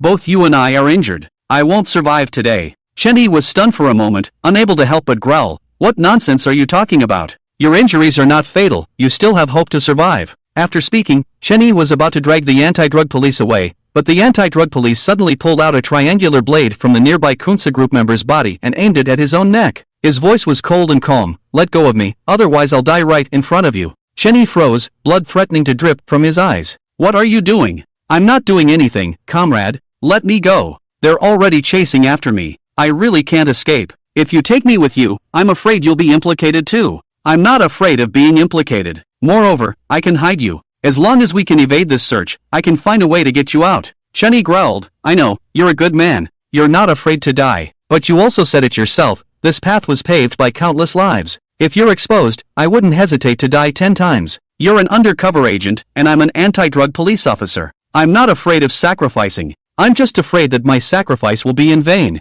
Grip your gun tightly, aim it at me. When they come, shoot at me. This way, they will trust you even more. Grip your gun tightly, aim it at me. As he spoke, the anti-drug police suddenly let out a low roar. No, no, no, I can't do it. I really can't do it. Chen Yi took 2 steps back, howling in agony, tears streaming down his face. When he first entered the Kunsa group, he killed Wu Yu with his own hands to pass the test. Today, in order to make those people trust him even more, he had to kill the anti-drug police in front of him with his own hands. He really couldn't do it. When facing the enemy, he was a ruthless demon, his hands stained with the blood of countless people. But when facing his own brothers, his own comrades, he couldn't bring himself to do it. He couldn't do it. No, comrade, you must do it. I beg you, don't let my death be in vain. The anti-drug police pleaded. Ah! Chen Yi let out a painful low roar, trembling as he raised his gun towards the narcotics officer. Comrade, my name is Wu Bing, Wu from Dongwu, Bing is in soldier. I have a sister named Wu Yu, also a narcotics officer. If you ever see her, please tell her that I haven't brought shame to her or our parents.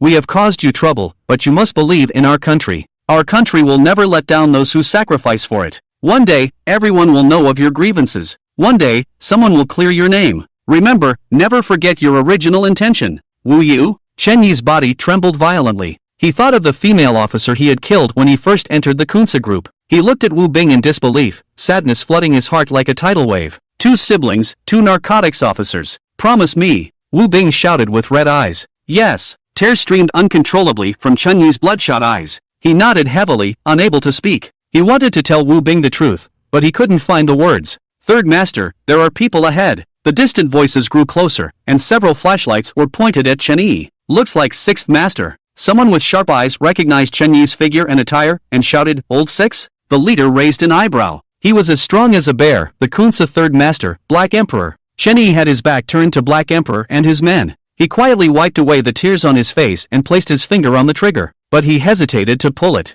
Shoot! Shoot! Aim the gun at my chest! Shoot! Wu Bing anxiously shouted. Chen Yi closed his eyes in pain, then slowly exerted pressure on the trigger. Just then, a figure appeared in the distance. When he saw Wu Bing in front of Chen Yi's gun, his eyes widened in fury. Wu Bing! He roared, and when he looked at the person in front of Wu Bing, his brain exploded. Panic, disbelief, and confusion overwhelmed him. It was the familiar face. Wasn't it their former classmate Chen Yi? The most outstanding student in their major, whose parents were martyrs. But how could he be here? How could he aim his gun at his own people? Su Weiguo didn't have time to think. Bang! Chen Yi pulled the trigger, and the bullet pierced through Wu Bing's chest. Blood gushed out instantly. Thank! Wu Bing struggled to say 2 words. His eyes slowly turned gray, tightly gripping the triangular blade that Chen Yi had used to kill numerous Kunsa members. Wu Bing! Su Weiguo froze, then let out a painful roar. Hearing this roar, Chen Yi looked up, and their eyes met in an instant. Wei Guo, Shen Yi paused. Bang! But the next moment, a gunshot rang out. Shen Yi felt a sharp pain in his abdomen, stumbled a few steps, and fell to the ground. But it felt as if the wound on his stomach wasn't his own. His gaze fixed on Su Weiguo's direction, feeling a pain in his heart that made it hard to breathe. Wei Guo, I'm not a traitor. He opened his mouth, silently mouthing each word. In Su Weiguo's eyes, filled with hatred, all he saw was Chen Yi's figure. Shen Yi, we were all mistaken about you. I, Su Weiguo, swear that I won't kill you. I swear. Su Weiguo took one last look at Chen Yi, then turned and disappeared into the forest. Chen Yi stumbled a few steps, his vision went black, and he fell to the ground. Su Weiguo's face turned red as he watched this scene on the screen. He tightly clenched his fists and said, Chen Yi, my brother, I'm sorry, I misunderstood you. I'm sorry, Chen Yi. Woo, I deserve to die, I deserve to die. Su Weiguo covered his head, squatted down in pain. For decades, Su Weiguo had made it his mission to kill the traitor Chen Yi. His hatred for Chen Yi was stronger than anyone else's because he had witnessed Wu Bing being killed by Chen Yi. He hated how this former classmate had betrayed their oath and turned his gun on his own brother, on his comrades. He hated that Chen Yi had fallen into darkness and become a pawn of the dark side. For all these years, his nightmares were filled with the moment when Wu Bing died at Chen Yi's hands. But now, only now, he realized that he had misunderstood Chen Yi all along. Chen Yi did not betray the motherland, did not betray their oath. Chen Yi was still Chen Yi, he was clearly a hero, but Su Weiguo had treated him as a traitor. When he himself had shot and killed his own brother in arms, his heart had already suffered enough pain. But he had also shot Chen Yi, and compared to that shot, how much pain must Chen Yi have felt? To kill his own comrade with his own hands, and to be seen as a traitor by his former classmates. How desperate Chen Yi must be. Lao Lu. The Black Emperor and his men rushed over from behind and saw Chen Yi shoot and kill a drug enforcement officer on the ground. But in the next moment, a gunshot rang out and Chen Yi fell to the ground. The Black Emperor couldn't help but roar in anger, quickly went forward to help Chen Yi up and said, Third Master, Sixth Master has been shot, several times. Shut up, I'm not blind. You guys, go after that bastard and bring me his head. The rest of you, take Lao Lu back with me. The Black Emperor roared, then carried Chen Yi on his back and quickly headed towards Kunce's villa. More and more people saw the Black Emperor carrying the unconscious Chen Yi running towards the back. The next day, in Kunce's villa, Chen Yi lay on the sickbed, eyes closed, face pale, lips dry. Several doctors in white coats were doing their best to save him. Snap! The chief doctor removed the last bullet and placed it on a clean tray. Kunce glanced at the bullets in the tray, then turned his gaze back to Chen Yi. Half an hour later, the chief doctor stitched up Chen Yi's wounds and cleaned and bandaged them. Only then did the chief doctor finally breathe a sigh of relief. How is he, doctor? Kunce asked. Fortunately, Third Master brought him back early. Sixth Master's life has been saved, the chief doctor replied. The Black Emperor and his men finally breathed a sigh of relief and then left. The rat looked disappointedly at Chen Yi, a flash of malice in his eyes. You're lucky. Back in the hall, everyone took their seats. Footsteps sounded, and Kanbu walked in. Big brother, we found out that more than 30 brothers died outside last night. The person killed by Lao Lu should be a skilled drug enforcement officer. Lao Lu killed more than half of those 30 brothers with a triangular dagger. Fortunately, Lao Lu arrived in time and killed him. As Kanbu finished speaking, a hint of killing intent flashed in Kunce's eyes. This bastard actually killed so many of my brothers. If it weren't for Lao Lu killing him, I would make sure he couldn't beg for life or death. Brother, we owe a lot to Lao Lu this time. If it weren't for him stepping up, our brothers would have died even more. He Huang spoke on the side.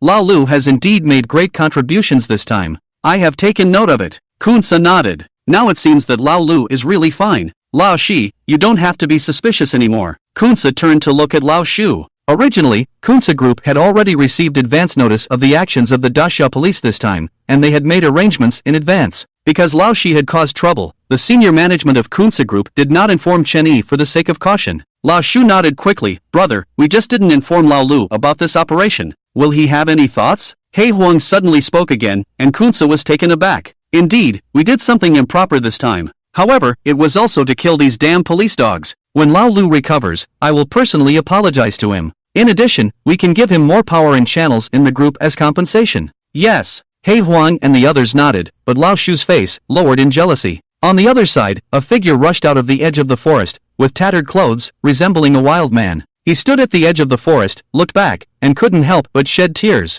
When they came, they were all full of spirit, vowing to wipe out the evil Kunce Group. But who knew it was another trap? Now, there were only a few who managed to escape out of nearly 100 people. Each and every one of them, Dashia heroes, lay on this cold ground. Brothers, just you wait. Just you wait. One day, I will definitely avenge you. Su Wegwood gritted his teeth through tears. And Chen Yi. You traitor, you scum. I will personally kill you and make amends to my fallen brothers. Su Wegwood took a deep look at the place where countless Daxia heroes had sacrificed, then turned and left without looking back. When news of the ambush reached Daxia again, the entire Daxia police force was once again shaken. They did not expect that an operation that should have been foolproof would be ambushed again. And when Su Wegwood brought back news of the undercover agent under Ouyang Chen's command shooting the anti-drug police, the emotions of countless people exploded. I told you that Ouyang Chen's undercover agent had already betrayed us. You didn't believe it. Last time, his intelligence cost us over 100 men. Are you still saying there's no evidence of his betrayal? And now,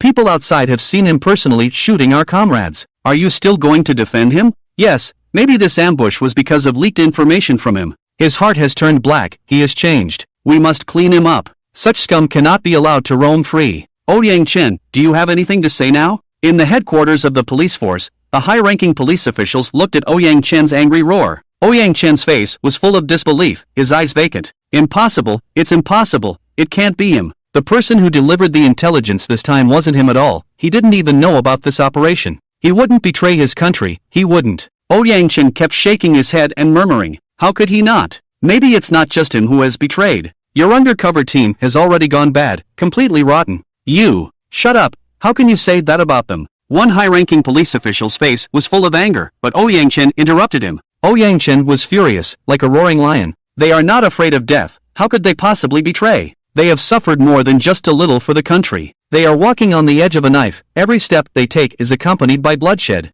They face the most vicious criminals without flinching, even though they walk on the edge of a knife every day and dance at the barrel of a gun every second. It is more thrilling than you and I can imagine. But they still betrayed, they chose that path. I admire them, but darkness is not just darkness. There are all kinds of temptations. People have desires, it is normal for them to succumb to temptation and betray their principles, isn't it? Besides, Su Wegwood saw one of your subordinates shoot the undercover drug officer outside, that's a fact, right? What you see may not necessarily be the truth. Ouyang Chen roared. Only he knew what undercover agents had to face, only he knew what those words Chen Yi and his team said on their last day meant. If one day we stand on opposite sides, then please aim your gun at me, don't hesitate to pull the trigger and shoot me in the chest. Use my blood and my bones to pave your way forward, because I know. When you aim your gun at me, you are more worthy of living than I am. Faced with Ouyang Chen's roar, the higher-ups in the police force coldly snorted, not caring at all. Ouyang Chen. Facts speak louder than words. But before he could finish his sentence, Ouyang Chen interrupted. You keep saying that our intelligence is flawed, and you keep blaming my undercover agents. But have you ever thought that the devil might be among you? I know my undercover agents very well. They are all outstanding individuals who would not hesitate to die for their country. And what about you? Sitting in high positions, wielding real power? But are you willing to die for your country? Are you willing to pay any price for your country? Ouyang Chen retorted, impossible, our team consists of tested and trusted comrades. There can't possibly be any troublemakers among us. Ouyang Chen, now that the evidence is conclusive, your undercover agents have betrayed the country, and you are too emotional. I will report to the organization and hold a public vote to consider replacing you with someone more fair and selfless to manage the undercover operations. You can leave now. The higher-up waved his hand at Ouyang Chen, his face full of impatience. Humph. Ouyang Chen smiled bitterly, turned around, and left in a daze. My undercover agents will definitely not have any problems. The devil can only appear among you. I will find out, have a public vote to replace me. I only have 3 months, and in these 3 months, I will definitely expose you and clear their names. Kunce's hideout. I am not a traitor. Weigua. Chen Yi, who was in a coma, seemed to be having a nightmare. His face was filled with pain. The scene of Su Weigua pointing a gun at him kept repeating.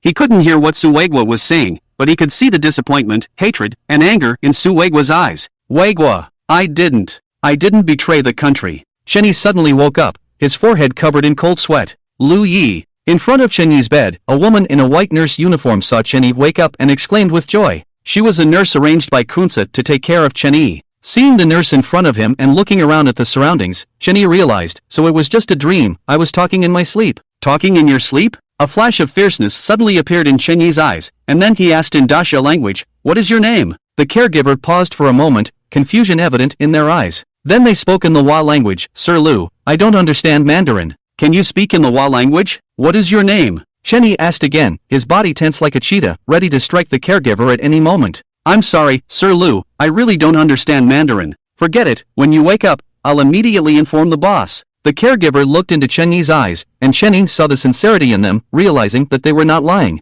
He slowly relaxed his body, nodded, and said in the Wa language, "Go ahead." The caregiver quickly got up and walked outside. Soon, footsteps could be heard, and Kunsa, Kunbu, Huang, Laoshu, and Kaishu rushed in. When they saw Chen Yi with his eyes open, smiles appeared on everyone's faces. "Lao Lu, you're finally awake. Lao Lu, you've been unconscious for 2 days, we were all worried about you. Lao Lu, thanks to you this time. If it weren't for you taking care of that expert from the Dacia Narcotics Police, more of our brothers would have died. Lao Lu, you're our hero this time." Kunsa, He Wang, and the others looked at Chen Yi and spoke with smiles on their faces. Only Kansala, Laoshi, and Laoshu stayed behind the crowd, their faces filled with shadows. Finally, Kansala spoke slowly, his face full of admiration. "Lao Lu, you have indeed achieved great success this time. What reward do you want? Just tell me, as long as I can fulfill it, I promise you." Chen Yi looked at Kunsa and the others in front of him, his hand clenched tightly under the covers. These people in front of him were drug traffickers who had ravaged Dacia, executioners with the blood of countless comrades on their hands.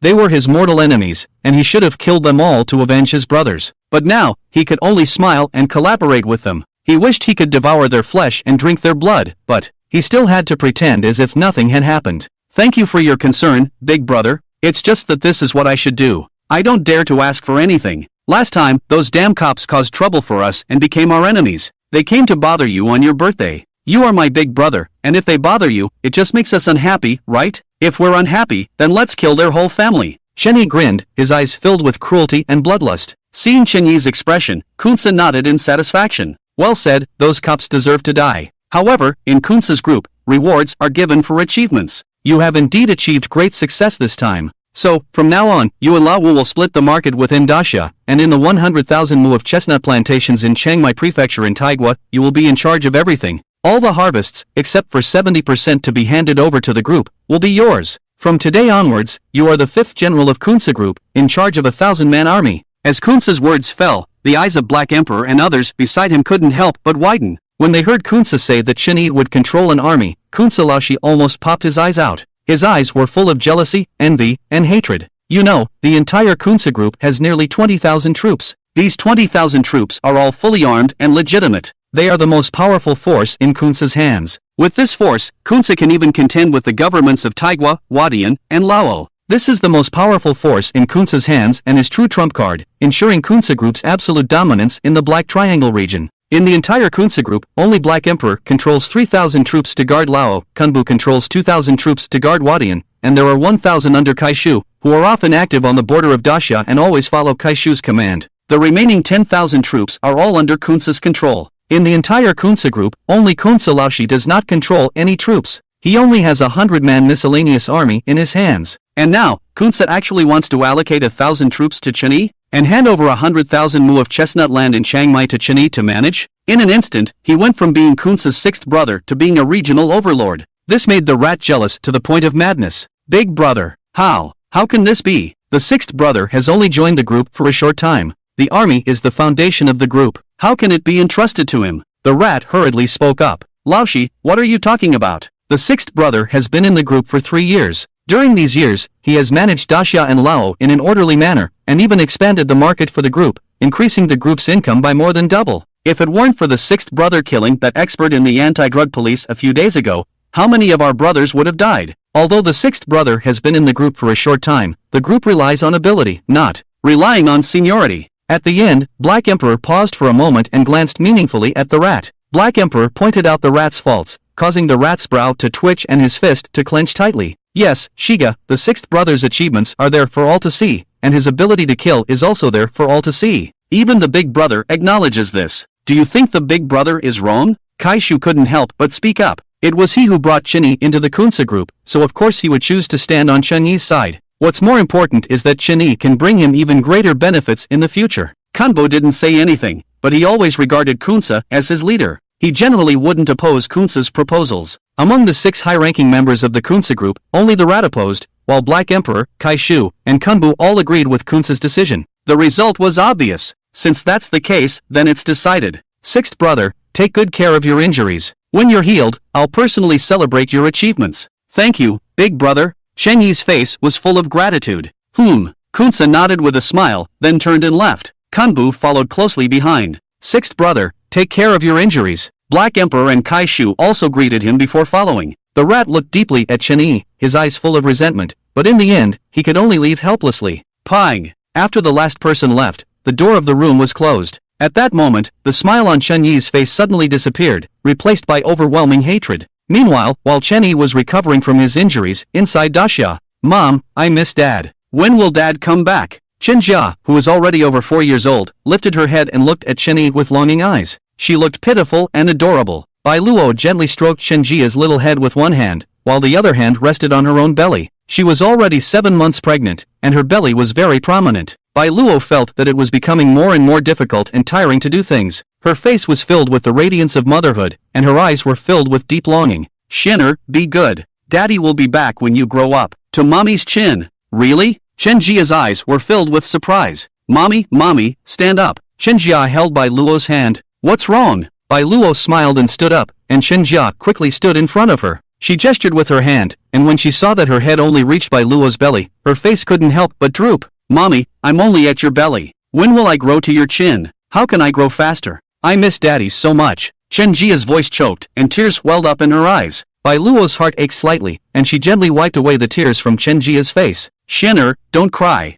You have to eat well and jump around more. Be happy that way. Your body will develop quickly, and you'll grow taller soon." "Really?" Chen Jia lifted her head, her innocent eyes filled with hope. Bai Luo's heart ached again, and she nodded heavily. "Really? Little Shin, the school bus is here, let's go. It's time for kindergarten." A crisp voice sounded. "Ah, coming. Mommy, I'm going to kindergarten." Chen Jia ran outside with a cartoon backpack, jumping and hopping. "Listen to the teacher in kindergarten." I know. Chen Jia waved her hand without looking back, and then walked onto the school bus with another child. Watching the school bus go away, Bai Luo withdrew her gaze, moved the chair to the door, propped her chin with one hand, and looked towards the distant street corner. "Where did you go? When will you come back?" Xian has already had her 4th birthday, and she has started going to kindergarten. The first 2 words she learned to write were "Daddy." She misses you a lot, often dreaming of you in the middle of the night, and then sitting by the bedside sobbing. Xianer often asks me if you have abandoned her, if you don't want her anymore. The second baby is already 7 months old, and will be born in 3 months.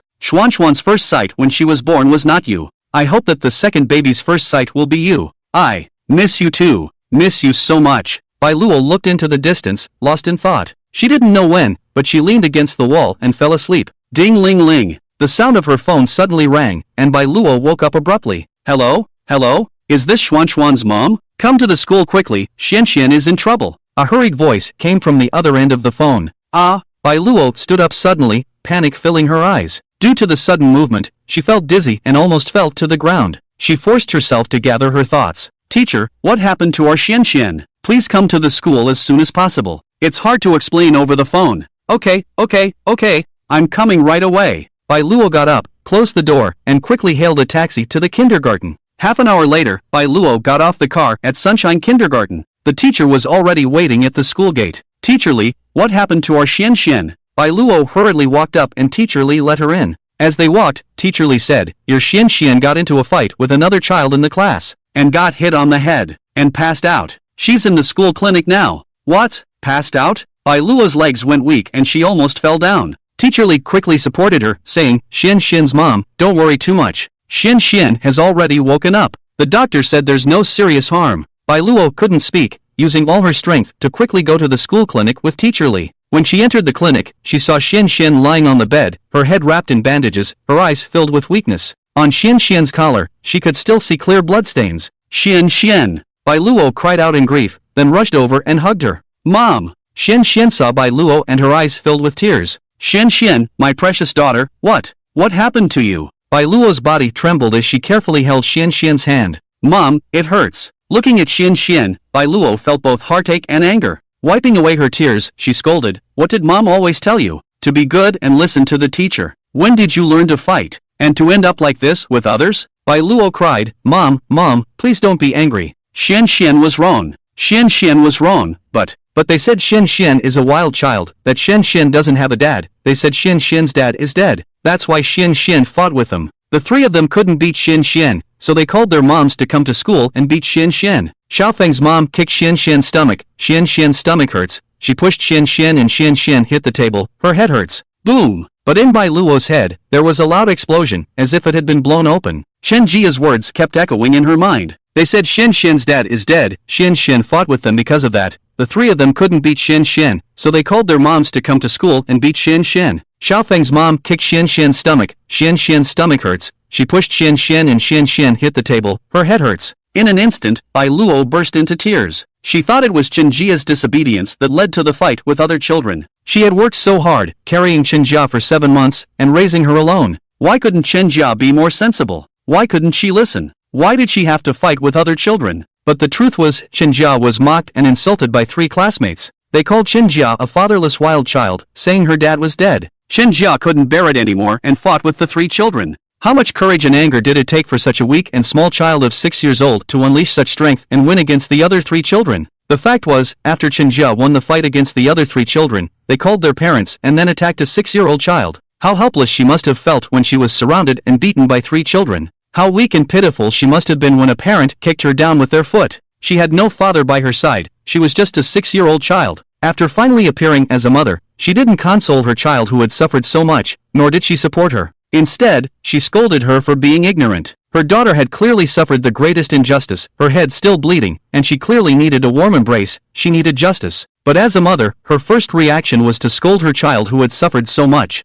"Luo, my daughter." Bai Luo held Chen Jia in her arms, sobbing loudly. She hated herself for being useless, for letting her daughter suffer so much injustice. She hated herself for blaming her daughter without reason. She hated herself. "Mom, don't cry. Xian Xian doesn't blame Mom. It's Xian Xian's fault for not listening, for being ignorant. If they scold Xian Xian, Xian Xian wouldn't fight if she ran away like before. If Xiaofeng's mom didn't kick Xian Xian, Xian Xian wouldn't have been pushed. If Xian Xian didn't bleed when she hit the table, the teacher wouldn't have called Mom. Mom, it's all Xian Xian's fault." Chen Jia looked at the crying Bai Luo and quickly comforted her, taking all the blame upon herself. She reached out and wiped away the tears in front of Bai Luo's eyes. No, it's not Xian Xian's fault. Xian Xian is the best behaved, the most sensible. It's all Mom's fault. As soon as Chen Jia spoke, Bai Luo's heart ached unbearably. Tears flowed like a flood, unable to stop. Her daughter was so sensible, it was heartbreaking. It was all her own fault for letting her suffer so much injustice. "Xian Xian, why are you talking nonsense?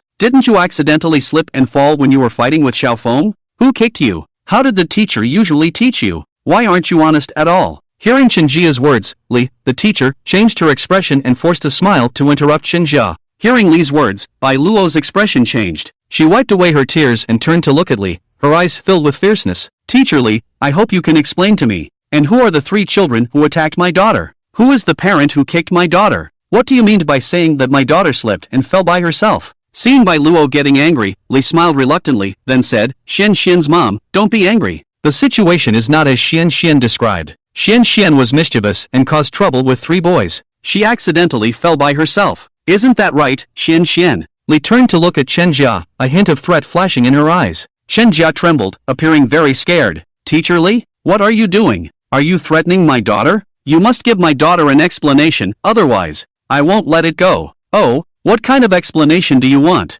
Just then, a figure appeared at the door. In the next moment, several figures walked in from outside the school clinic. The leader was a middle-aged man in a suit, all branded. A luxurious woman was holding his hand on his right side, her face full of arrogance. Beside her was a woman with short hair, wearing a flattering smile. "Dean, Mr. Wang, Mrs. Wang." Li, the teacher, saw the figures entering and immediately respectfully called out, The woman with short hair looked at Li, gave a faint and her flattering smile disappeared, replaced by a coldness. She turned her gaze to Bai Luo, a faint smile on her face. "You must be Xian Xian's mother, right? Let me introduce you. These 2 are the parents of the children who were beaten by your daughter, Mr. Wang and Mrs. Wang." This time, when they came over, "Principal, what do you mean by saying that my daughter beat them up? Principal Tian, how can you blatantly lie? It was clear that my daughter was surrounded and beaten by those 3 children, and then she was kicked by their mother, causing her to hit her head." Bai Luo interrupted Principal Tian angrily. Principal Tian was stunned for a moment. Xuan's mother. You can't just say that. This incident was witnessed by Teacher Li and many other children. It was your daughter who provoked Xiaofeng and accidentally fell. As for Xiaofeng's mother kicking Xian Xian, that's completely baseless. Are you adults also going to make a fuss over this child's lies? Enough, Principal Tian, let me handle this. A middle-aged man in a suit and tie waved his hand to interrupt Principal Tian. Principal Tian quickly stepped aside respectfully. The middle-aged man looked at Bai Luo, looking down on her and Chen Jia. "You just want to extort more money, don't you? I understand, but why don't you just say it directly? Instead, you pretend to be victims. Well, since you're both widows, it's not easy. Your child is also injured. I'll give you 100,000. Take it and live a good life. Stop causing trouble. What did you say? You think we're trying to extort money? Bai Luo stared at the middle-aged man. Isn't that the case? We've seen people like you before. You just want money, right? I'll give it to you. 100,000 should satisfy your appetite, right? What's your bank account number? Give it to me, and I'll transfer the money to you immediately. The middle-aged man's face was full of mockery and disdain. Slap! A crisp slap echoed throughout the room. Everyone looked at Bai Luo in disbelief, and the middle-aged man also looked at Bai Luo, his face quickly turning cold. We don't want your dirty money. Since you're not willing to give my child justice, I'll have to call the police. Bai Luo gritted her teeth and immediately called the police. Calling the police?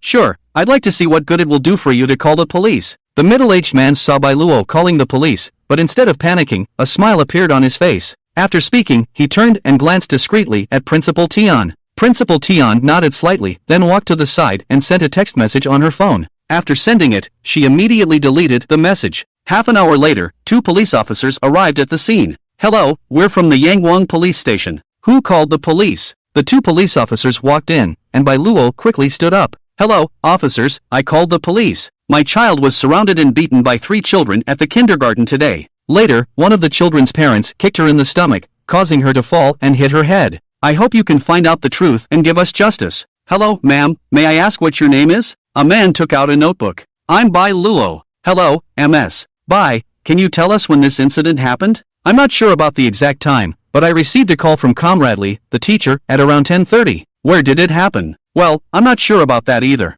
I rushed to the school hospital as soon as I arrived. Can you? The police began to take statements. After questioning Bai Luo, they proceeded to question Teacher Lee. However, Teacher Lee's testimony was completely opposite to Bai Luo's. Officers, I am Chen Jia's teacher. I witnessed the whole incident with my own eyes. MS. Bai was not present at the scene. Everything she said was purely subjective speculation and not true. The fact is, Chen Jia, her child, was mischievous and got into a fight with 3 boys. Moreover, he was particularly aggressive in the fight and caused minor injuries to all 3 children. So, I immediately informed the parents of the 3 children. When the mother of a child named Xiaofeng arrived and saw her son injured, she became emotional and scolded Chen Jia verbally. Little did we know, this child has a hot temper. He turned and ran, accidentally slipping and hitting a table. We quickly took her to the school clinic and informed MS. Bai. However, fearing MS. Bai's scolding, the child lied and said that the 3 boys had attacked her alone. How could 3 boys not be able to overpower a little girl? It was clearly a lie.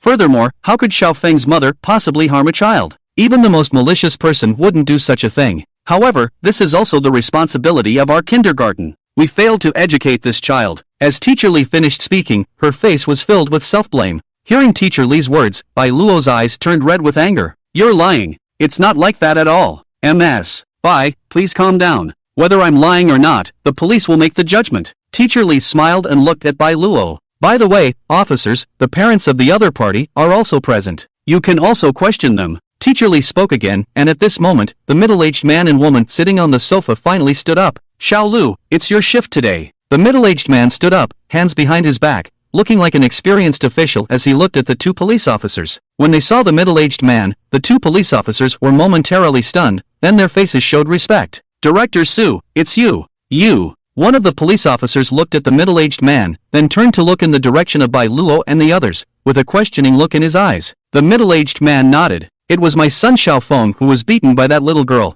When they heard about this, Xiaofeng's mother immediately came to the school. We also bear some responsibility for this incident. After all, the other child was also injured, and we have a responsibility. Originally, I thought it wouldn't be easy for a single mother like her, so I wanted to privately settle by giving them some medical expenses. Who knew that they would be dissatisfied? Look at what has happened. By the way, handle this matter impartially, regardless of my identity. Don't worry, Director Su. We will handle this matter impartially. One of the police officers had a flattering smile on his face, then proceeded to take a simple statement from the 2 individuals and turned to approach Bai Luo. MS. Bai, we have also briefly understood the situation. Although both parties' children were injured, fortunately, the injuries were not too serious. Director Su is also kind-hearted and willing to offer 100,000 yuan for a private settlement. If you have no objections, you can sign on this agreement of understanding, and the matter will be resolved. How about it? Bai Luo looked at the police officer in front of her and felt a chill in her heart. 100,000 yuan?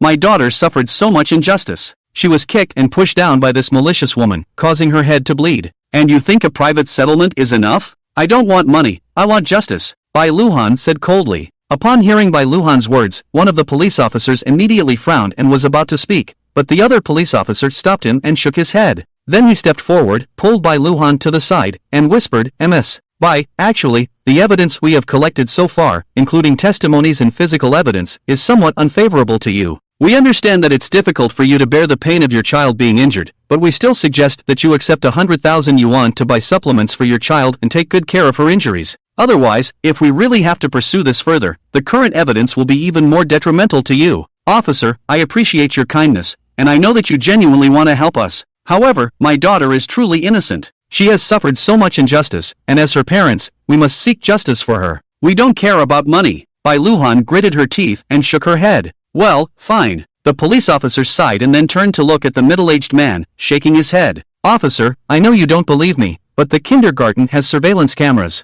I request to investigate the surveillance footage. Then everything will be revealed." Bai Luhan looked at the two police officers. Before the two police officers could speak, the principal Tian, who was standing aside, suddenly spoke up. I'm sorry, but these days our Sunshine Kindergarten's surveillance equipment is under maintenance." "So? Impossible, I don't believe it. How coincidental that your surveillance equipment is conveniently under maintenance." Bai Luhan interrupted Principal Tian, her face filled with grief and indignation. "Oh, since Ms. Bai doesn't believe it, then in front of the police comrades, we can take Ms. Bai to the surveillance room to check." A sneer appeared on Principal Tian's face. Seeing this, Bai Luhan realized what had happened. She also remembered what Principal Tian had gone to do when he walked to the side earlier. He went to destroy the evidence. These people in front of her were clearly colluding to distort the truth and bully her and her daughter. Bai Luhan knew that all the evidence must have been destroyed. Even if they checked the surveillance now, it would be useless. Ms. Bai, I'm sorry, but based on the evidence we currently have, it really isn't enough to prove the fact that Mrs. Su assaulted your child. Since both parties' injuries are not severe and they are young, we will not impose any administrative or civil penalties on either side. If you don't agree with our mediation, you can choose to pursue legal action to defend your rights." After speaking, the two police officers walked towards the middle-aged man. "Director Su, we'll leave now." "Okay." The middle-aged man nodded with a smile. After the two police officers left, he looked at Bai Luhan. "Humph, you failed to steal the chicken and lost the rice. Now, you've saved 100,000 yuan. He turned around and left with the woman beside him. No, my daughter is innocent." Bai Luhan stumbled, tears filling her eyes. She just wanted to seek justice for her daughter. Why was it so difficult? Everyone was bullying them. Mom, please don't cry. It hurts Xian when you cry." Xinjia saw Bai Luhan crying and couldn't help but cry too. "My daughter, I'm sorry. Mom is useless." Bai Luhan hugged Xinjia, and Xinjia hugged her back. The two of them cried in each other's arms. Seeing this scene, Teacher Li's eyes flashed with sympathy, but Principal Tian frowned.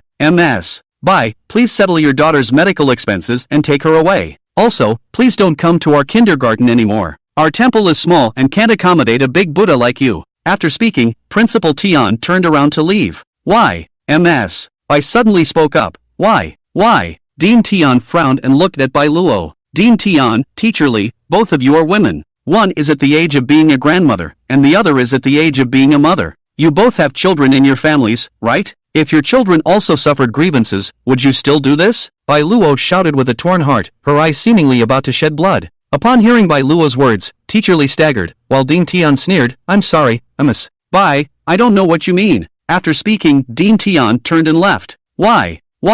Just because you are a single mother, while the other person is a director and one of the board members of Sunshine Kindergarten. Ms. Bai, please leave. You don't need to pay for the treatment fees anymore. And please don't come to Sunshine Kindergarten in the future. Teacher Li glanced at Bai Luo and also turned away. After a long time, Bai Luo turned her head with a vacant gaze and looked at Xinjia. She reached out and hugged Xinjia, murmuring continuously, Xian. "Let's go home. Let's go home." Now, the whole world is full of malice towards them. Only home, the home with Chun-Yi, can give them a sense of security. Only there will they not be mistreated or bullied. Bai Luo walked out of the kindergarten, holding Xinjia, and disappeared at the street corner. Only intermittent sobbing could be heard. Daddy, where are you? Everyone is bullying mommy, bullying Xian. Daddy, Xian is so wronged, so uncomfortable. Daddy, where are you? Shenny, Daddy is at odds with the whole world. In front of the screen, all the viewers saw this scene and couldn't help but have tears in their eyes. Anger. A deep anger, especially when they heard Chen Jia's intermittent calls. Their hearts were breaking.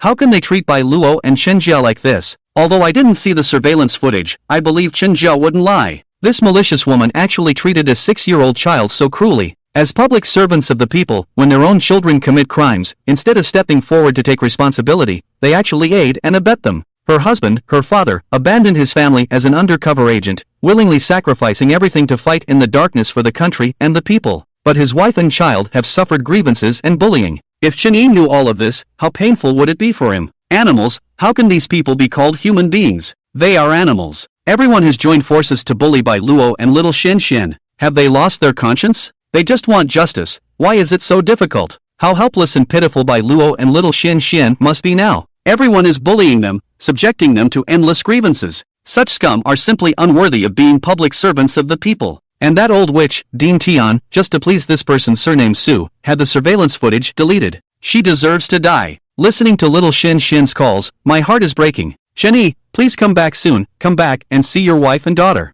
They have suffered so much grievance. 2 figures disappeared at the street corner in front of the Sunshine Kindergarten. The sky was covered by dark clouds, gradually darkening. Boom! Lightning cut through the pitch-black night, accompanied by thunderous roars, sending shivers down people's spines. The sky grew darker and darker, enveloping everything in darkness. At first, it was just a tentative low growl, like a lost child sobbing quietly in a corner, hoping for someone kind to come to their rescue. Once hope turned into despair, the sobbing transformed into desperate cries, tearing at one's heartstrings, filled with sorrow and desolation. Thousands of miles away, lying in bed, Chen Yi covered his chest as a sudden palpitation arose. He lifted his head and looked towards the direction of Daxia. The feeling of palpitation grew stronger and stronger. He got up, put on a coat, and walked to the French window. Outside the window, the summer sun was scorching, and the air seemed slightly distorted. However, he couldn't help but tighten his clothes, as a chill rose from the depths of his heart. 2 more months passed, and Chen Yi's injuries were mostly healed. The wounds on his stomach and legs had already closed, leaving behind purplish-red new flesh. Soon, this new flesh would gradually darken and eventually become scars. Boom! The sound of car engines roared as the long convoy slowly departed. 3 days later, at the border of Daxia, Chen Yi turned around and looked at Luosha Yeka, the leader and second-in-command of the Western Evil Spirits. I'm leaving Chiangmai province to you two to take care of. I don't need to teach you how to handle it. I hope you won't disappoint me. Big brother, rest assured. Luosha and Yeka nodded heavily, their rebellious faces filled with deep respect. Chen Yi nodded, and boom! The car engines roared as the convoy split into 2, with one heading towards Daxia and the other towards the Chiangmai province of Taigua. 2 days later, in County M, an ordinary Volkswagen parked outside a building. A figure got out of the car. Lao Lu, you're finally back. Uncle Kai, who had been waiting, stepped forward and gave Chen Yi a hug. Then, he and Chen Yi walked towards the building. In the hall, Uncle Kai's face was full of anger. Lao Lu, you have no idea. During the time you were away, I was struggling alone. These Daxia police officers were like wild dogs smelling shit. They went crazy and caught us. In just a few months, they raided more than a dozen hideouts. Damn it! Hearing Uncle Kai's words, Chen Yi frowned slightly. What about the leader of the Chikai group? What's the situation? They suffered heavy losses too. That's why we decided to give the Daxia police a harsh lesson these 2 days, to let them know that we are not to be messed with. What kind of lesson? A warning bell suddenly rang in Chen Yi's mind, but he maintained a calm demeanor. Bombs! A fierce look appeared in Uncle Kai's eyes. The places with the most people in Daxia are the train station and the mall. If we randomly place a bomb in either of these places, it will cause massive casualties. Only then can we give these crazy dogs a real lesson. Boom! Bombs? Train station or mall? Chen Yi's mind exploded with thoughts. He didn't expect these thugs to make such a deranged decision. If they really planted bombs in crowded places like the train station or mall, the resulting casualties would be terrifying. His heart was almost torn apart, but he maintained a calm exterior. When will this plan be executed? Chen Yi tried to keep his tone calm, and Uncle Kai had no suspicions. At noon today, when the crowd is the largest, Changhua East Station, let our people go there. And the Wanhao Mall, Chakai Group will arrange their people there.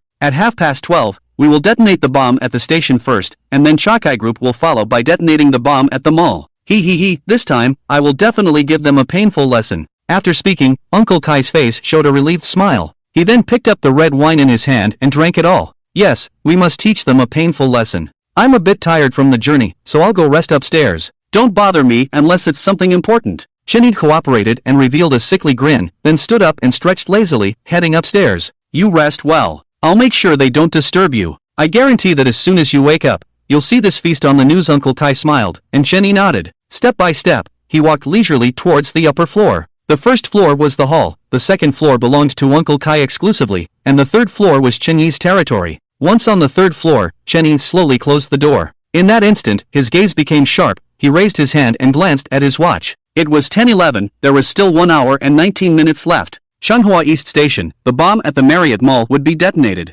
He took out his phone and composed a text message, Donghua Station, Marriott Mall, there's a bomb. Set to explode at 12 o'clock. After finishing the message, he immediately pressed send. Once it showed that the message was sent, Chen Yi stood up, locked the door, and gently opened the window. Behind the building was a quiet street. He scanned the surroundings and slowly leaned his body out of the window. He grabbed the extended bed edge with one hand and slowly lowered himself downwards. Then he let go, gently landing on the window ledge of the next floor. Tap, tap, tap. Just at that moment, footsteps could be heard from the room. Chen Yi's expression changed, and he jumped downwards. Bang! A roll dissipated most of the force, but his abdomen felt a tearing pain. Ouch! After taking a sharp breath, Chen Yi quickly got up and ran towards the distance, flagging down a taxi. Driver, hurry, to Changhua Station. Driver, please hurry. I'm in a rush. Chen Yi urged repeatedly. Sir, we have to wait for the traffic lights. The driver frowned and then spoke. Chen Yi reached into his pocket, took out a stack of money, and handed it to the driver. Driver, if you can get to the station within half an hour, this money is yours. Sir, please sit tight.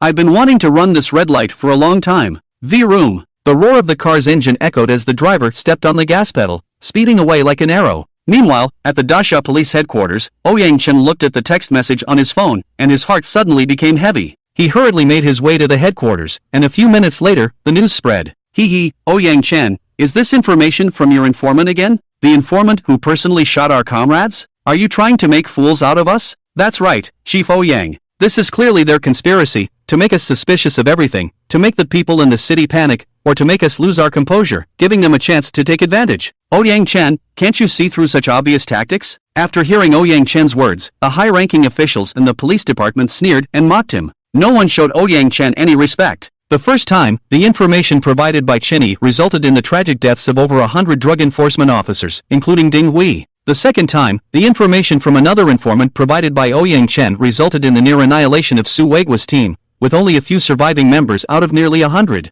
The two failed missions and heavy casualties greatly damaged the prestige of the police department. Many top leaders were almost removed from their positions. This made everyone completely lose trust in Ouyang Chen's undercover department. It wasn't that they lacked professional ethics, but because they no longer wanted, nor intended, to trust Ouyang Chen's leadership. They didn't want to see more innocent police officers sacrificed. After waiting for 3 months, they will hold a referendum and then replace the person in charge, Ouyang Chen. Actually, I think when it comes to news, it's better to believe it exists rather than not, otherwise the consequences are beyond our imagination. Suddenly, a high-ranking official spoke up. Ouyang Chen turned to look and quickly expressed gratitude. Yes, places like train stations and shopping malls with large crowds are too densely populated. If there really is a bomb, it's truly unimaginable. Another high-ranking official chimed in. One after another, high-ranking officials voiced their support for Ouyang Chen. Finally, all eyes turned to the head of the Daxia Narcotics Bureau, Lin Chang. Lin Chang furrowed his brows, his square face revealing no emotions. After a while, he suddenly spoke, his deep voice giving off a sense of calmness. Indeed, if there really are bombs at the train station and shopping mall, we cannot afford to ignore them.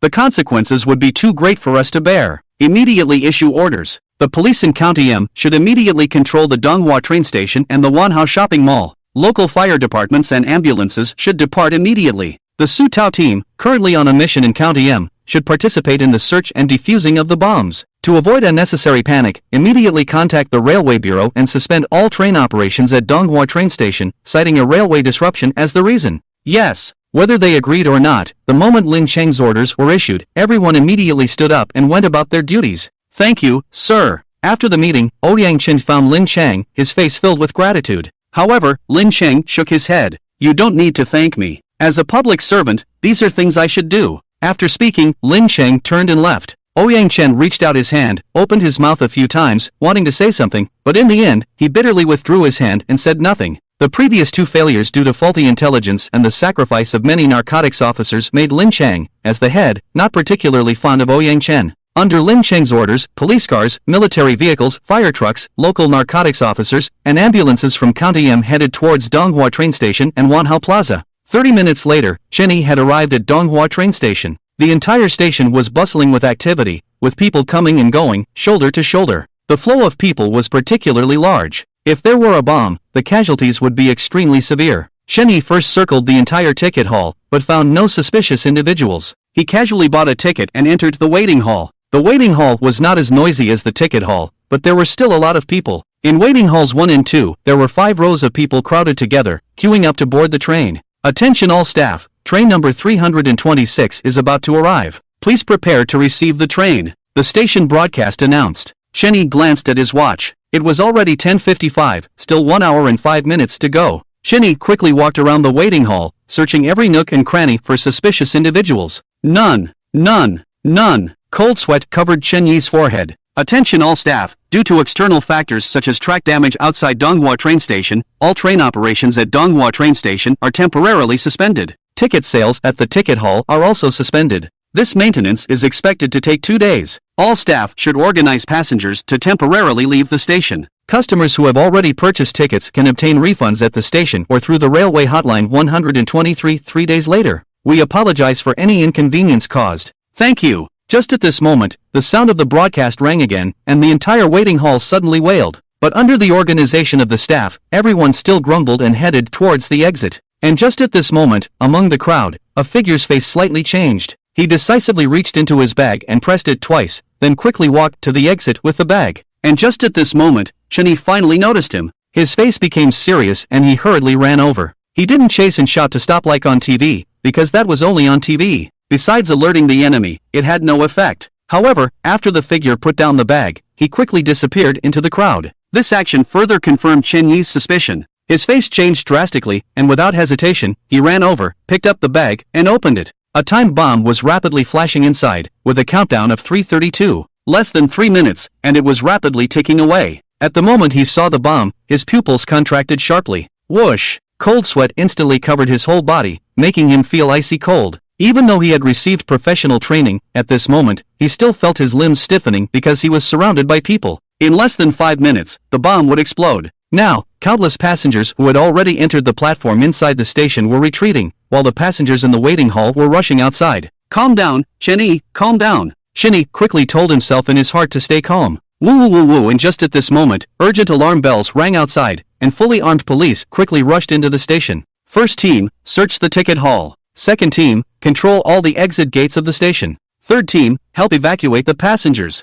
West team, monitor the perimeter of the station. Fifth team, Captain Su and your team, enter the waiting hall and search. Yes, everyone divided their tasks in an orderly manner. Captain Wang Hongyang of the M County Special Police Brigade and Captain Su Tao of the Narcotics Squad led 2 teams quickly towards the waiting hall. Seeing the armed police and special police holding guns, some passengers also realized that something was wrong. It was not just a track fracture. Why were there so many police officers in the station? Panic began to rise in the hearts of all the passengers, and they quickly rushed outside. Wang Hongyang and Su Tao led their teams quickly into the waiting hall. Captain Su, I will lead the team to search the first floor. I'll leave the second floor to you. Yes. Su Tao quickly led his team towards the second floor waiting hall. Shen-Yi, who heard the alarm bells, knew that the police had already arrived. Soon, Su Tao had led his team to the second floor. At this moment, Shen-Yi turned around and ran towards the back. He could only go down to the first floor of the waiting hall. Now, with the crowd rushing to the second floor, it was extremely chaotic. It would be impossible to evacuate everyone in 2 minutes. There were only a few people left on the train platform. Disarming the bomb with bare hands was simply a dream. That was only a plot in the TV show, and it only applied to bombs from the World War II era. The amount of TNT in this bomb was enough to flip the entire second floor if handled carelessly, and Shen-Yi would be completely destroyed. Sir, the train has already stopped running. Please leave the waiting hall. A railway staff member saw Shen-Yi running towards her and immediately smiled and reminded him. Get out of the way. I have a bomb in my hand. Shen-Yi shouted loudly. The staff member was stunned for a moment, then smiled and said, Sir, please don't joke around. Shen-Yi immediately took out the explosives from the bag, his eyes red and ferocious. Get out of the way. The staff member suddenly exclaimed in shock, her face pale as she stepped aside. Shen-Yi rushed in, then followed the boarding passage towards the platform. Step by step, Su Tao and his team had just reached the second floor when they witnessed the scene. He quickly caught up with them and shouted, Police comrades, help! Help! A thug just broke in, and he has a bomb. Hearing the crew member's words, Su Tao was shocked and said, You leave here first, everyone follow me. The crew member hurriedly stumbled away, and Su Tao led his team into the room. At that moment, Cheney rushed to the platform, and several crew members who were preparing to evacuate were startled when they saw him. But when they saw the bomb in Cheney's hand, they all screamed and ran away. Hearing the screams, Su Tao and his team quickened their pace. Just as they exited the passage, they saw a person running quickly into the distance. Several crew members collapsed in fear on the ground, screaming desperately. Faced with such a scene, ordinary people could only scream and do nothing else. Seeing this, Su Tao chased after the person while shouting, "Stop! If you don't stop, we'll shoot." However, Cheney pretended not to hear and continued running while watching the bomb in his hand counting down. There was only 1 minute and 21 seconds left. No, he needed to go further. The crew members who collapsed on the ground had no chance of survival if the bomb exploded at such a close distance. The nearby residential area outside the railway fence would also be affected. The scene of the police catching the criminal quickly caught the attention of the people inside the residential area next to the station. They shouted and gathered at the windows, pointing at Cheney and Su Tao and the other police officers. "Damn, real police catching a fierce criminal? This is like a scene from a movie," exclaimed the couple. "Honey, come and see, the police are arresting someone," a woman exclaimed in amazement, quickly calling her husband over. Her husband walked over and immediately turned on his phone, saying, "Are they filming a police action movie? Tisk tsk, come on, police comrades, catch this bad guy," shouted an old man, not minding his own business. "Police uncle, go for it, take down the big villain. By Ubu, shoot him, big villain." A little boy held a toy gun and made by Ubu sounds while pointing it at Cheney. Seeing this, Cheney's face was full of frustration and discomfort, but he still shouted at the top of his lungs, "Go inside. All of you, go inside. This is a bomb, a bomb.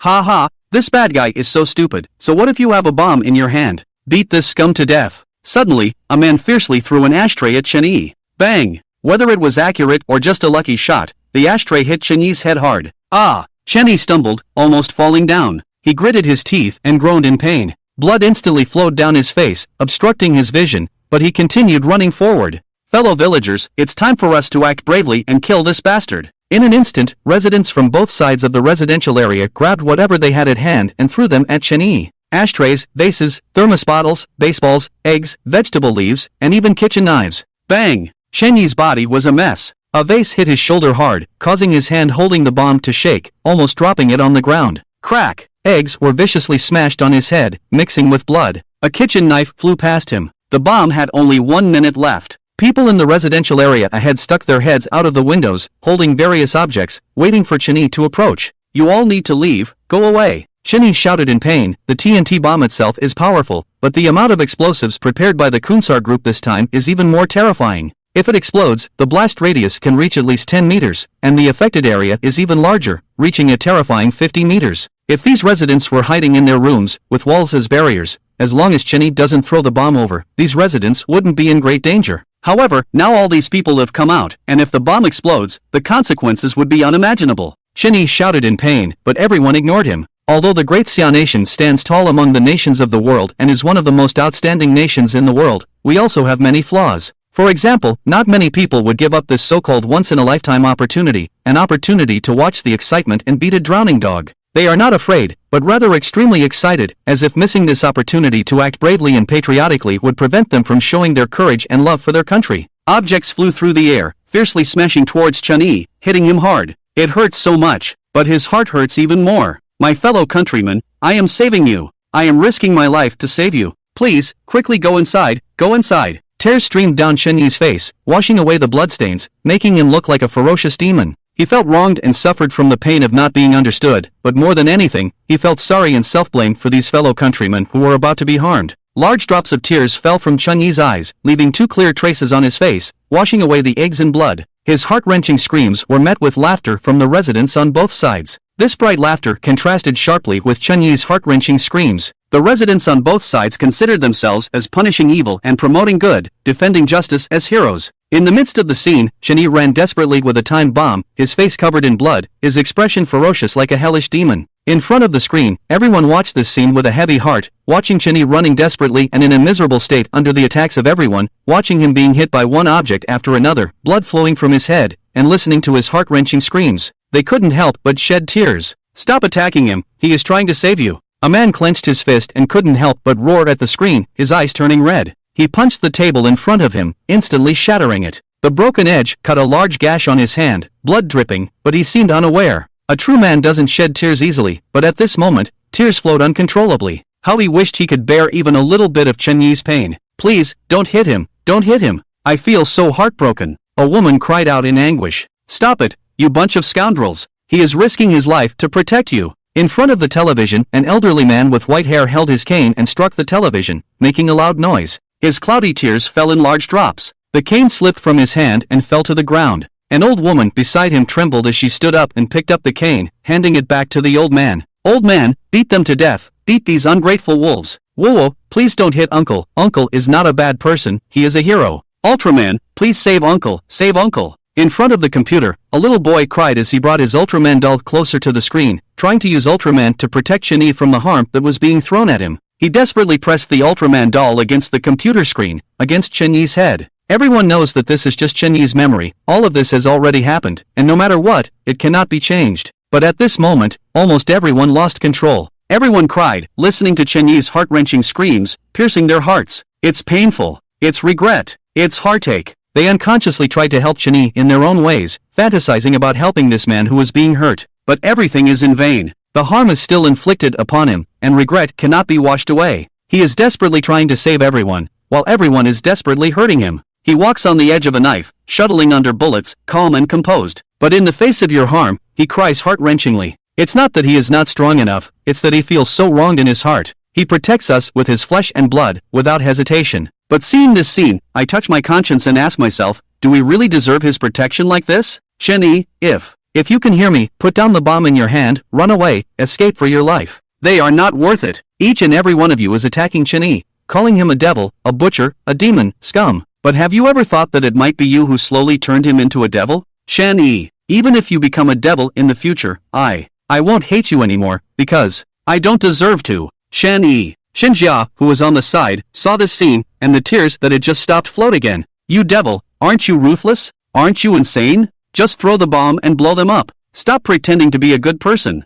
You can't be a good person anymore, so just be a devil in peace. Chen Yi. Chen Jia shouted fiercely in her heart. As a police officer of Daxia, she and Chen Yi were at odds. Her duty was to protect the people, but at this moment, she had such evil thoughts. She actually wanted Chen Yi to throw the bomb and kill these people. She had a faint feeling in her heart. As a hero, she was covered in scars. Why not become a devil, at least to protect herself? Crack! A crisp sound rang out as Chen Jia slapped herself hard. Chen Jia, how can you be soft-hearted? How can you feel sorry for him? The one who should never be forgiven in this world is you. Have you forgotten that he personally stabbed the knife into your mother's chest? Have you forgotten that your little brother's lifeless body lay on the ground with his eyes closed forever? Have you forgotten their painful cries and screams over the past decade? Have you forgotten the countless innocent souls that this butcher has killed? Chen Jia told herself fiercely in her heart, but a feeling called heartache rose in her heart. No matter what kind of devil Chen Yi becomes in the future, at least in this moment, Chen Yi, he is someone to be pitied. Bang! In the courtroom, a man suddenly knelt down.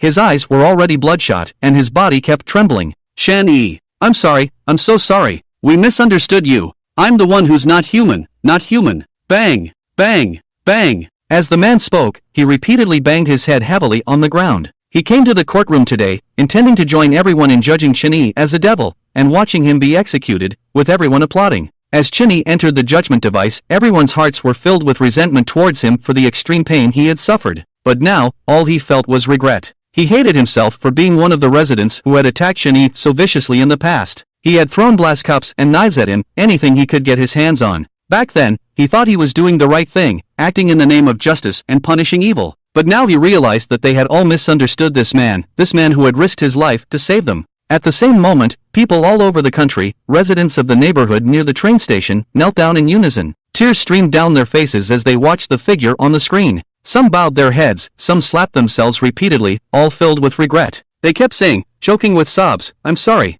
Sorry, Chen Yi, we don't deserve your help. We're such bastards. Why did you still try to save us? You should have let us die. At this moment, all the residents who had attacked Chen Yi shed tears and knelt down in repentance. They had never hated themselves more than they did now. In the memory judgment device, Chen Yi's body trembled more and more violently as memories were extracted. His mind was filled with a piercing pain, and he could hear the voices of countless people in the courtroom, repenting and apologizing. Tears streamed down his face as he struggled to speak, his lips trembling, but no one could hear him. In the hall, the emotions of the crowd slowly calmed down. On the memory judgment device, Chen Yi's memories continued to play. He lowered his head, realizing that he only had 30 seconds left. He looked up and saw that he was still more than 100 meters away from the end of the neighborhood. If he could just run that distance, he could avoid causing any casualties. Run! He urged himself, taking desperate steps. Behind him, the residents of the buildings he had passed watched him with lingering regret. In front of him, the people in the neighborhood held various objects in their hands, eagerly waiting.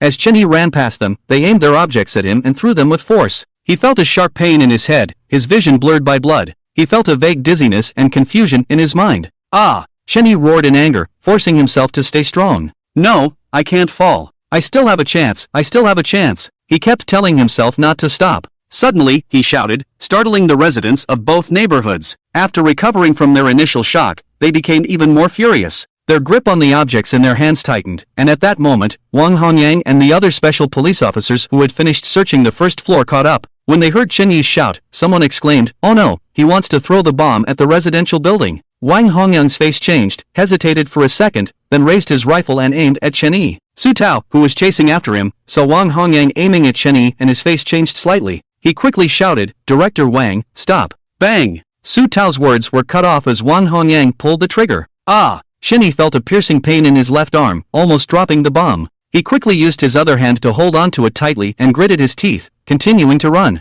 Stop! We are the People's Police of Daxia. Drop the bomb and surrender. Su Tao glanced at Wang Hongyang and continued to shout while running forward with his team. 80 meters, 70 meters, 60 meters, 50 meters. In the past, during training, he only needed a few seconds to cover this short distance, running like a cheetah. But now, he was covered in wounds, feeling intense pain with every step. Huff, huff. Chenyi gasped heavily, his eyes fixed on the bomb ahead. 10 seconds, 9 seconds, 8 seconds, 7 seconds. The countdown to death. He ran frantically, pushing his legs to their limits. There were still over 20 meters ahead. 6 seconds, 5 seconds, 4 seconds. Beep, beep, beep. The bomb in his hand suddenly started beeping wildly. It's too late, Chenyi shouted in his mind. He leaned back slightly, his muscles tense, and then used all his strength to throw the bomb forward. The bomb slipped from his hand, and he turned around to see Su Tao, who was just a few steps away, and the residents on either side. He roared, "Get down!" Bang! A bullet hit Chenyi's right chest from behind, causing him to stumble and fall in the middle of the railway tracks. Boom! At that moment, a loud explosion shook the ground, creating a small mushroom cloud shape with thick smoke and bright red flames. It was as if beautiful and vibrant flowers were blooming, competing with each other. The explosion started from the edge of the residential area about 10 meters away and quickly spread westward. The terrifying shockwave, accompanied by a deafening roar, sent billowing smoke into the air, like a sandstorm covering the sky. The neighboring buildings collapsed one after another, and shattered reinforced concrete and steel bars fell mercilessly on the fleeing crowd below. The splashes of blood stained the shattered glass curtain wall and flowed onto the cracked platform, like blooming red roses, enchanting and dazzling. The residential area was on the verge of collapse. The flames seemed to break through the sky. When Su Tao heard Chenyi's voice, his eyes widened in disbelief. Because at that moment, Chenyi's voice no longer concealed anything, and he heard a familiar feeling in it. This feeling made him instinctively choose to trust. "Everyone, get down!" Su Tao shouted, and everyone had absolute trust in him. At the moment Su Tao's voice rang out, almost everyone fell to the ground. In the next moment, a wave of heat mixed with cement fragments and broken railway tracks whizzed past their heads. However, Wang Hongyang and the others who arrived later were not so lucky. Ah! Screams rang out as several unlucky ones were hit by cement blocks or pierced by steel pieces. Others were knocked over by the heat wave and slammed onto the ground. After a few seconds, the aftermath of the explosion finally subsided. Chenyi slowly stood up, holding his chest wound, and Su Tao and the others also got up slowly. Everyone's gaze turned to the large pit in the distance, over 7 to 8 meters deep and more than a meter wide, filled with smoke. A sense of fear rose in their eyes. In the pit, smoke continued to rise, and large chunks of cement were torn apart violently, as if an earthquake had occurred. The nearby residential buildings had collapsed halfway, and the broken railway tracks pointed menacingly towards the sky. Ah! It hurts so much. Help me! Someone save me! Oh my God! My leg! My leg is broken! This demon! He has caused us so much suffering! Help! Help! In the midst of the residential building, the sound of agonizing cries echoed as figures lay in pools of blood. Some had shards of shattered glass embedded in their bodies, blood flowing profusely. Others were struck by massive chunks of cement, their flesh mangled. Some were thrown to the ground by the terrifying shockwaves, gasping for breath and on the brink of death. And there were those who, in the instant of the explosion, lost their balance and fell from the building, instantly consumed and leaving no trace of their remains. In Wang Hongyang's team behind Su Tao and the others, several police officers had already fallen in the pool of blood. Some were lying on the ground, unable to utter a word, only emitting hoarse sounds from their throats as blood continuously poured out of their mouths. Soon, they lost their breath. Shenyi stared blankly at the scene, as if in a hellish realm. His eyes widened, almost on the verge of tears. He covered his chest, staggered, and his eyes were filled with bewilderment and self-blame. I couldn't save them. I couldn't save them. It's all my fault. It's all my fault. If only I had run faster, if only I had thrown the bomb farther, if only I had come back earlier, if only I had found the bomb earlier.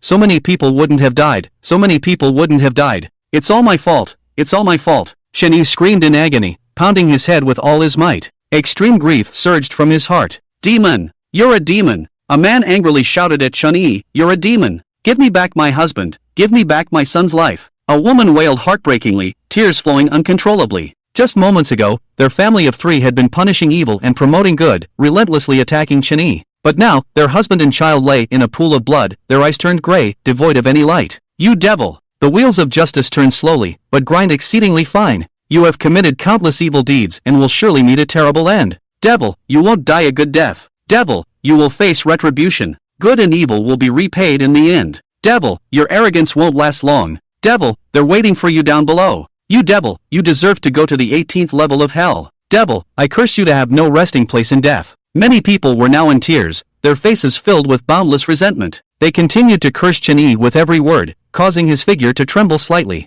These words felt like sharp blades piercing his chest, self-blame, guilt, and sorrow. Seeing this, countless viewers began to curse as well. You're the devils, you're the ones who should go to hell. Shenyi was desperately trying to save you, but you were recklessly endangering yourselves. If you die, it's only fair. Shenyi was shouting for you to go inside, wanting to do everything possible to save you, but what did you do? You did everything to stop him. What right do you have to blame Shenyi? You bunch of cowards, despicable vermin. I don't know why, but when I saw them being blown up, I felt a sense of pleasure in my heart. It's you who hurt him with all your might. You're the ones who deserve to go to hell. Shenyi, don't cry, it's not your fault. Shenyi, they deserve to die, you did your best. Shenyi, do you know? You're a hero, you don't need to blame yourself. One by one, the audience roared in anger through their screens, expressing their indignation for Shenyi. Beside the large pit, Shenyi's gaze remained vacant and mournful. Suddenly, he remembered that there was another bomb in a different location, the Marriott Airport. Raise the watch, it's 11:15, there are still 15 minutes left until 12 o'clock, but Shigai Group will definitely know something is wrong when they find out that the bomb at Donghua Station was detonated prematurely. Shenyi doesn't know if they will detonate the bomb early, but he can't take that risk. He must stop it.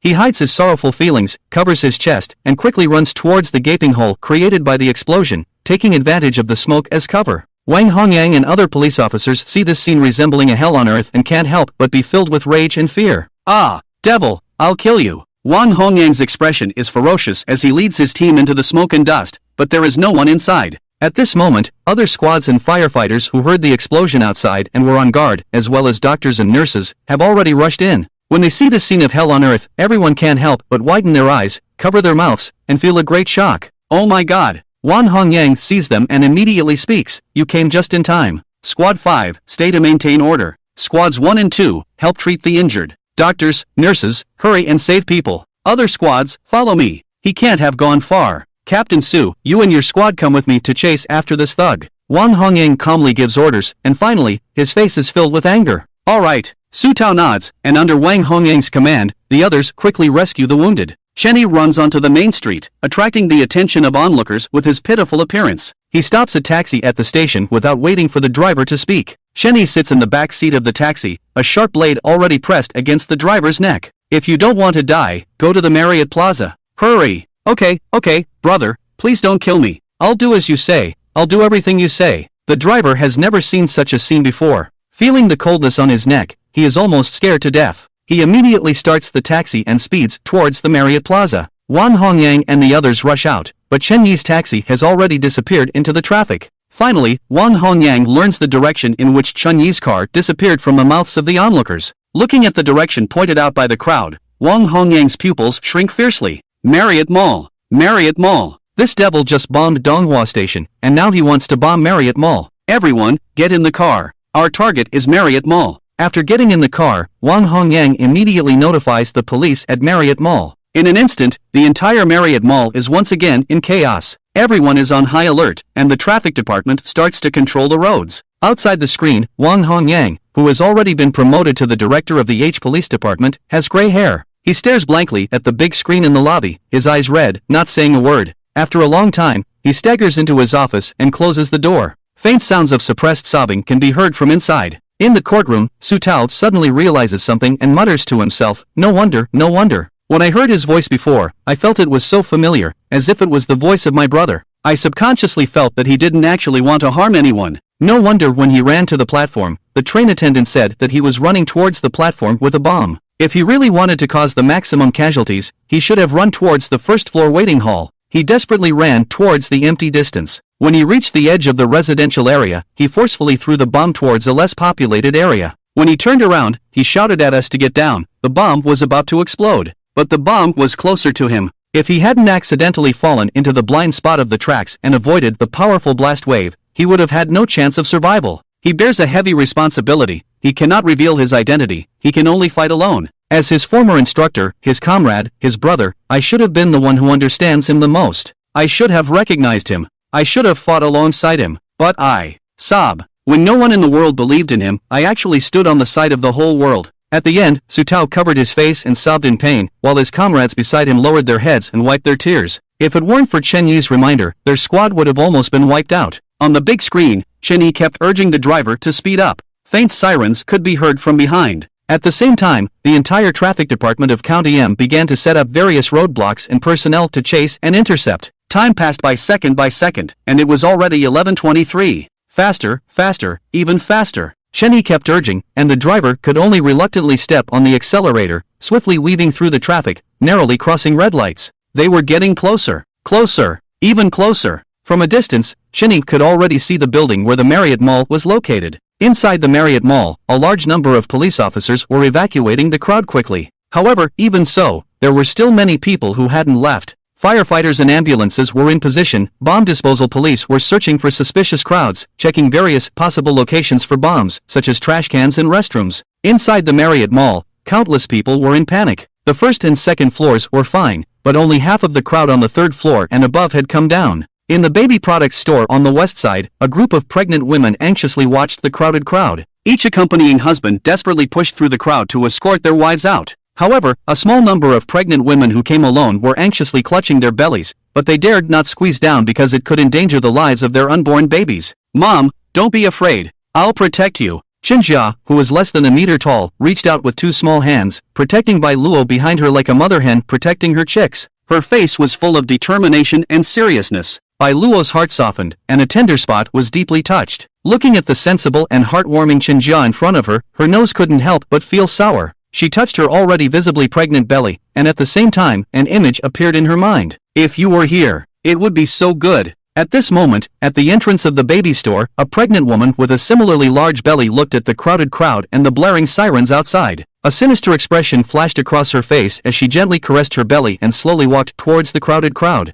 Chen Yi, who was rushing towards the Marriott Plaza, suddenly felt a strong sense of unease, as if something bad was about to happen. Faster, even faster. Chen Yi couldn't help but roar. Finally, the Marriott Plaza came into view. Countless special police officers were already controlling and evacuating the crowd. Screech! The taxi stopped at the corner 100 meters in front of the Marriott building. Chen Yi got out of the car and ran towards the front from one blind spot to another. Boom! Just at this moment, a loud explosion sounded, and everyone looked up in confusion, then their eyes widened in horror. The tall Marriott Mall was already engulfed in thick smoke and flames, and the outer layer of glass had shattered. "Everyone! Save people, put out the fire." The person in charge on the scene let out a desperate roar, and all the firefighters and special police officers rushed into the shopping mall. Chen Yi quickly followed suit and rushed in. In the thick smoke, Chen Yi swept his gaze around and saw the flames soaring on the third floor. Under the illumination of the flames, he could see the chaotic scene at the entrance of the elevator on the third floor. It was filled with large chunks of cement and bodies scattered all over the ground.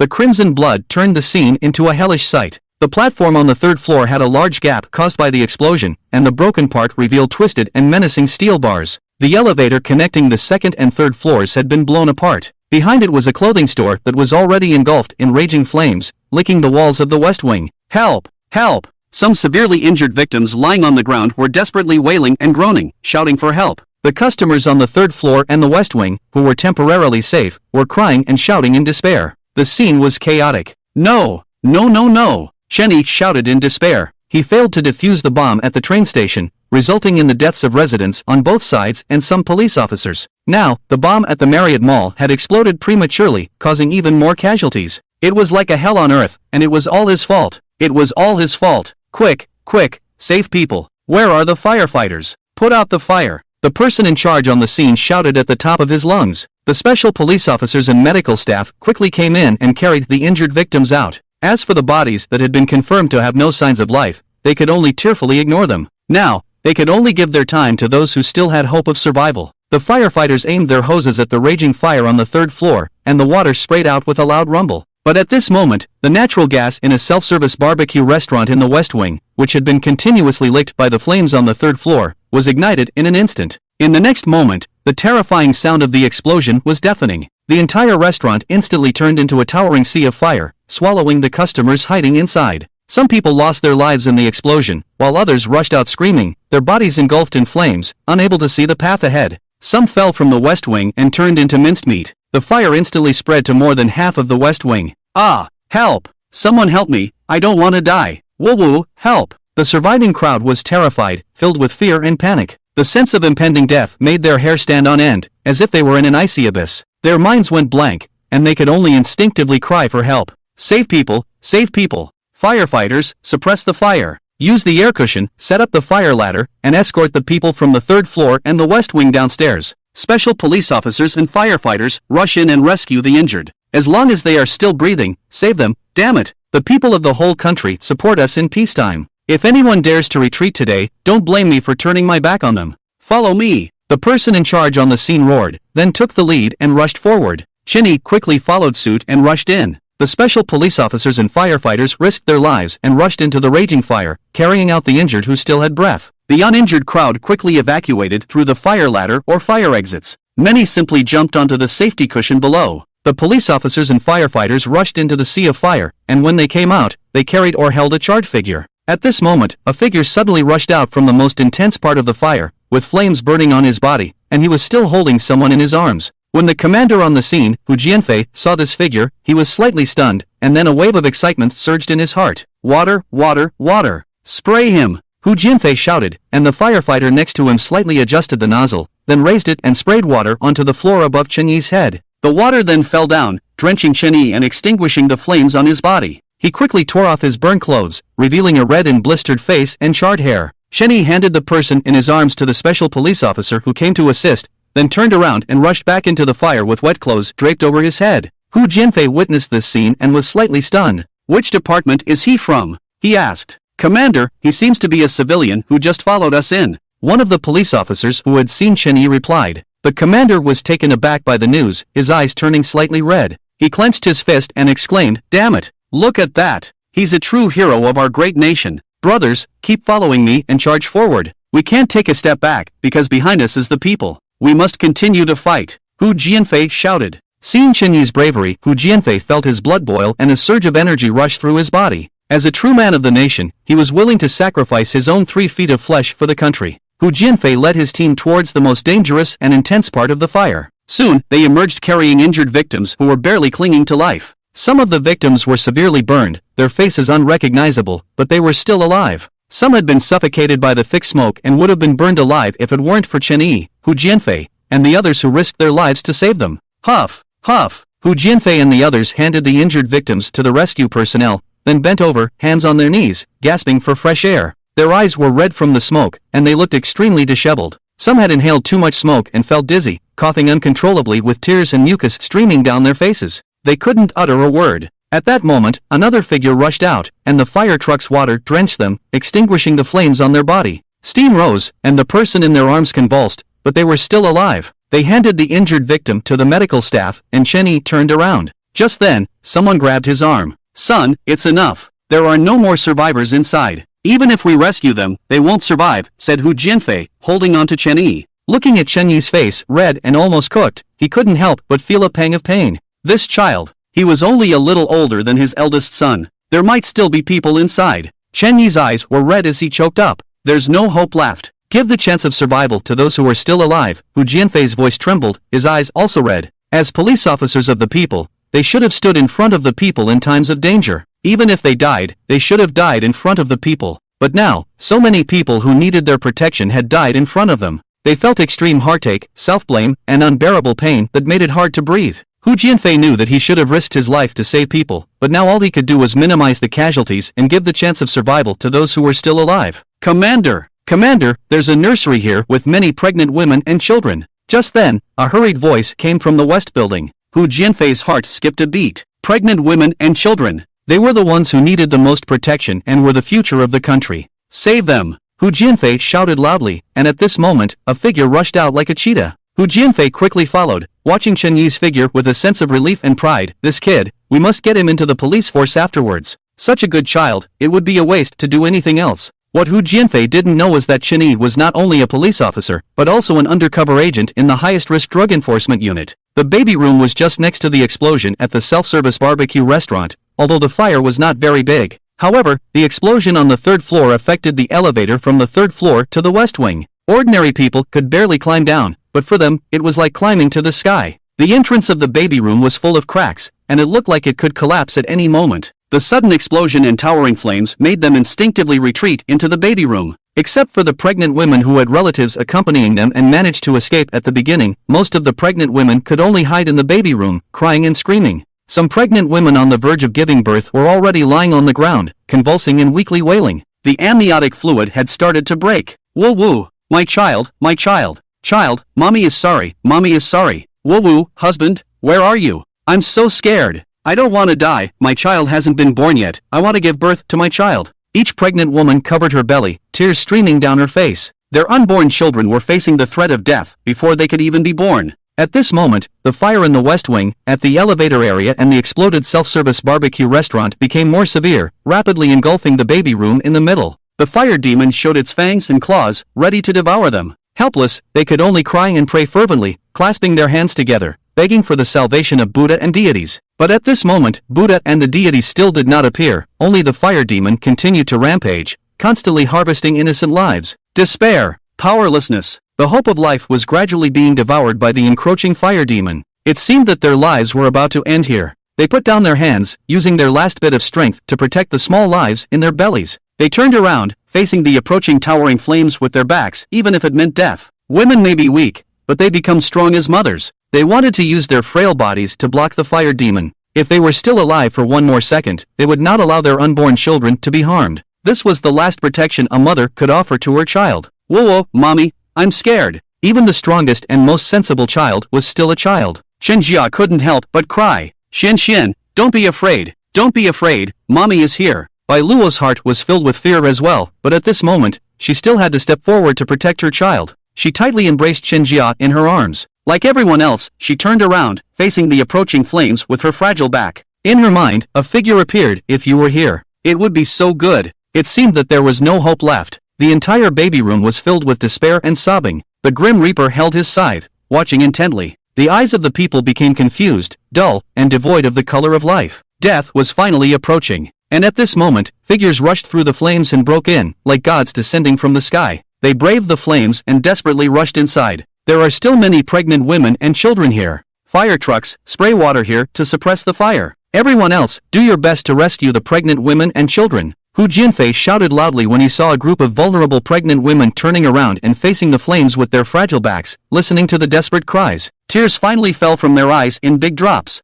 Don't be afraid. We are the Chinese People's Police. We are here. We are here. We are here. Each police officer, including Chen Yi, shouted with tears streaming down their faces. The pregnant women, who had closed their eyes in despair, trembled when they heard these voices. They couldn't believe their eyes when they saw figures in police uniforms running towards them from the flames. Everyone couldn't help but burst into tears, crying uncontrollably, tears flowing relentlessly. Ah, woo, it's the People's Police, our People's Police. They have come, our saviors have come. We haven't been abandoned, we haven't been abandoned. The gods we prayed and begged for never appeared. Where there are no gods, they have come. In the midst of despair, they saw hope. In the darkness, they saw light. When they saw the figures in police uniforms appear, everyone was moved to tears and cried out in anguish, but at the same time, their hearts instantly calmed down. Because they knew that as long as the People's Police appeared, there was hope, and as long as the People's Police came, they would be saved. Chen Yi and the others rushed in, scanning the area, and quickly soaked their clothes in water, wrapping each pregnant woman carefully. They then escorted each pregnant woman and child out. Comrades, there are a few sisters here whose amniotic fluid has broken, please save them first. Several pregnant women who were supposed to be next clenched their teeth and spoke up. Although they were also pregnant, their condition was much better than the pregnant women lying on the ground whose amniotic fluid had broken or was about to break. At this moment, they chose to give the hope of life to the more critical pregnant women. Even though many people say that the Dacia people have inferior qualities, it cannot be denied that they are still one of the most outstanding ethnic groups in the world. In this critical moment, even though women are usually considered weak, at this moment, they are not gods, but they stand shoulder to shoulder with gods. It is precisely because of the dedication, sacrifice, fearless spirit, and immense and terrifying cohesion that the Dacia people possess that even though this great nation has experienced hardships, it can still stand among the nations of the world. This immense and towering giant in the East has once again grown into a powerful country that the world admires and looks up to. Shenny glanced at these pregnant women and nodded heavily without any hesitation. At this moment, time is life. They immediately organized a team of 6 people and carried out the more critical pregnant women first. When they heard that there were pregnant women, the firefighters downstairs had already taken relevant measures. A small ladder slowly rose to the gap in the west building, and several pregnant women were placed on it, then slowly descended and landed safely. As soon as they landed, a group of medical personnel rushed forward, lifting the pregnant women onto stretchers and taking them to the waiting ambulances outside to give birth. Shenny and the others returned again, and after 2 rounds, all the critically endangered pregnant women had been taken down. Then, Shenny and the others escorted each pregnant woman out in order. The fire grew bigger and bigger, and the flames had already consumed almost half of the nursery, despite the suppression of the water hoses. The flames still raged fiercely. Crack! Just at this moment, there was a cracking sound from the wooden ceiling of the nursery. Shenny looked up and his eyes widened in horror. Under the scorching heat of the fire, half of the wooden ceiling had already been burned through, and the main beam was about to collapse. Quick! Quick! Quick! Speed up! Hu Jianfei also saw the scene and immediately shouted desperately. Upon hearing Hu Jianfei's words, all the special police and firefighters immediately increased their speed. The pregnant women were also frightened and caused a small wave of screams. Don't panic, everyone. We're here, even if it falls, we'll protect you, nothing will happen to you. Shenny comforted the crowd loudly while rescuing people. Hearing this voice, Bai Luo and Chen Jia, who were inside, suddenly looked up in disbelief and looked at the figure. What they saw was a dark figure, with hair that had already been burnt, wet and sticking to the scalp due to water and sweat. Except for the eyes and teeth, there was no intact part of the body. However, for some reason, Bai Luo and Chen Jia instantly recognized Chen Yi at this moment. They looked at him in a daze, feeling moved and incredulous. Immediately, their noses became sour, and it felt like there was sand in their eyes. Bai Luo stared at Chen Yi intently, feeling both touched and deeply puzzled. She never knew what Chen Yi did, and he never said or asked. Over the years, they had developed a kind of tacit understanding. Bai Luo was a smart person. She knew that Chen Yi must have his own reasons for not speaking. However, when Chen Yi and a group of police officers came to rescue them like divine soldiers, she instinctively believed that Chen Yi was a police officer. But if Chen Yi was just a police officer, there was no need to hide it. But he wasn't a police officer. Daddy! Daddy! Daddy! Chen Jia looked at Chen Yi with teary eyes, pouting her mouth, unable to hold back her tears as she cried out. At first, her sobbing was low, but her voice grew louder. She was calling for her father, the person she could only dream of, the person she and her mother missed, the man who was gradually fading from her memory. Even though Chen Yi was in a sorry state and his face was barely visible, the connection between father and daughter made Chen Jia recognize him at a glance. He was her father. When Chen Jia's voice reached Chen Yi's ears, he, who was supporting a pregnant woman and running outside, suddenly froze. His eyes were filled with disbelief and his heart felt as if it was being crushed by a heavy stone. His lips trembled uncontrollably, his mind went blank, and he slowly turned his head mechanically. When he saw Bai Luo, who was pregnant, and Chen Jia, who was calling out to him while being led by Bai Luo, the 2 women he should protect the most, looking at him helplessly with tears in their eyes, a loud bang echoed in his mind. His lips trembled, and he seemed to have used up all his strength as his voice became hoarse and trembling.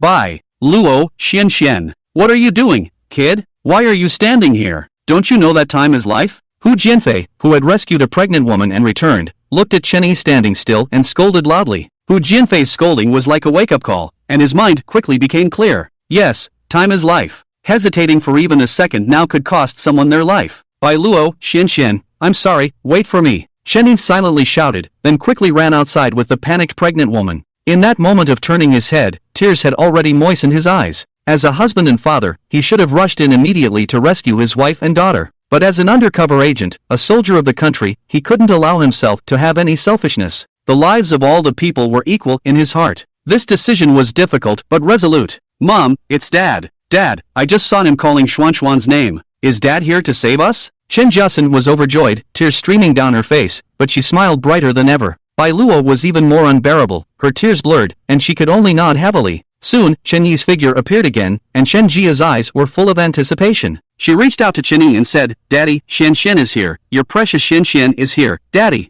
Chen Jia jumped up happily, like a little elf. Even in the midst of a fire, at this moment, her eyes only had Chen Yi, as long as Chen Yi was there, she was not afraid of anything. But Chen Yi just glanced at them and ran out again, supporting a pregnant woman outside. Chen Jia's outstretched hands froze in the air. Daddy, Daddy, why didn't you save Xian and Mommy? Confused, aggrieved, and uncomfortable. Bai Luo's heart trembled as well, but she still comforted Chen Jia. Xian, Daddy will come to save us. When he rescues the auntie in front, he will come to save us. Whoa, he is Xuanchuan's daddy, why doesn't he come to save us? He is Xuanchuan's hero, why doesn't he come to save Xian first? Chen Jia cried with tears. She was still young and couldn't understand too much. She only knew that Chen Yi was her daddy, her hero, her world. When Chen Yi went to save others first, she felt uncomfortable in her heart, as if her most beloved toy had been taken away by another child. Chen Yi's figure ran back again, Daddy. Chen Jia had just shouted 2 words, but Chen Yi's figure disappeared into the fire again, not even looking at them.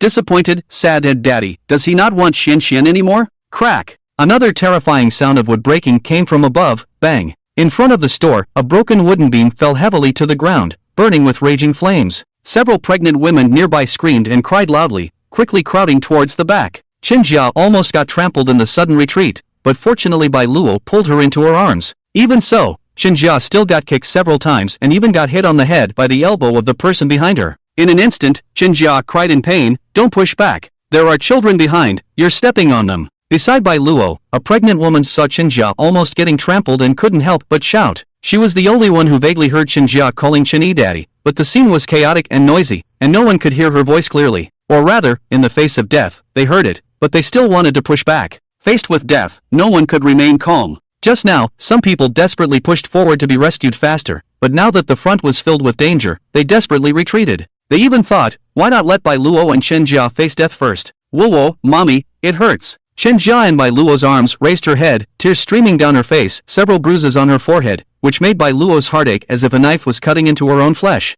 Stop pushing. Bai Luo finally couldn't bear it and roared in anger. She could tolerate everything, but Chen Jia was her weak spot, and someone had hurt Chen Jia, so she finally got angry. Faced with Bai Luo's anger, the people in front of her were terrified and gave her a few resentful glances. Why shouldn't we push? Are you blind? Didn't you see the wooden beam that just fell almost hit us? Yes, we just want to survive. Can't you people in the back move back a bit and make some room for us? Why are you howling? We didn't do it on purpose. We're standing in front of you, if anyone dies, it'll be us first. Of course, you don't care. How can you be so selfish? We just want to survive. There are good people and bad people. There is kindness and evil. In the face of death, the ugliness of human nature is exposed. Even the radiance of motherhood cannot hide their ugliness and selfishness. As they spoke, they intentionally squeezed a few more times, pressing the pregnant women against the wall. One of them, with a large belly, let out a painful scream. Chen Yi and the others had just returned and witnessed this infuriating scene. What are you doing? Why are you still pushing inside?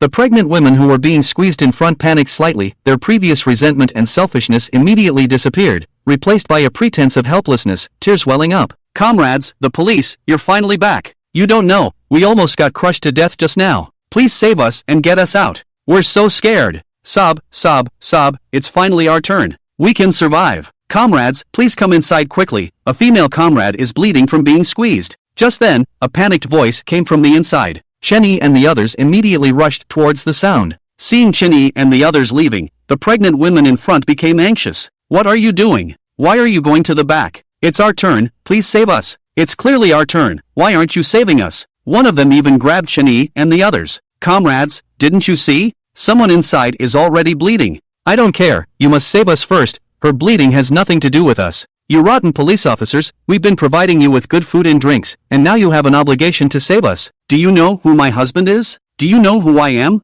If a single hair of mine falls, everyone here will pay the price. The pregnant women held on to Chen Yi tightly, screaming hysterically as if they wanted to devour him. Are you blind? She was squeezed like this by you. This is blatant murder. You are the culprits, and now you're saying such things. Have you lost your conscience? I don't care who you are. I don't care who your husband is. Let go of me. Chen Yi shouted angrily, scaring the pregnant woman into instinctively releasing his arm. Chen Yi immediately took a few people inside and carried the pregnant women out. As he passed by Luo and Chen Jia, his heart trembled, and he dared not turn to face them. Daddy, Daddy! When Chen passed by, Chen Jia reached out to grab him, but Chen walked past her without stopping, only seeing the bruise on her forehead. His body trembled violently, and the flames had already ignited the entire wooden roof, making crackling sounds. Boom! Just as Chen and the others had sent the injured pregnant woman out, another wooden beam fell, and the fire approached again. Ah! The pregnant women in front screamed in fear, forcefully pulling Luo and the others behind them, and then they all hid at the back. What? What are you doing? Are you using us as shields? One of the pregnant women angrily questioned, and the others, including Luo, also stared at them with resentment, their eyes almost spewing fire. Initially, these people squeezed forward to escape for their lives, and then crazily retreated to avoid danger, regardless of the lives of those behind them. They squeezed one of the pregnant women until she bled, and now they were using Luo and others as shields in front. Jian Shou was despicable. Instantly, they provoked the anger of the crowd. What are you doing? What are you doing? Why should a few of us stand in front? We just risked our lives to protect you, and now you can't even shield us? Yeah, you guys are so selfish. A bunch of heartless jerks. Besides, we were originally at the back. It's only natural for us to hide at the back. Several pregnant women cursed arrogantly, like shrews. At this moment, Chen Yi and the others returned. When they saw Chen Yi and the others coming back, the pregnant women who were cursing immediately stopped and anxiously tried to move forward. Move aside, make way for us. It's our turn. However, the pregnant women blocking the front were very tacit and firmly blocked the way. Some even secretly elbowed them in the face. Chen Yi saw that Luo and the others, who were clearly at the back, were standing at the front, with flames almost reaching them. Everyone was choked with tears streaming down their faces, coughing incessantly. Meanwhile, the pregnant women in the front row were shielded by shadows and remained unharmed. He was stunned for a moment, then looked at Luo and Chen Jia. Dad, you finally came to save Xian and Mom. Chen Jia cheered, her big eyes curved as if they were smiling. She reached out her hands to Chen Yi, who saw her hands reaching out to him, and Chen Jia, who was cheering and jumping for joy. Even in the face of such danger, she had a joyful expression on her face because her dad was by her side and she was not afraid of anything. Chen Yi reached out his hand and lifted Chen Jia up, then wrapped the wet blanket around her. His other hand tightly embraced Luo. A firefighter nearby saw this scene, gritted his teeth, and then covered Luo with his wet blanket. Thanks, brother. Chen Yi's face was filled with gratitude, and the firefighter responded with a grinning smile, then took off his soaked clothes and covered his head with them. Xian, don't be afraid. Chen Yi comforted Luo in a low voice, while his other hand tightly held her. Daddy, Xian is not afraid. Chen Jia's obedient voice came out. Chen Yi carried both of them and rushed towards the curtain of fire. Even though they were wrapped in wet blankets, Luo still felt a strong burning sensation. It lasted for nearly 6 seconds, and just when Luo felt like she was about to be roasted, the pressure on her body suddenly eased as the blanket was torn off. White smoke kept rising from it. Looking back at the sea of fire behind them, they finally escaped. Chen Yi handed Chen Jia to Luo. He looked deeply at Luo without saying a word, but Luo understood. His eyes told her, take care of Xian. Then, resolutely, he plunged back into the fire. Chen Jia climbed up the fire ladder from the west building to the first floor. Madam, child, you're safe. The medical staff below hurriedly came up to assist Luo and Chen Jia. Looking at the two who were rescued again, tears welled up in everyone's eyes. 2 more lives saved. Luo and Chen Jia were guided out of the mall by the medical staff. Looking up from outside, thick black smoke billowed over the entire Marriott Mall, with flames constantly erupting from within. Fire trucks arrived one after another, and water jets sprayed frantically at the sea of fire, gradually suppressing it. After more than 10 minutes, all the survivors were finally rescued.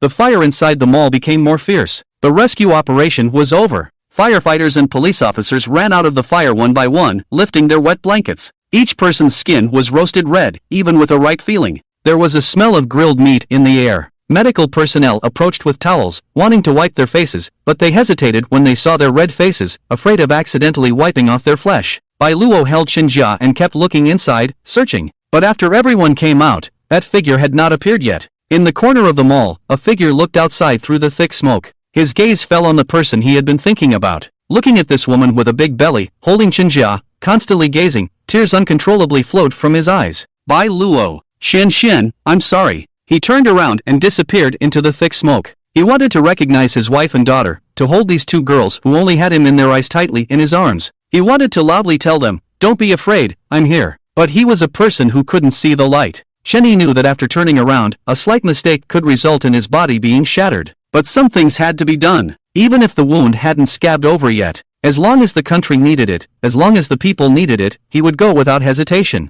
After finishing everything, he left again, without leaving a name, without leaving a face, unknown origins, regardless of where his tombstone would be erected. Walking on the edge of a knife, coming from between heaven and earth, Shenyi appeared again, standing in the distance. He looked up in the direction of the Marriott Mall, then left. At the entrance of the Marriott Plaza, police officers, firefighters, and medical personnel all withdrew. Bai Luo's eyes kept scanning them. Not him. Not Kim. Not Kim. Still not him. Bai Luo's heart began to panic. Boom! Just then, another explosion sounded from inside the mall. After the gas on the third floor of the restaurant was consumed, another explosion occurred. A wave of heat mixed with billowing smoke rushed towards them. Everyone couldn't help but step back several steps. Bang! In the terrifying explosion, another piece of the third floor platform fell and smashed onto the ground. No! Seeing this, Bai Luo couldn't help but cry out in sorrow. She put down Chen Jia and wanted to run inside. Hu Jianfei next to her grabbed her. Comrade, are you trying to kill yourself? No, no, no, he's still inside, he's still inside, he's still inside. Bai Luo cried heartbreakingly, reaching out towards the inside as if trying to grab something. Who's still inside? Hu Jianfei raised an eyebrow and quickly turned to look at his deputy. He said solemnly, Su Jia, quickly check who hasn't come out yet. Yes. Su Jia ran off and came back after a while. Report, Commander, all our brothers have come out. But, Su Jia hesitated for a moment. What the fuck are you dawdling for? Speak up. Hu Jianfei kicked his deputy in the chest. But, the brothers said they didn't see the civilian who spontaneously joined the rescue come out. It seems like he's still inside. As the deputy spoke, his whole body trembled. Still inside, after the recent explosion, how could there be any chance of survival? Perhaps his remains were already gone? What? That kid didn't come out? Hu Jianfei jumped up, his eyes turning red. He rushed towards the mall, but the people around him tightly held him back. Commander, don't be foolish. Let go of me, let go of me. Hu Jianfei roared with red eyes. Commander, inside. There can't be anyone alive inside. Su Jia tightly held onto Hu Jianfei. There can't be anyone alive? There can't be anyone alive. Hu Jianfei stopped struggling and stared blankly at the flames soaring in the Wanhao Mall. Even though the fire was being suppressed, it continued to rage. He was just a child. He had his whole life ahead of him. He shouldn't have died. It should have been me. Hu Jianfei choked, his eyes bloodshot. Su Jia and the others beside him also had red eyes. They deeply admired the brave figure who had just surpassed everyone. They felt that only someone like him could be called a hero, a true Xiaoerlang. After a long time, Hu Jianfei finally regained control of his emotions. He suddenly turned to look at Bai Luo and Chen Jia. When he saw the dazed expressions on their faces, his heart trembled, his nose tingled, and his gaze softened. He forced a smile and said, Comrade, child, are you? Chen Jia and Bai Luo continued to stare blankly at the smoke-filled Wanhao Mall, as if they hadn't heard Hu Jianfei's words. After a while, Chen Jia's dazed eyes finally moved, and in the next moment, a desperate and mournful voice rang out, Daddy! When this mournful voice sounded, the whole world fell silent. It seemed as if only those two figures crying remained, even though there were people and voices all around them. But at this moment, their backs seemed desolate and lonely. It felt as if only the two of them were left in the entire world, a wife who had lost her husband and a daughter who had lost her father. When Hu Jianfei heard this voice, his body trembled violently. Are they his wife and daughter? Hu Jianfei's lips trembled uncontrollably. In his mind, the figure repeatedly rushed into the fire to rescue others, but it was always someone else who saved his wife and daughter first, not him. After a while, Chen Jia and Bai Luo stopped crying. Their eyes were filled with blankness and dimness. The world had collapsed. After their emotions gradually calmed down, Hu Jianfei walked over, his eyes red. Child, don't cry. Your father was great, he was a hero. You're about the same age as my granddaughter. From now on, you'll be my Hu Jianfei's own granddaughter. You have to study hard in the future and become a useful person for the country, just like your father. Or become a police officer who upholds justice for the people. On the other side, a figure appeared in the alley behind the Kunze Group's villa. He struggled to climb from the first floor to the third floor, then closed the window. He walked into the bathroom and looked at his face, which was burned red in the mirror. When he gently touched it, a burning pain shot through him.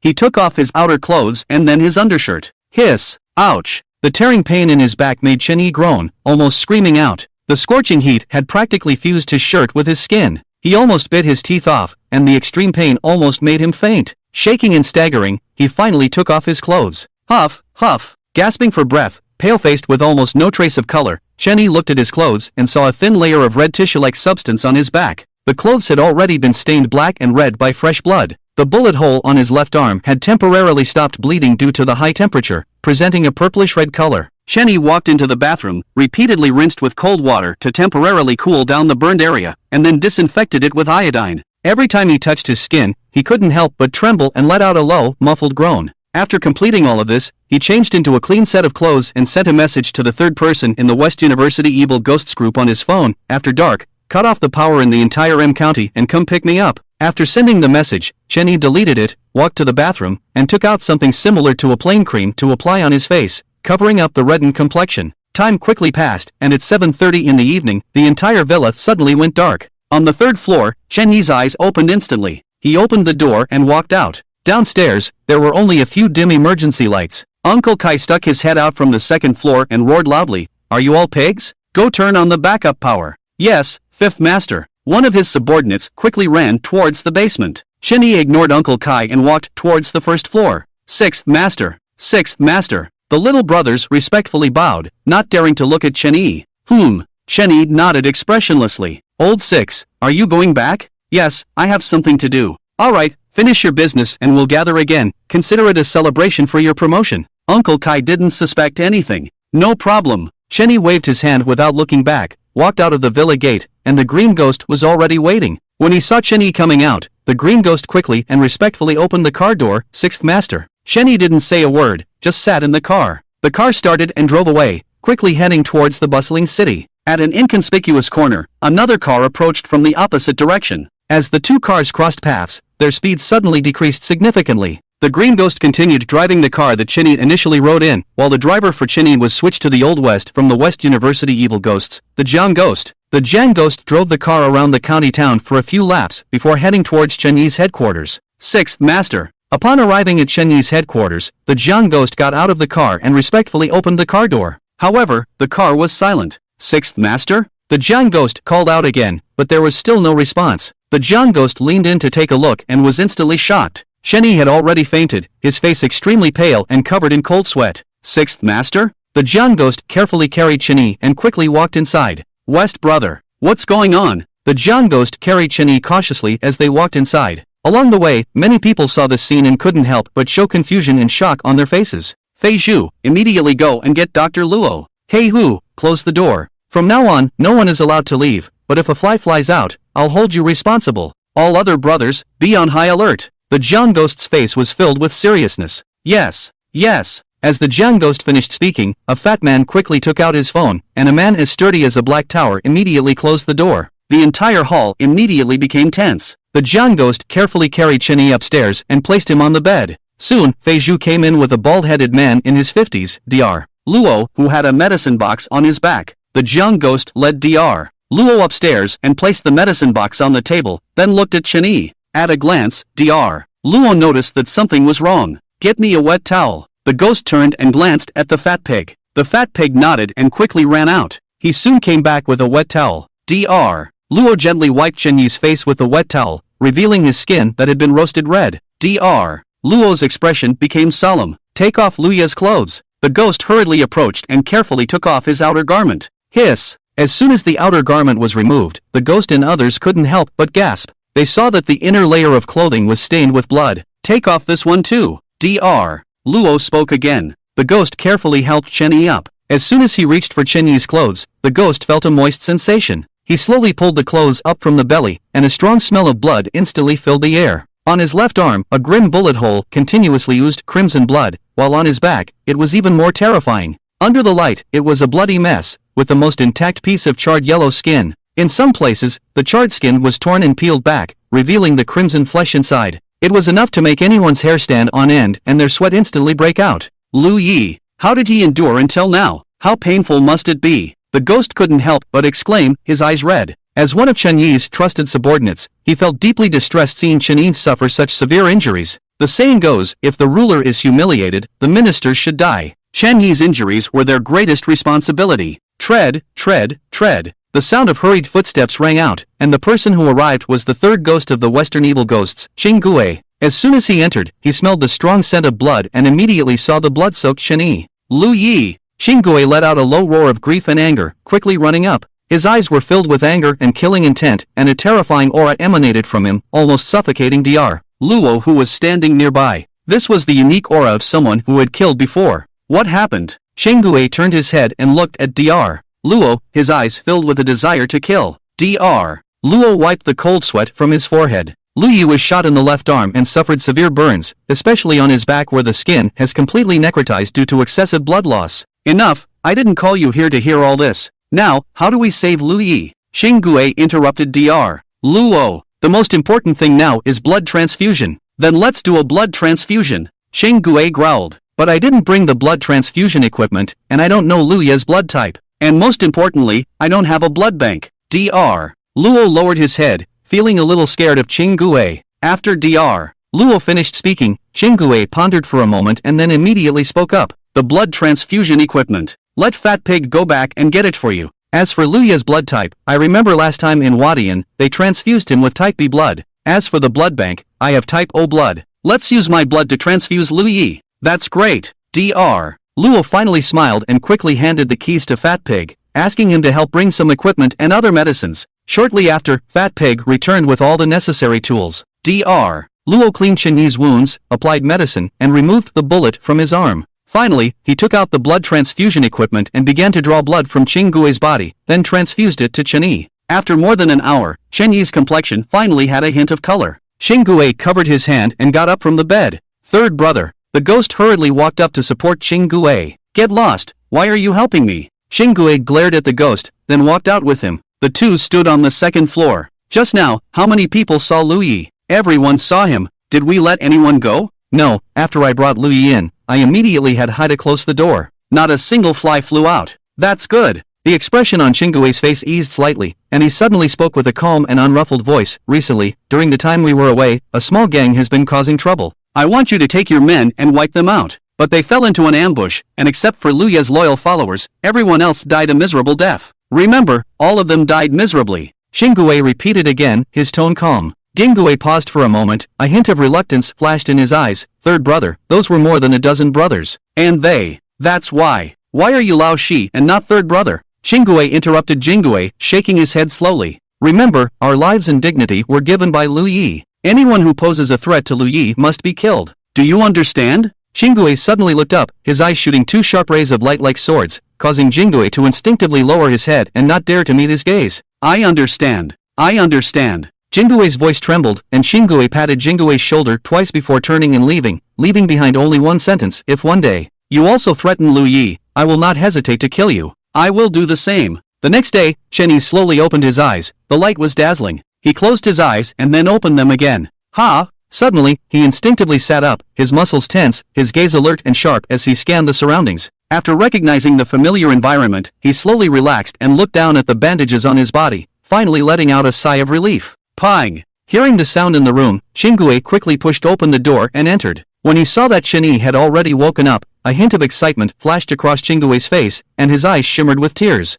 Lu Yi! You're awake! You've worked hard! Chen Yi spoke slowly. It's my duty. Open the window for some fresh air, and have the kitchen prepare something light. Yes, Lu Yi. Xing Gui turned and walked out. Chen Yi lay on the bed and took out his phone, casually flipping through it. He discovered that the entire internet was flooded with news about the explosions at the Donghua train station and the Marriott Mall 2 days ago. Almost all of the top 10 trending topics were related to these two explosions. Chen Yi randomly clicked on a video, and inside the video was a female reporter holding a microphone. Hello, viewers. I am a reporter from Itai, Lu Siyu. I am currently at the scene of the Donghua train station explosion. It is reported that the death toll from this explosion is 13, with 50 severely injured and 50 lightly injured. Among them, 8 police officers were injured, and the other casualties were residents of the neighborhoods on both sides of the train station platform. We can't imagine how terrifying the mindset of the person who carried out such a horrific act is. They actually threw the bomb in the most densely populated area, causing such a devastating tragedy. Even though our residents bravely resisted,